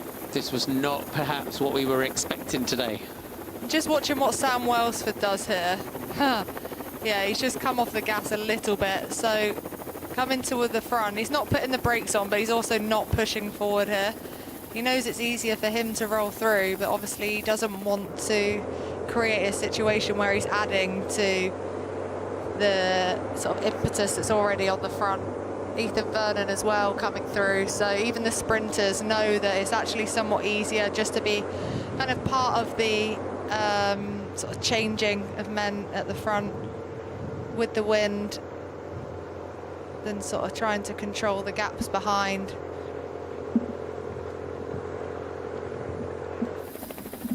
Pollitt, pressure on. Just see as well, we'll start to get that shift in dynamic as well for teams like the team of NSN when they come through. Yanis Voisar just swaps over on the front with Peter Kellerman. Then giving over here, Alessandro Pinarello, the teammate of our race leader, Lewis Askey. Bit of a gap there, you can see, just opening 50 seconds. So the Ghana group, they're holding the gap here, not bringing it back as Dion Smith now takes over on the front for Team NSN as we exit third B. And there's, well, you know, the pressure on this group as well are going to be hurting from the effort that they're having to make here today. Oh yeah, they're all going to be hurting, Marty. It's difficult out there when you're fully committed to the bike race, but the difference is there's more riders to that are kind of sharing that workload at the front of this front group, so you just get longer to recover versus the riders behind that aren't even probably going to get a minute to recover here. So yeah, it's very, very different, and that's why you're seeing the gap increase to that group behind. They just don't have the firepower, and the momentum and the fatigue is really starting to kick in. You really feel for Ghana. That's punctures and mechanicals are part of bike racing, but it is, you know, that moment where, as you said, you couldn't have had a mechanical at a worse possible moment. But we'll see as well. Sam Welsford, as Danny said, just running a polite bit of interference. Here's Niels Pollitt's live data. This is the first 40 kilometres in this first group. Those are his power figures, Danny. Yeah, pretty high, nearly 400 watts for 40 kilometres, so probably around sort of 50 minutes of racing. That average is going to be creeping up and up and up for 45.1 kilometres an hour average for today's 180 kilometre stage. Pretty high. But this is what Niels Pollitt does, isn't it? That's why he's part of the team of UAE, because he can pull these really long, strong turns on the front. We've seen him sat there for stage after stage after stage of the Tour de France. That is really his attributes as a rider. Such a huge engine. Yeah, he's had some great results. Paris-Roubaix is one of his races, second and fourth in Paris-Roubaix for Niels Pollitt. You can, as well, as we said, you can sense the fatigue within this group. You see now Soudal Fixit, Soudal Quickstep coming through towards the front in those green jerseys, looking to try and set this up for Tim Merlier. Jasper Stuyven in there as well. He is their general classification man after yesterday's great ride around Lincoln. Askey and his teammates of NSN were wise to this one as well in terms of where the pressure was going to go on. Florian Vermeers just a little bit further down the group, the man that was caught by Askey on the Michael Gate yesterday.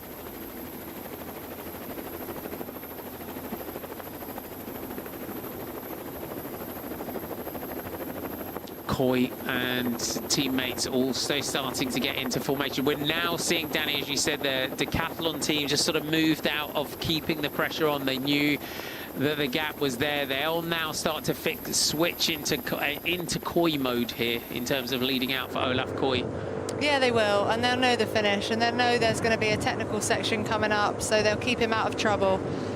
He will not have to do anything in terms of pushing any power on the front of this group. Looks like UAE just getting a little bit frustrated, saying, come through, swing off, try and keep the momentum. What are you doing?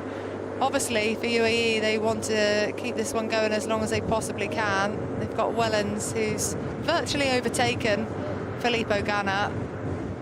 But yeah, for Decathlon now, they've created that kind of bubble, which is what we talk about around Olaf Koy, keeping him safe, keeping him out of the wind, making sure he's as ready as he can be for the final. They'll have communication from Luke Rowe in the car behind, who will guide them through the final part of the race with any road furniture, any technical sections, which side of the road to take, the fastest lines, where the wind's coming from, and do everything in his power to make sure Olaf Koy takes the stage. Obviously, the first year that he's ridden this race for Decathlon, winning 3 stages for Visma last year, alongside his teammate Matt Brennan, who also took a stage, obviously racing at the minute in the Vuelta, took the stage yesterday, his 3rd victory. What the teams of UAE as well, and that sort of frustration creeping in, is because they will have seen, I was going to say Soudal Quickstep, but they've now brought a rider back up towards the front, but Decathlon drop away. And their focus now, especially as we hit the final 10K, is going to be focusing on delivering the sprint for Tim Merlier and for Olaf Koy. And what they don't want to do, because the Ganna group are still chasing, the Ganna group are still full on, and they won't want that gap. As that focus shifts towards stage victory, UAE don't want all of that work and all of that effort that they've put in, neither do NSN, is for that Ganna group to then come back after all the work that they've done to try and put him into difficulty. Yeah, they just wanted to keep it consistent, don't they, as well? I think he was also kind of telling the Tudor Pro Cycling rider to where to be with that wind direction as well. So trying to give himself the easiest ride, the easiest opportunity to recover, to be able to keep going on the front for this final 15 kilometres of the race. So it's just use of experience as well, versus some other riders who maybe haven't been in this situation as much as the rider from UAE. And even sometimes when the efforts like this, the effort's been on for this long at this pace, you're seeing stars, and that concentration, isn't it, on where you need to be and where you need to change, and that shift in how you're working. You know, it's easy to just, your mind's a kind of jumble, isn't it? Lack of oxygen to the brain, Marty. It's all being used in their legs.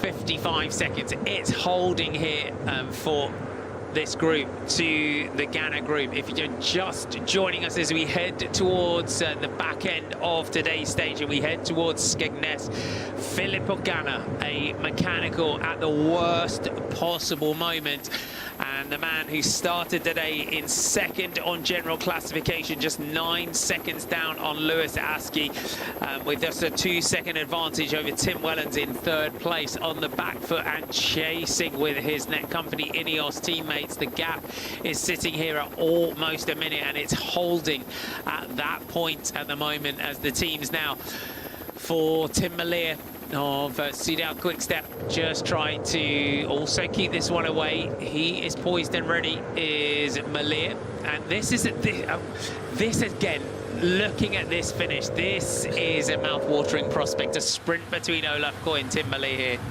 Oh, watch this mud on the road, guys. That can be a little bit slippy. I'm glad it's not wet, but yeah, it is. They're the 2 riders that we're really looking at as the favourites for today. They are 2 of the best, fastest men in the world currently. Tim Merlier with more victories to his name over Olaf Koy, but Olaf Koy and the team of Decathlon were one of the teams that were there at the front on that right-hand turn, which absolutely exploded this peloton. Number 76, Paul Wright, who started the day in 10th on general classification for Modern Adventure Pro Cycling. Q36.5, Sam Bennett's in this group, and they'll be looking to try here. We saw him rolling through and off a little bit earlier on. He's now just dropped back into the group to just give himself that little bit of recovery time as well. I would love to see Sam Bennett win today. He hasn't had a victory since last year, so no wins this season so far. He's had a pretty difficult year in the team of Pinarello Q36.5, so hopefully he can find his legs today.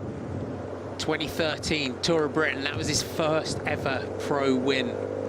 And he was with On Post, Sean Kelly team at that point, and it was a huge day, and that launched his career. He's gone on to have 75 pro wins since that first ever victory.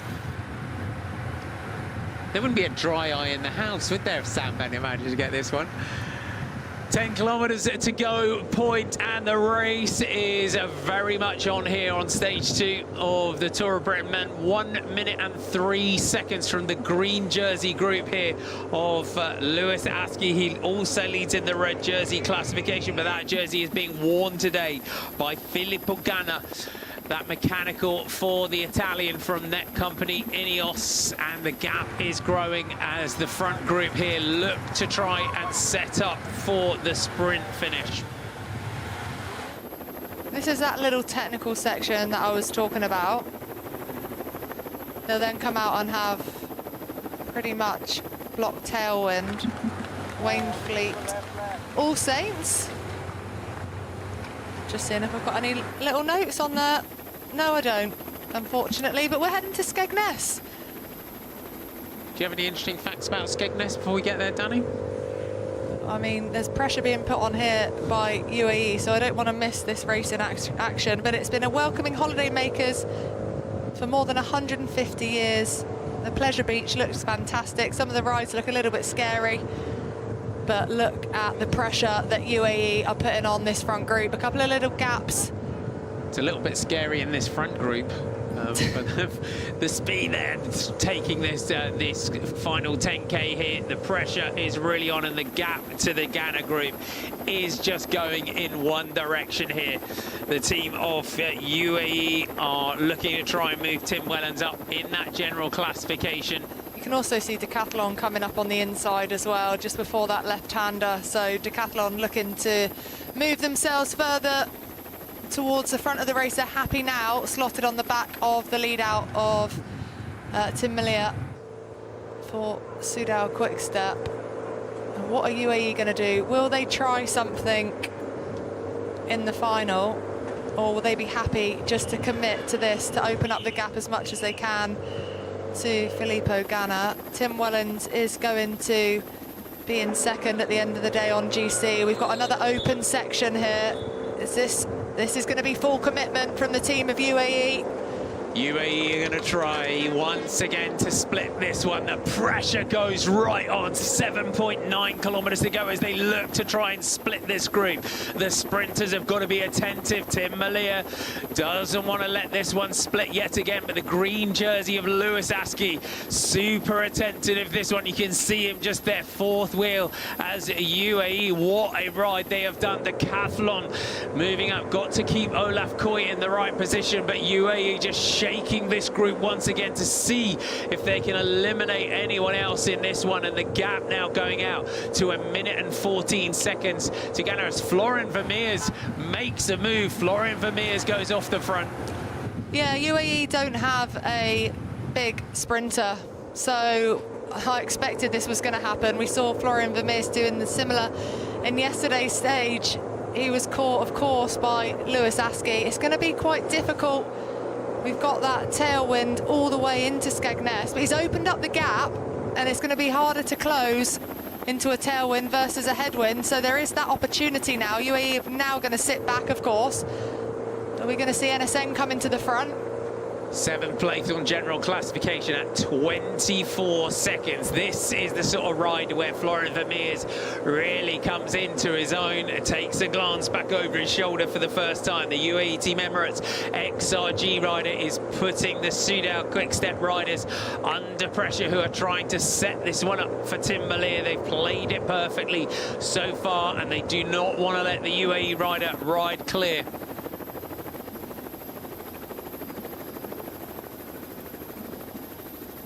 They can see looking back over the shoulder just for a little bit of assistance, and he's not going to get it because UAE have parked a rider in second wheel straight away. Soudal Quickstep have got to come back through to the front of the race, and they're going to have to do it now with multiple riders, but that momentary lull there just gives Florian Vermeers just a touch more. Yeah, Soudal Quickstep, though, are the team that have taken full responsibility. Decathlon happy to sit behind, so playing with fire a little bit here because the pace is really coming out. Is indeed. Minute and 23 to the Ghana group. Now I'm just looking to see which team blinks first behind Soudal Quickstep, because we talk about this responsibility. Whose responsibility is it? Well, there's two teams with the world's best sprinters in, that's Soudal Quickstep and Decathlon, but Decathlon at the moment are saying, no, we're not going to help, so it's down to you. And this is giving Florian Vermeers the opportunity to open up the gap further. With only 5 kilometres to go, it could be Florian Vermeers' chance for another stage win. We've got another attack, though, from this front group. I think this is Edgar Cadena from Team Stork that's trying to get across. I saw him on the back of the group, and he's launched a move here off the front. Decathlon have now come to the front. It looked like the colours of Decathlon, though, who have now come to the front. Oh, they've got one rider. So Decathlon have put one rider behind the leader of the Soudal Quickstep team. NSN have also got to look at this one because Florian Vermeers is a threat on the general classification. So starting the day, as we saw there, 7th at 24 seconds. Lewis Askey and the team, there's so many options and scenarios within that chasing group behind that no one wants to lose here after all the work that they've done. Yeah, you're right, and I think they will put a rider up towards the front now. Of course, they want to look after Ethan Vernon for the finish, but you can see NSN have put a rider up too, so this is going to make it more difficult for Florian Vermeers to hang on, and it's going to come down to the wire. It certainly is. 4 kilometres to go now in towards the finish. NSN, Decathlon and Soudal Quickstep. As you see the team from UAE just getting into the mix, just to sort of run that little bit of polite interference. And they have, as we come in towards Skegness, Danny, then we turn onto the seafront. Yeah, we turn onto the seafront with around 400 metres to go, and then it is arrow straight all the way to the line. The wind's coming from the left-hand side, but it's covered once they take that left-hand turn from the buildings, so the wind won't be a problem there, but it is a tailwind all the way into that final left-hand turn. We've got a little pinch point that comes with around 1 kilometre to go, but when it's all lined out like this, that will also not be an issue for the lead-outs behind. Florian Vermeers, 7th on general classification at 24 seconds. Throwing in a huge last-ditch effort here to try and win the stage as he goes through 3 kilometres to go. That roaring tailwind and the power of Florian Vermeers, as we said, this is where he really comes into his own with this kind of effort. Just 1 pro win, but he is the world gravel racing champion, which he won last year. He's had multiple medals in the gravel as well. And you see here really now digging in at the head of the race as he tries to hold off the charging group behind. Just 6 seconds now is the gap.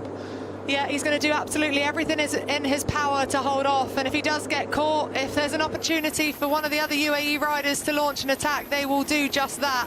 But with this pace that's being set here by the team of Soudal Quickstep, it's going to be very, very difficult indeed as Florian Vermeers just takes a look over his right-hand shoulder.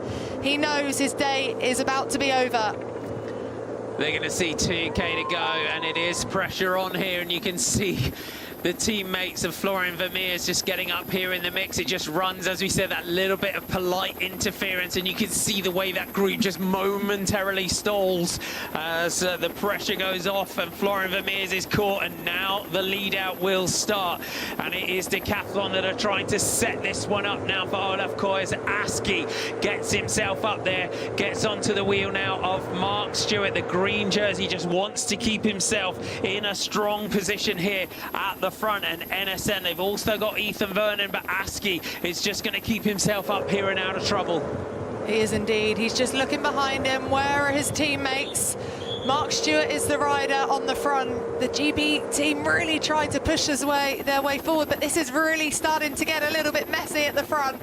We're coming into that 1.3 kilometres to go. We've got that pinch point. The riders will take the right-hand side of the road furniture before that run into the final left-hand turn. Modern Adventure Pro Cycling kind of moving up towards the front. 1 kilometre to go here, and the lead out will start. They'll have that little pinch point that they go through, and then they'll have that final turn with 400 metres to go. It's quite chaotic as Decathlon trying to move through for Coy. Malia has lost the wheel of Jasper Stuyven, who goes back to pick up his sprinter. There's Tim Malia in that green and blue jersey. Coy is poised and ready. Sam Bennett for Q36.5. As the sprint starts, Tim Malia is poised and ready in a perfect position. Olaf Koy is on the wheel. Tim Malia is going to get onto the wheel now of Olaf Koy as we swing left with 400 metres to go. Stuyven looking back over the shoulder, looking for Tim Malia. Malia is going to now try to ride the coattails of the sprint. It is going to be a mighty drag race between Tim Malia and Olaf Koy. Tim Malia opens up the sprint here in Skegness. Malia takes the stage for Seedal Quickstep. A monster sprint there for Tim Malia. Finds his way through the melee, through the chaos on the run in, and takes the victory. What a sprint there from Tim Malia. That was exceptional. And Tim Malia, you heard the moment when he went through the sound barrier as he launched that sprint.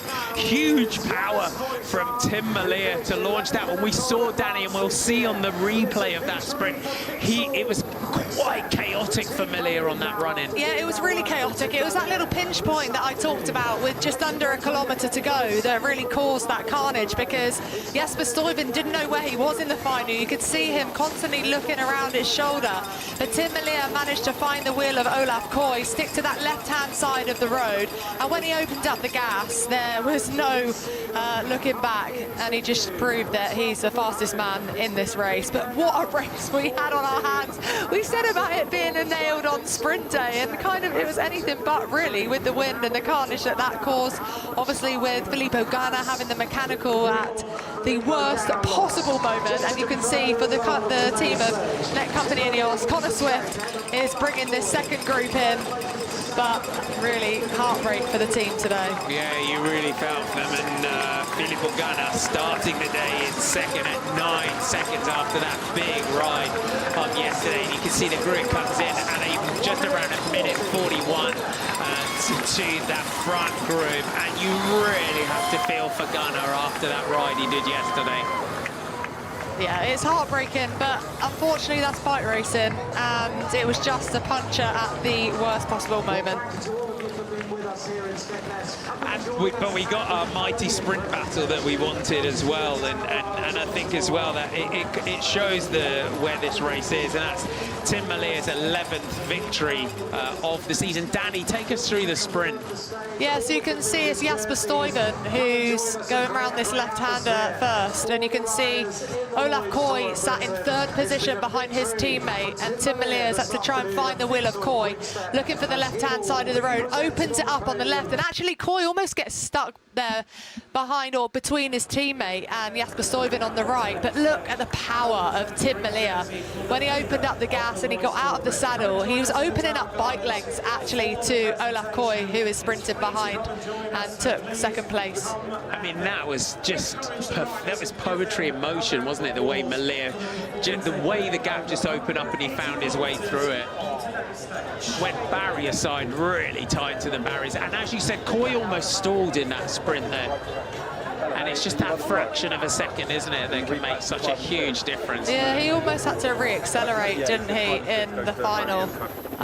But no, Tim Malia, wow, he's definitely the faster man, because when he opened up, you know, he was just opening up bike lengths there, and you could see the power and strength and speed of Malia as he opened up to the line. Stage 2, Tim Malia takes the stage ahead of Olaf Koy, Sam Bennett in 3rd, Matteo Moschetti, Ethan Vernon, Riley Pickle.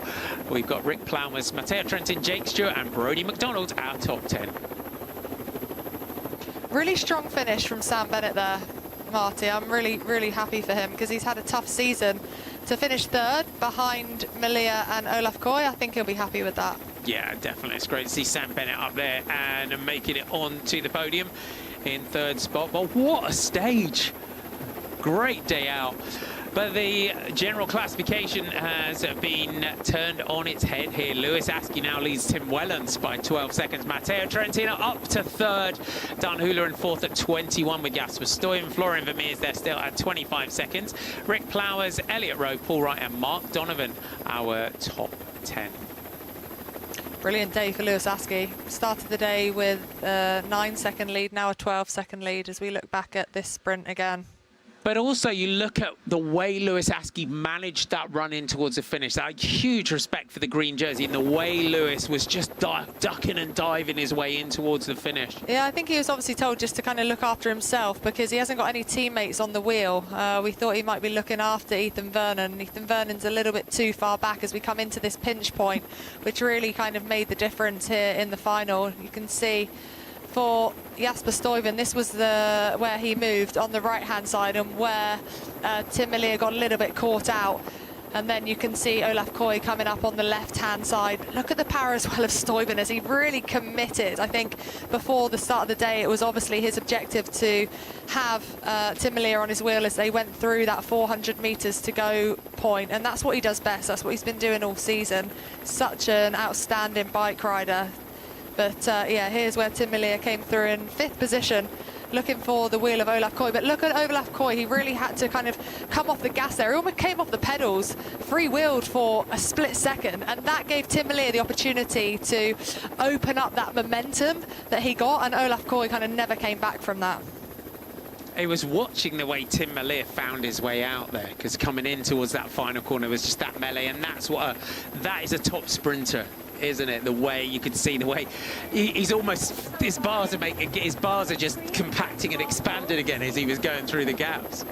Well, they can thread that needle, can't they? That's what they do best. In the heat of the moment as well, it's really, really impressive. We watch it, they make it look easy, but it's not. When they're traveling at speeds of 70, 80 kilometers an hour, to be able to do that and make those split-second decisions, it's almost kind of just using their initiative, their racecraft and their bike handling skills to make it possible. We do like to ride beside the seaside. That's really nicely done. Celebrating the race coming in today, and it's Tim Malia by the seaside that takes the win here in Skegness. But this 2 days in, what a race so far! If this is the pattern now, all the way to Sunday, it's going to be exhausting for everyone, isn't it? What a day! I mean, I think it will be, especially now for Net Company Ineos. They've lost such a considerable amount of time. They're going to have to race so aggressively to get back in the fight. That as well, it opens up the dynamic of this race and how this race could be ridden now going forward, especially where we get into our Yorkshire Dales stage as well, because that's going to be a toughie, isn't it? Yeah, it's going to be really difficult. I think tomorrow we could have a similar bike race to what we've seen today. It's a long one, 194.1 kilometres, 1,600 metres of elevation. We're just having a look back at the carnage of the wind, and after the intermediate sprint, that right-hand turn that came with just under 65 kilometres to go, a few teams were wise to it, and this was the puncher for Filippo Ganna at the worst possible moment in time. We saw Geraint Thomas just getting out of the car, the mechanic as well, and then Geraint Thomas giving him a little push there. Needs a little bit of work on those guns, I think. But then it was a big job for Filippo Ganna, who was just picking off the groups one by one. He had his teammates that came back for him, and they tried, didn't they? They got back to that big sort of second group on the road, but unfortunately with the firepower in that front group, it just was never going to come back. Yeah, this was as close as they got, and that is agonising, isn't it? And full respect to UAE in the way they went up that climb. Yeah, I think that camera shot has gotten to fall short on that gap a little bit, but it was still kind of around 20 to 30 seconds. But even so, like you say, you know, they had that front group in front of them. They could see them there, and it was almost that kind of so close yet so far moment for the team. So general classification, Lewis Askey still in the green jersey as race leader. Tim Wellens in second spot. Matteo Trentin moves up to third. Danilo Jasper Florian Vermeers, Rick Plan was Elliot Rowe, the best young rider in the race, still having a great day out in 8th spot. Paul Wright moves up to 9th at 40 seconds. Mark Donovan there moves up for Pinarello Q36.5 into 10th place. But going forward in this race, Lewis Askey rode a really well measured, very mature ride today from Lewis Askey in the way that he defended that green jersey, the way he was where he needed to be when he needed to be there. But the stage belongs to Soudal Quickstep and Tim Merlier.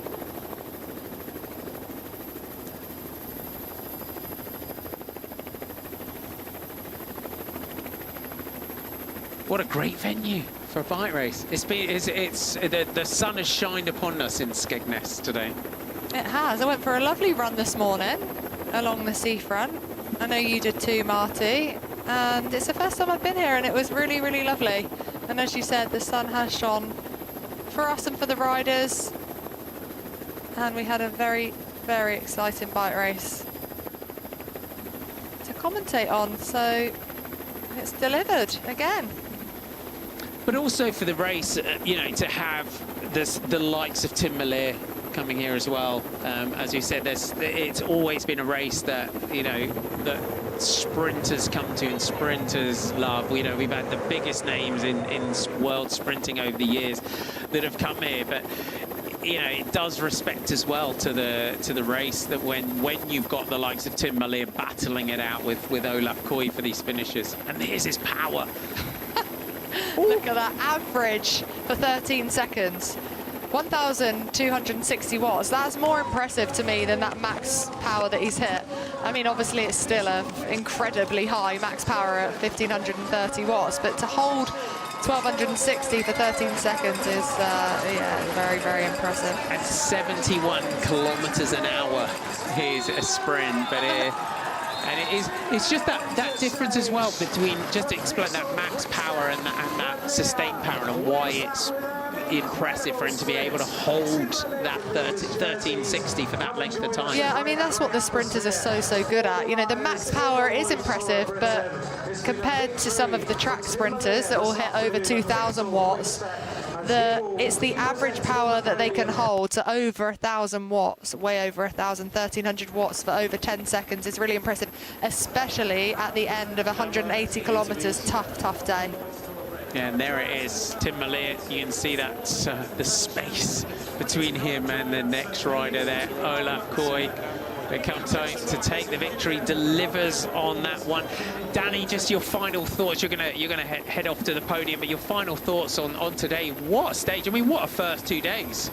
Oh, it's been brilliant, hasn't it? Yeah, I think unpredictable, actually, day one and day two. Yesterday, we thought the sprinters might make it. They absolutely did not make it. And today, we said it was going to be a pretty much nailed-on sprint day, but the wind was, well, kind to us as spectators, let's say, and how the bunch was absolutely split to pieces. So, yeah, brilliant bike racing and more to come. It is.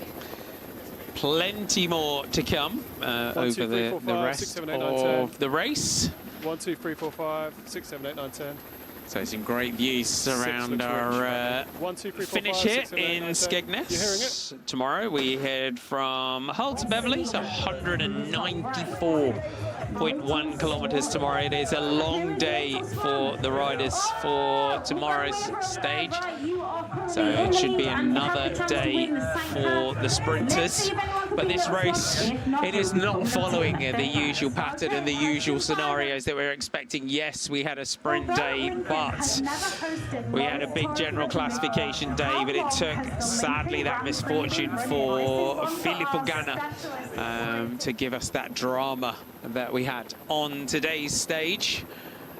And we'll see what will Netcompany, Ineos and Filippo Ganna do in the race going forward from tomorrow. Lewis Askey in that green jersey of race leader. Extends his gap a little bit overall, but it's now Tim Wellens that is sitting in second place. Matteo Trentin, who's moved himself up to third place. And Trentin and Tudor Pro Cycling, expect them as well to really try and make a challenge over the days to come to try and put Trentin also into that green jersey of race leader.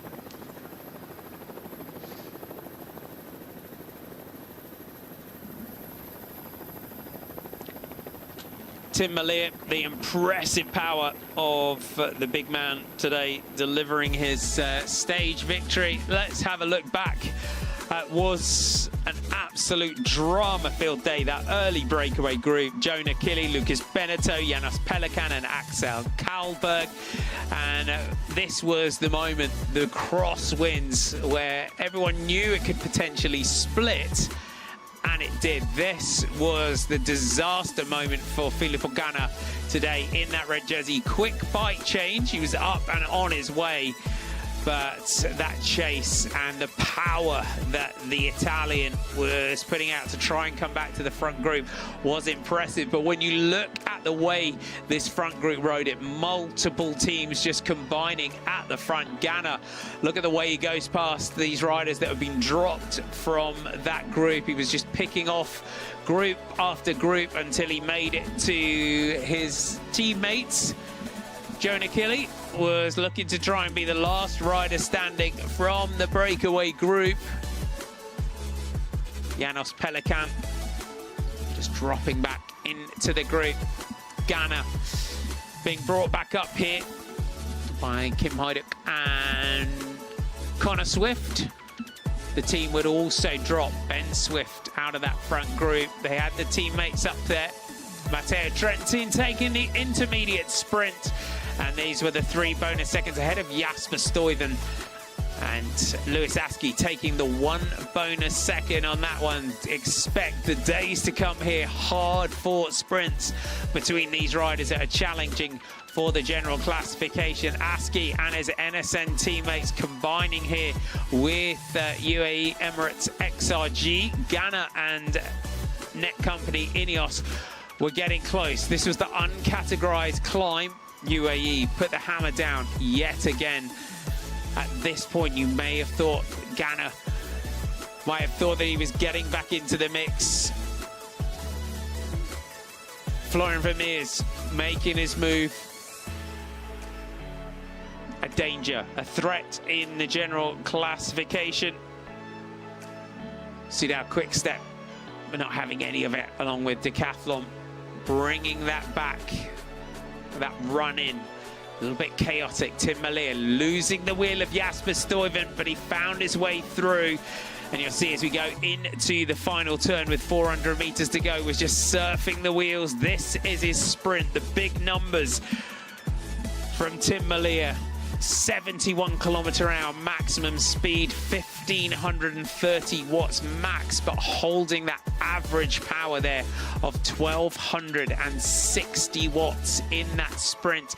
Goes barrier side, and a mighty sprint there from Tim Malia ahead of Olaf Koy, but also a great third place today for Sam Bennett from Ireland and Pinarello Q36.5. But make no mistake, the day belongs to one of the fastest sprinters in the world, Tim Malia.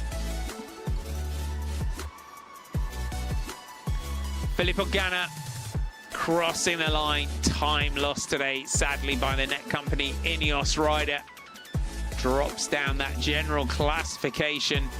Jasper Stuyven on the front doing that lead out, and you see the impressive nature there of Jasper Stuyven looking back over the shoulder, trying to see where Malia is. Malia just launched himself barrier side, hugging the barriers super tight. And Olaf Koy, little stall in the sprint, but he was not coming back to Malia.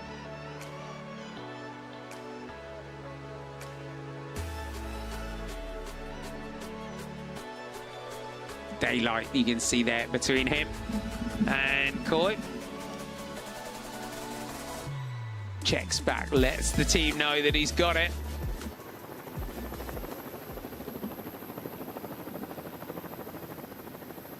Will it be a reversal of fortune tomorrow for Olaf Koy?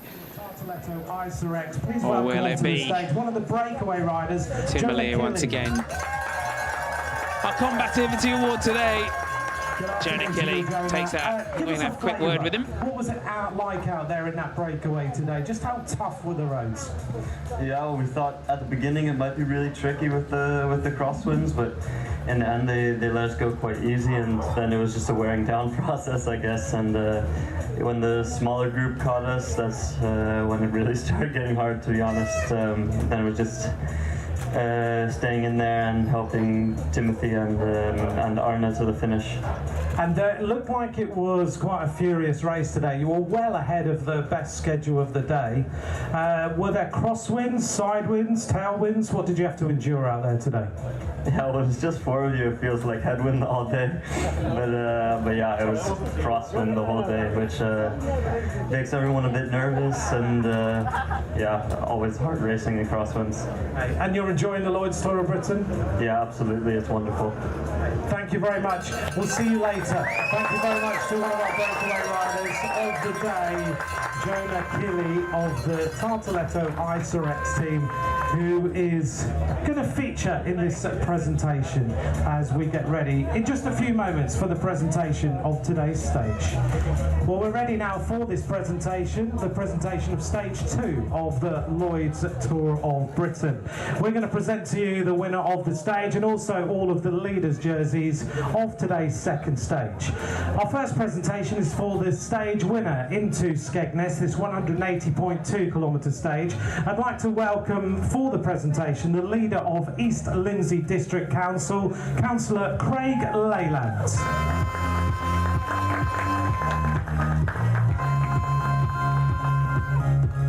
We're going to present to you now a rider who is an exceptional sprinter. He featured, of course, in the Tour de France this year with his amazing sprint finish. Please welcome the winner of the stage into Skegness. He rides for the team of Fixall Quickstep, Tim Malia.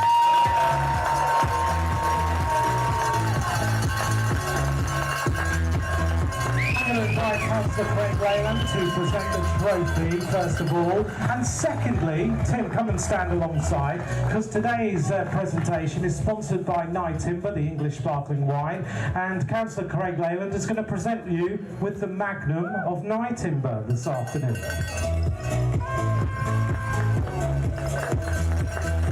Ladies and gentlemen, your winner of Stage 2 of this Lloyds Tour of Britain from Fixall Quickstep, Tim Malia.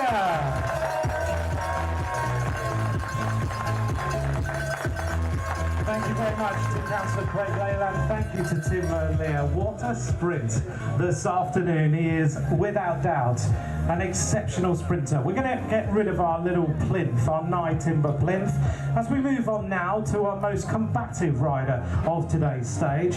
That is for the rider who's deemed to be the most aggressive in a nice way on the roads to try and get the breakaway going. So let's welcome to present this award from East Lindsey District Council, Councillor Fiona Martin, MBE.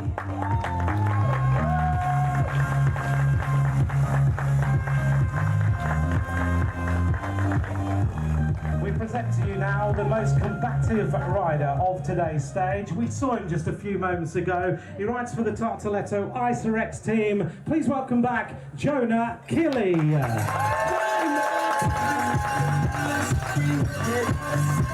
invite Councillor Fiona Martin to present the trophy to our most combative rider. Ladies and gentlemen, your most combative rider from Tartaletto Isorex, Jonah Killy.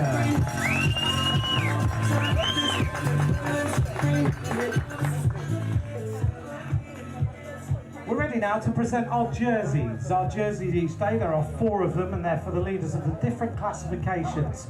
Our first jersey is the Red Points jersey, and we're going to invite onto the stage the leader of Boston Borough Council, Councillor Dale Broughton.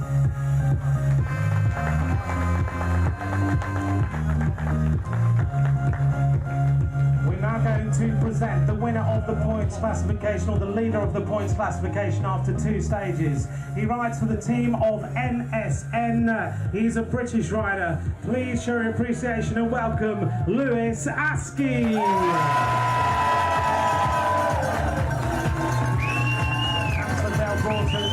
Hands over the trophy.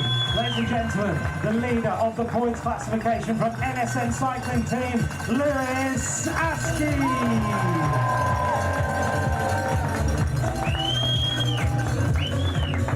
Thank you very much to Councillor Dale Broughton. Our points leader is Lloyds Askey of NSN. We're going to move on now to our King of the Mountains. That's for the blue jersey, sponsored by OMODA, who are the sponsors of the lead cars of this race. We're going to invite onto the stage from Exalt, Ian Arnold.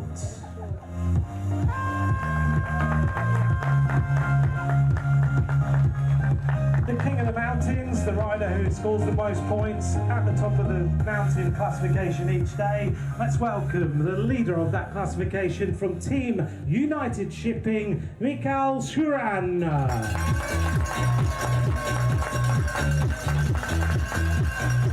We invite Ian Arnold of Exalt to present the trophy to the King of the Mountains.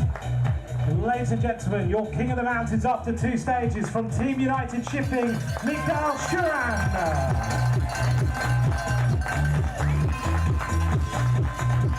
Michael, congratulations, thank you very much. And thank you very much to Ian Arnold of Exalt for presenting that award. We're going to move on now to our best young rider. They wear the white jersey as the best young rider. We're going to invite onto the stage the CEO of Active Lincolnshire, Emma Tatlow, to present this award. This rider also is presented with the Elixir Challenger Award, which Emma has in her hands, I hope. Yes, the Elixir Challenger Award is there.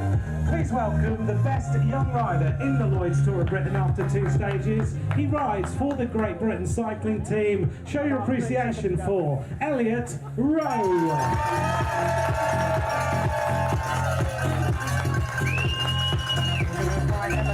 To present the Elixir Challenger Awards. Our best young rider of this race so far, riding for Great Britain, Elliot Rowe. Thank you very much to Emma Tatlow, the CEO of Active Lincolnshire. And our final award is going to be for the leader of the Lloyds Tour of Britain after 2 stages. This race has been very quick so far. We're going to invite onto the stage from Lloyds, Lisa Pinder.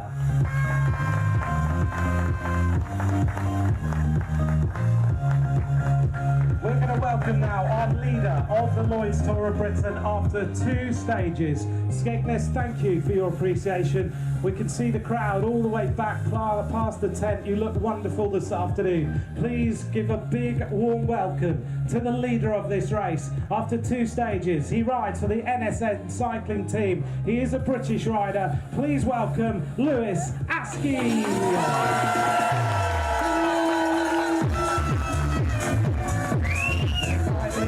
To present the trophy. Skegness, the leader of the Lloyds Tour of Britain from NSN cycling team, Lloyds Askey.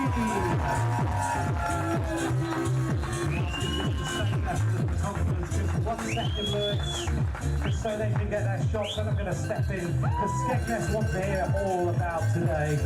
There we go. Thank you very much to Lisa Pinder of Lloyds. Lewis, another day in the green jersey. You didn't get a chance for the Gangnam Style presentation at the finish today, no? No, I think we were going for even today. For me, it was more about not losing time, and which was obviously possible as you saw what happened with, unfortunately, with Ghana, and it was big splits, so it was an important day to stay at the front. Yeah, today looked like it was one of those days you could lose the Lloyds Tour of Britain, so how focused did you need to be as a squad all day? Yeah, I think we're all pretty switched on. Obviously, it comes after yesterday, everyone's feeling pretty good, so I think we're all, the whole team rode super well today, and we were never in trouble, so it was a really good job from all the boys. Okay, the legs are good for the next few days? Yeah, like I said, I've been feeling really good for the last week or so, and hopefully that lasts all the way till Sunday. Okay, so the dream is keep doing what you're doing, keep holding that jersey. Yeah, we'll give it 100% all the way to the line. So. Absolutely fantastic. And finally, how about the crowd today? Yeah, it was really nice. Thank you everyone for coming out, and actually the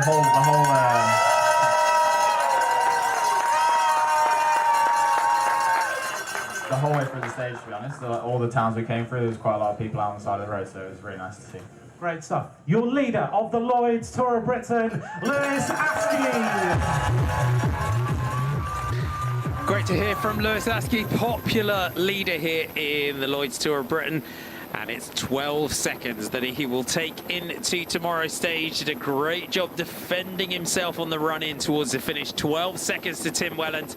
Matteo Trentin at 19. Dan Hula in 4th. Stuyven Vermeer's Plowmers Road right. And as you can see, it's been corrected. I thought that would be the case. Filippo Ganna still in 10th place. 1 minute and 53 seconds down now for Filippo Ganna. So how will that change the dynamic of this race going forward for the net company Ineos? But the day, the stage, the big sprint that we were expecting belongs to Tim Merlier from Fixall. Let's go and hear from him now. Okay. Tim, many congratulations. Your first Tour of Britain and a win in the bag, but that was a complicated day of racing. Oh, it was, yeah, we know it, everybody knows it, I think. The last 80 kilometers will be really hard, and it was like this. And yeah, we were with an echelon of like 30 riders, I don't know. Keep on turning, and then in the end was a sprint. So I only remember that I won from an echelon who makes it until the finish. So I'm happy I can win again. How hard were you having to ride to keep the gap between the first group after the split and the second group? I was quite okay because like everybody was still helping to stay in front and turning. Just everybody was a bit scared to be surprised, and yeah, like this you keep turning, and yeah, but yeah, strong work from the team definitely also, and yeah, then Jasper who brings me in a good position, and then I take my moment. Yeah, so just take us back through the final kilometre, because in the end there was quite a couple of bike lengths there that you won by. Yeah, I got the feeling I was all the time boxed in, but then you also know we have a little slipstream also, and then from before the last corner I think Jasper was still there, and then also Kees and Kooi come in front of me. But I then got the feeling they accelerate after the corner, and so then when I saw 250 to go, I decided to launch my sprint, and I think it was a good moment. It surprised a bit everybody. And thoughts about tomorrow? Again, a sprint stage on paper, but as we've seen today, anything can happen. Yeah, with the wind here, yeah, in the split of a second, something happened. Always in cycling. Thank you very much indeed. Cheers. Great to hear from Tim Merlier. Just watch the way this opens up. So Jasper Stuyven on the front. You can see Stuyven looking back, looking for Merlier, and then he just launches it down the left. And you saw there Kooi, just that little moment from Olaf Kooi. Going just to go left, stalls momentarily, but Tim Merlier was already gone in that sprint, and those impressive numbers that we saw, the Velon data presented by Elixir in the recap of Tim Merlier's sprint, that just showed the power of the man. And as he said as well, tough day out there, but it meant just the amount of teammates that he had in that group as well. It meant that Merlier could just kind of sit back within that group as well and just keep himself protected and ready for that sprint. King of the Mountains, hotly fought over competition rather here in the Lloyds Tour of Britain. Mikael Schuran, another day, another blue jersey. Let's hear from him now.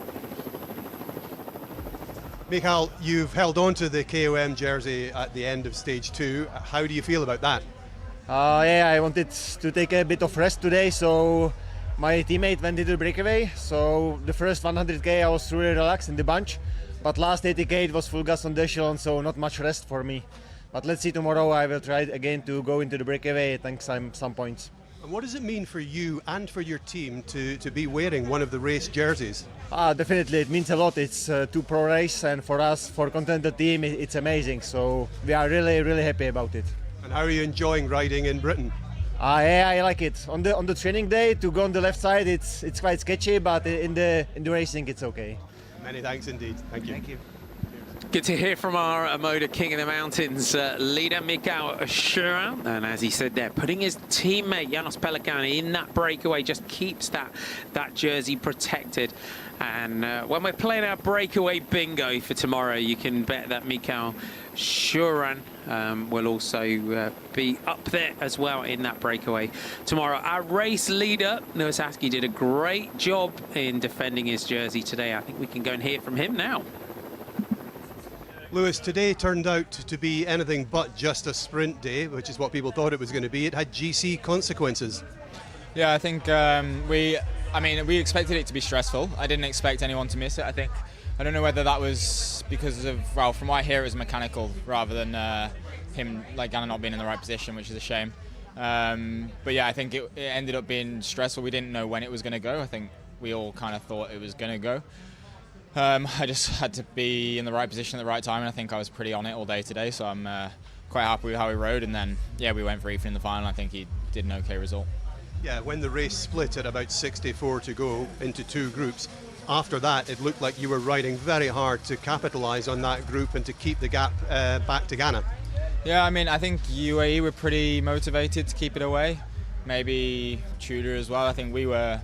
it made it easier. I think it wasn't really about Ganna, it was more about making the sprint easier, like more manageable with a smaller group.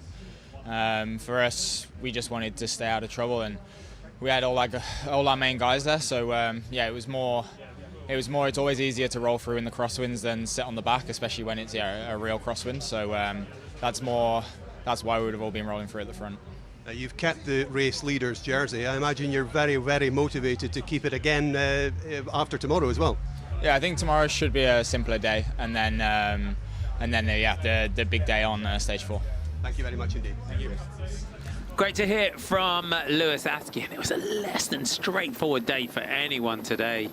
That mechanical for Filippo Ganna, but Askey defending that jersey, and he did a great job.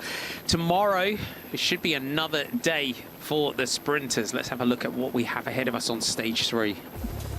Stage 3 starts in Hull and covers 194.1 kilometres through East Yorkshire to Beverley. The riders head east to Withensea before following the coast through Hornsea to the first intermediate sprint at Skipsea. Turning inland, the route then crosses the Yorkshire Wolds and tackles a Category 3 climbs of Burton Road, Tyre Hill and Keepers Hill before passing through Driffield, Sledmere and Wetwang. The race then enters a finishing circuit around Beverley, where repeated passages and an uphill drag to York Road will decide the stage. That is what we have ahead of us tomorrow, and this race route so far, and today's stage, there is that kind of formula that we look to sometimes think they're going to follow in pro cycling, but today and the misfortunes for Filippo Ganna shows that it's never straightforward, and that is what is the agony and the ecstasy of cycling. And Ganna here at the side of the road, over 60 kilometers to go, and it just gave us a completely different scenario from the one that we were expecting. You would say for them to get for the mechanic to get the bike off the roof, Geraint Thomas to give Ganna the big push to get himself going, and then we saw the power that when we got our recap power for Filippo Ganna, and when he was coming back, he picks up his two teammates here, and then from group to group, the net company Ineos putting more riders in there. This was this uncategorized climb, and you saw the UAE so keen to keep this one going, and then for Filippo Ganna coming in, he's still in 10th place overall, but dropping from 2nd place down to 10. So a bit of a disastrous day for Filippo Ganna and the team of net company Ineos. What a stage! Drama, excitement, chaos and mayhem. Thanks for your company. From me, Martin McDonald, Danny Rowe, Ned Bolting. We'll see you tomorrow. Have a great day. Bye for now.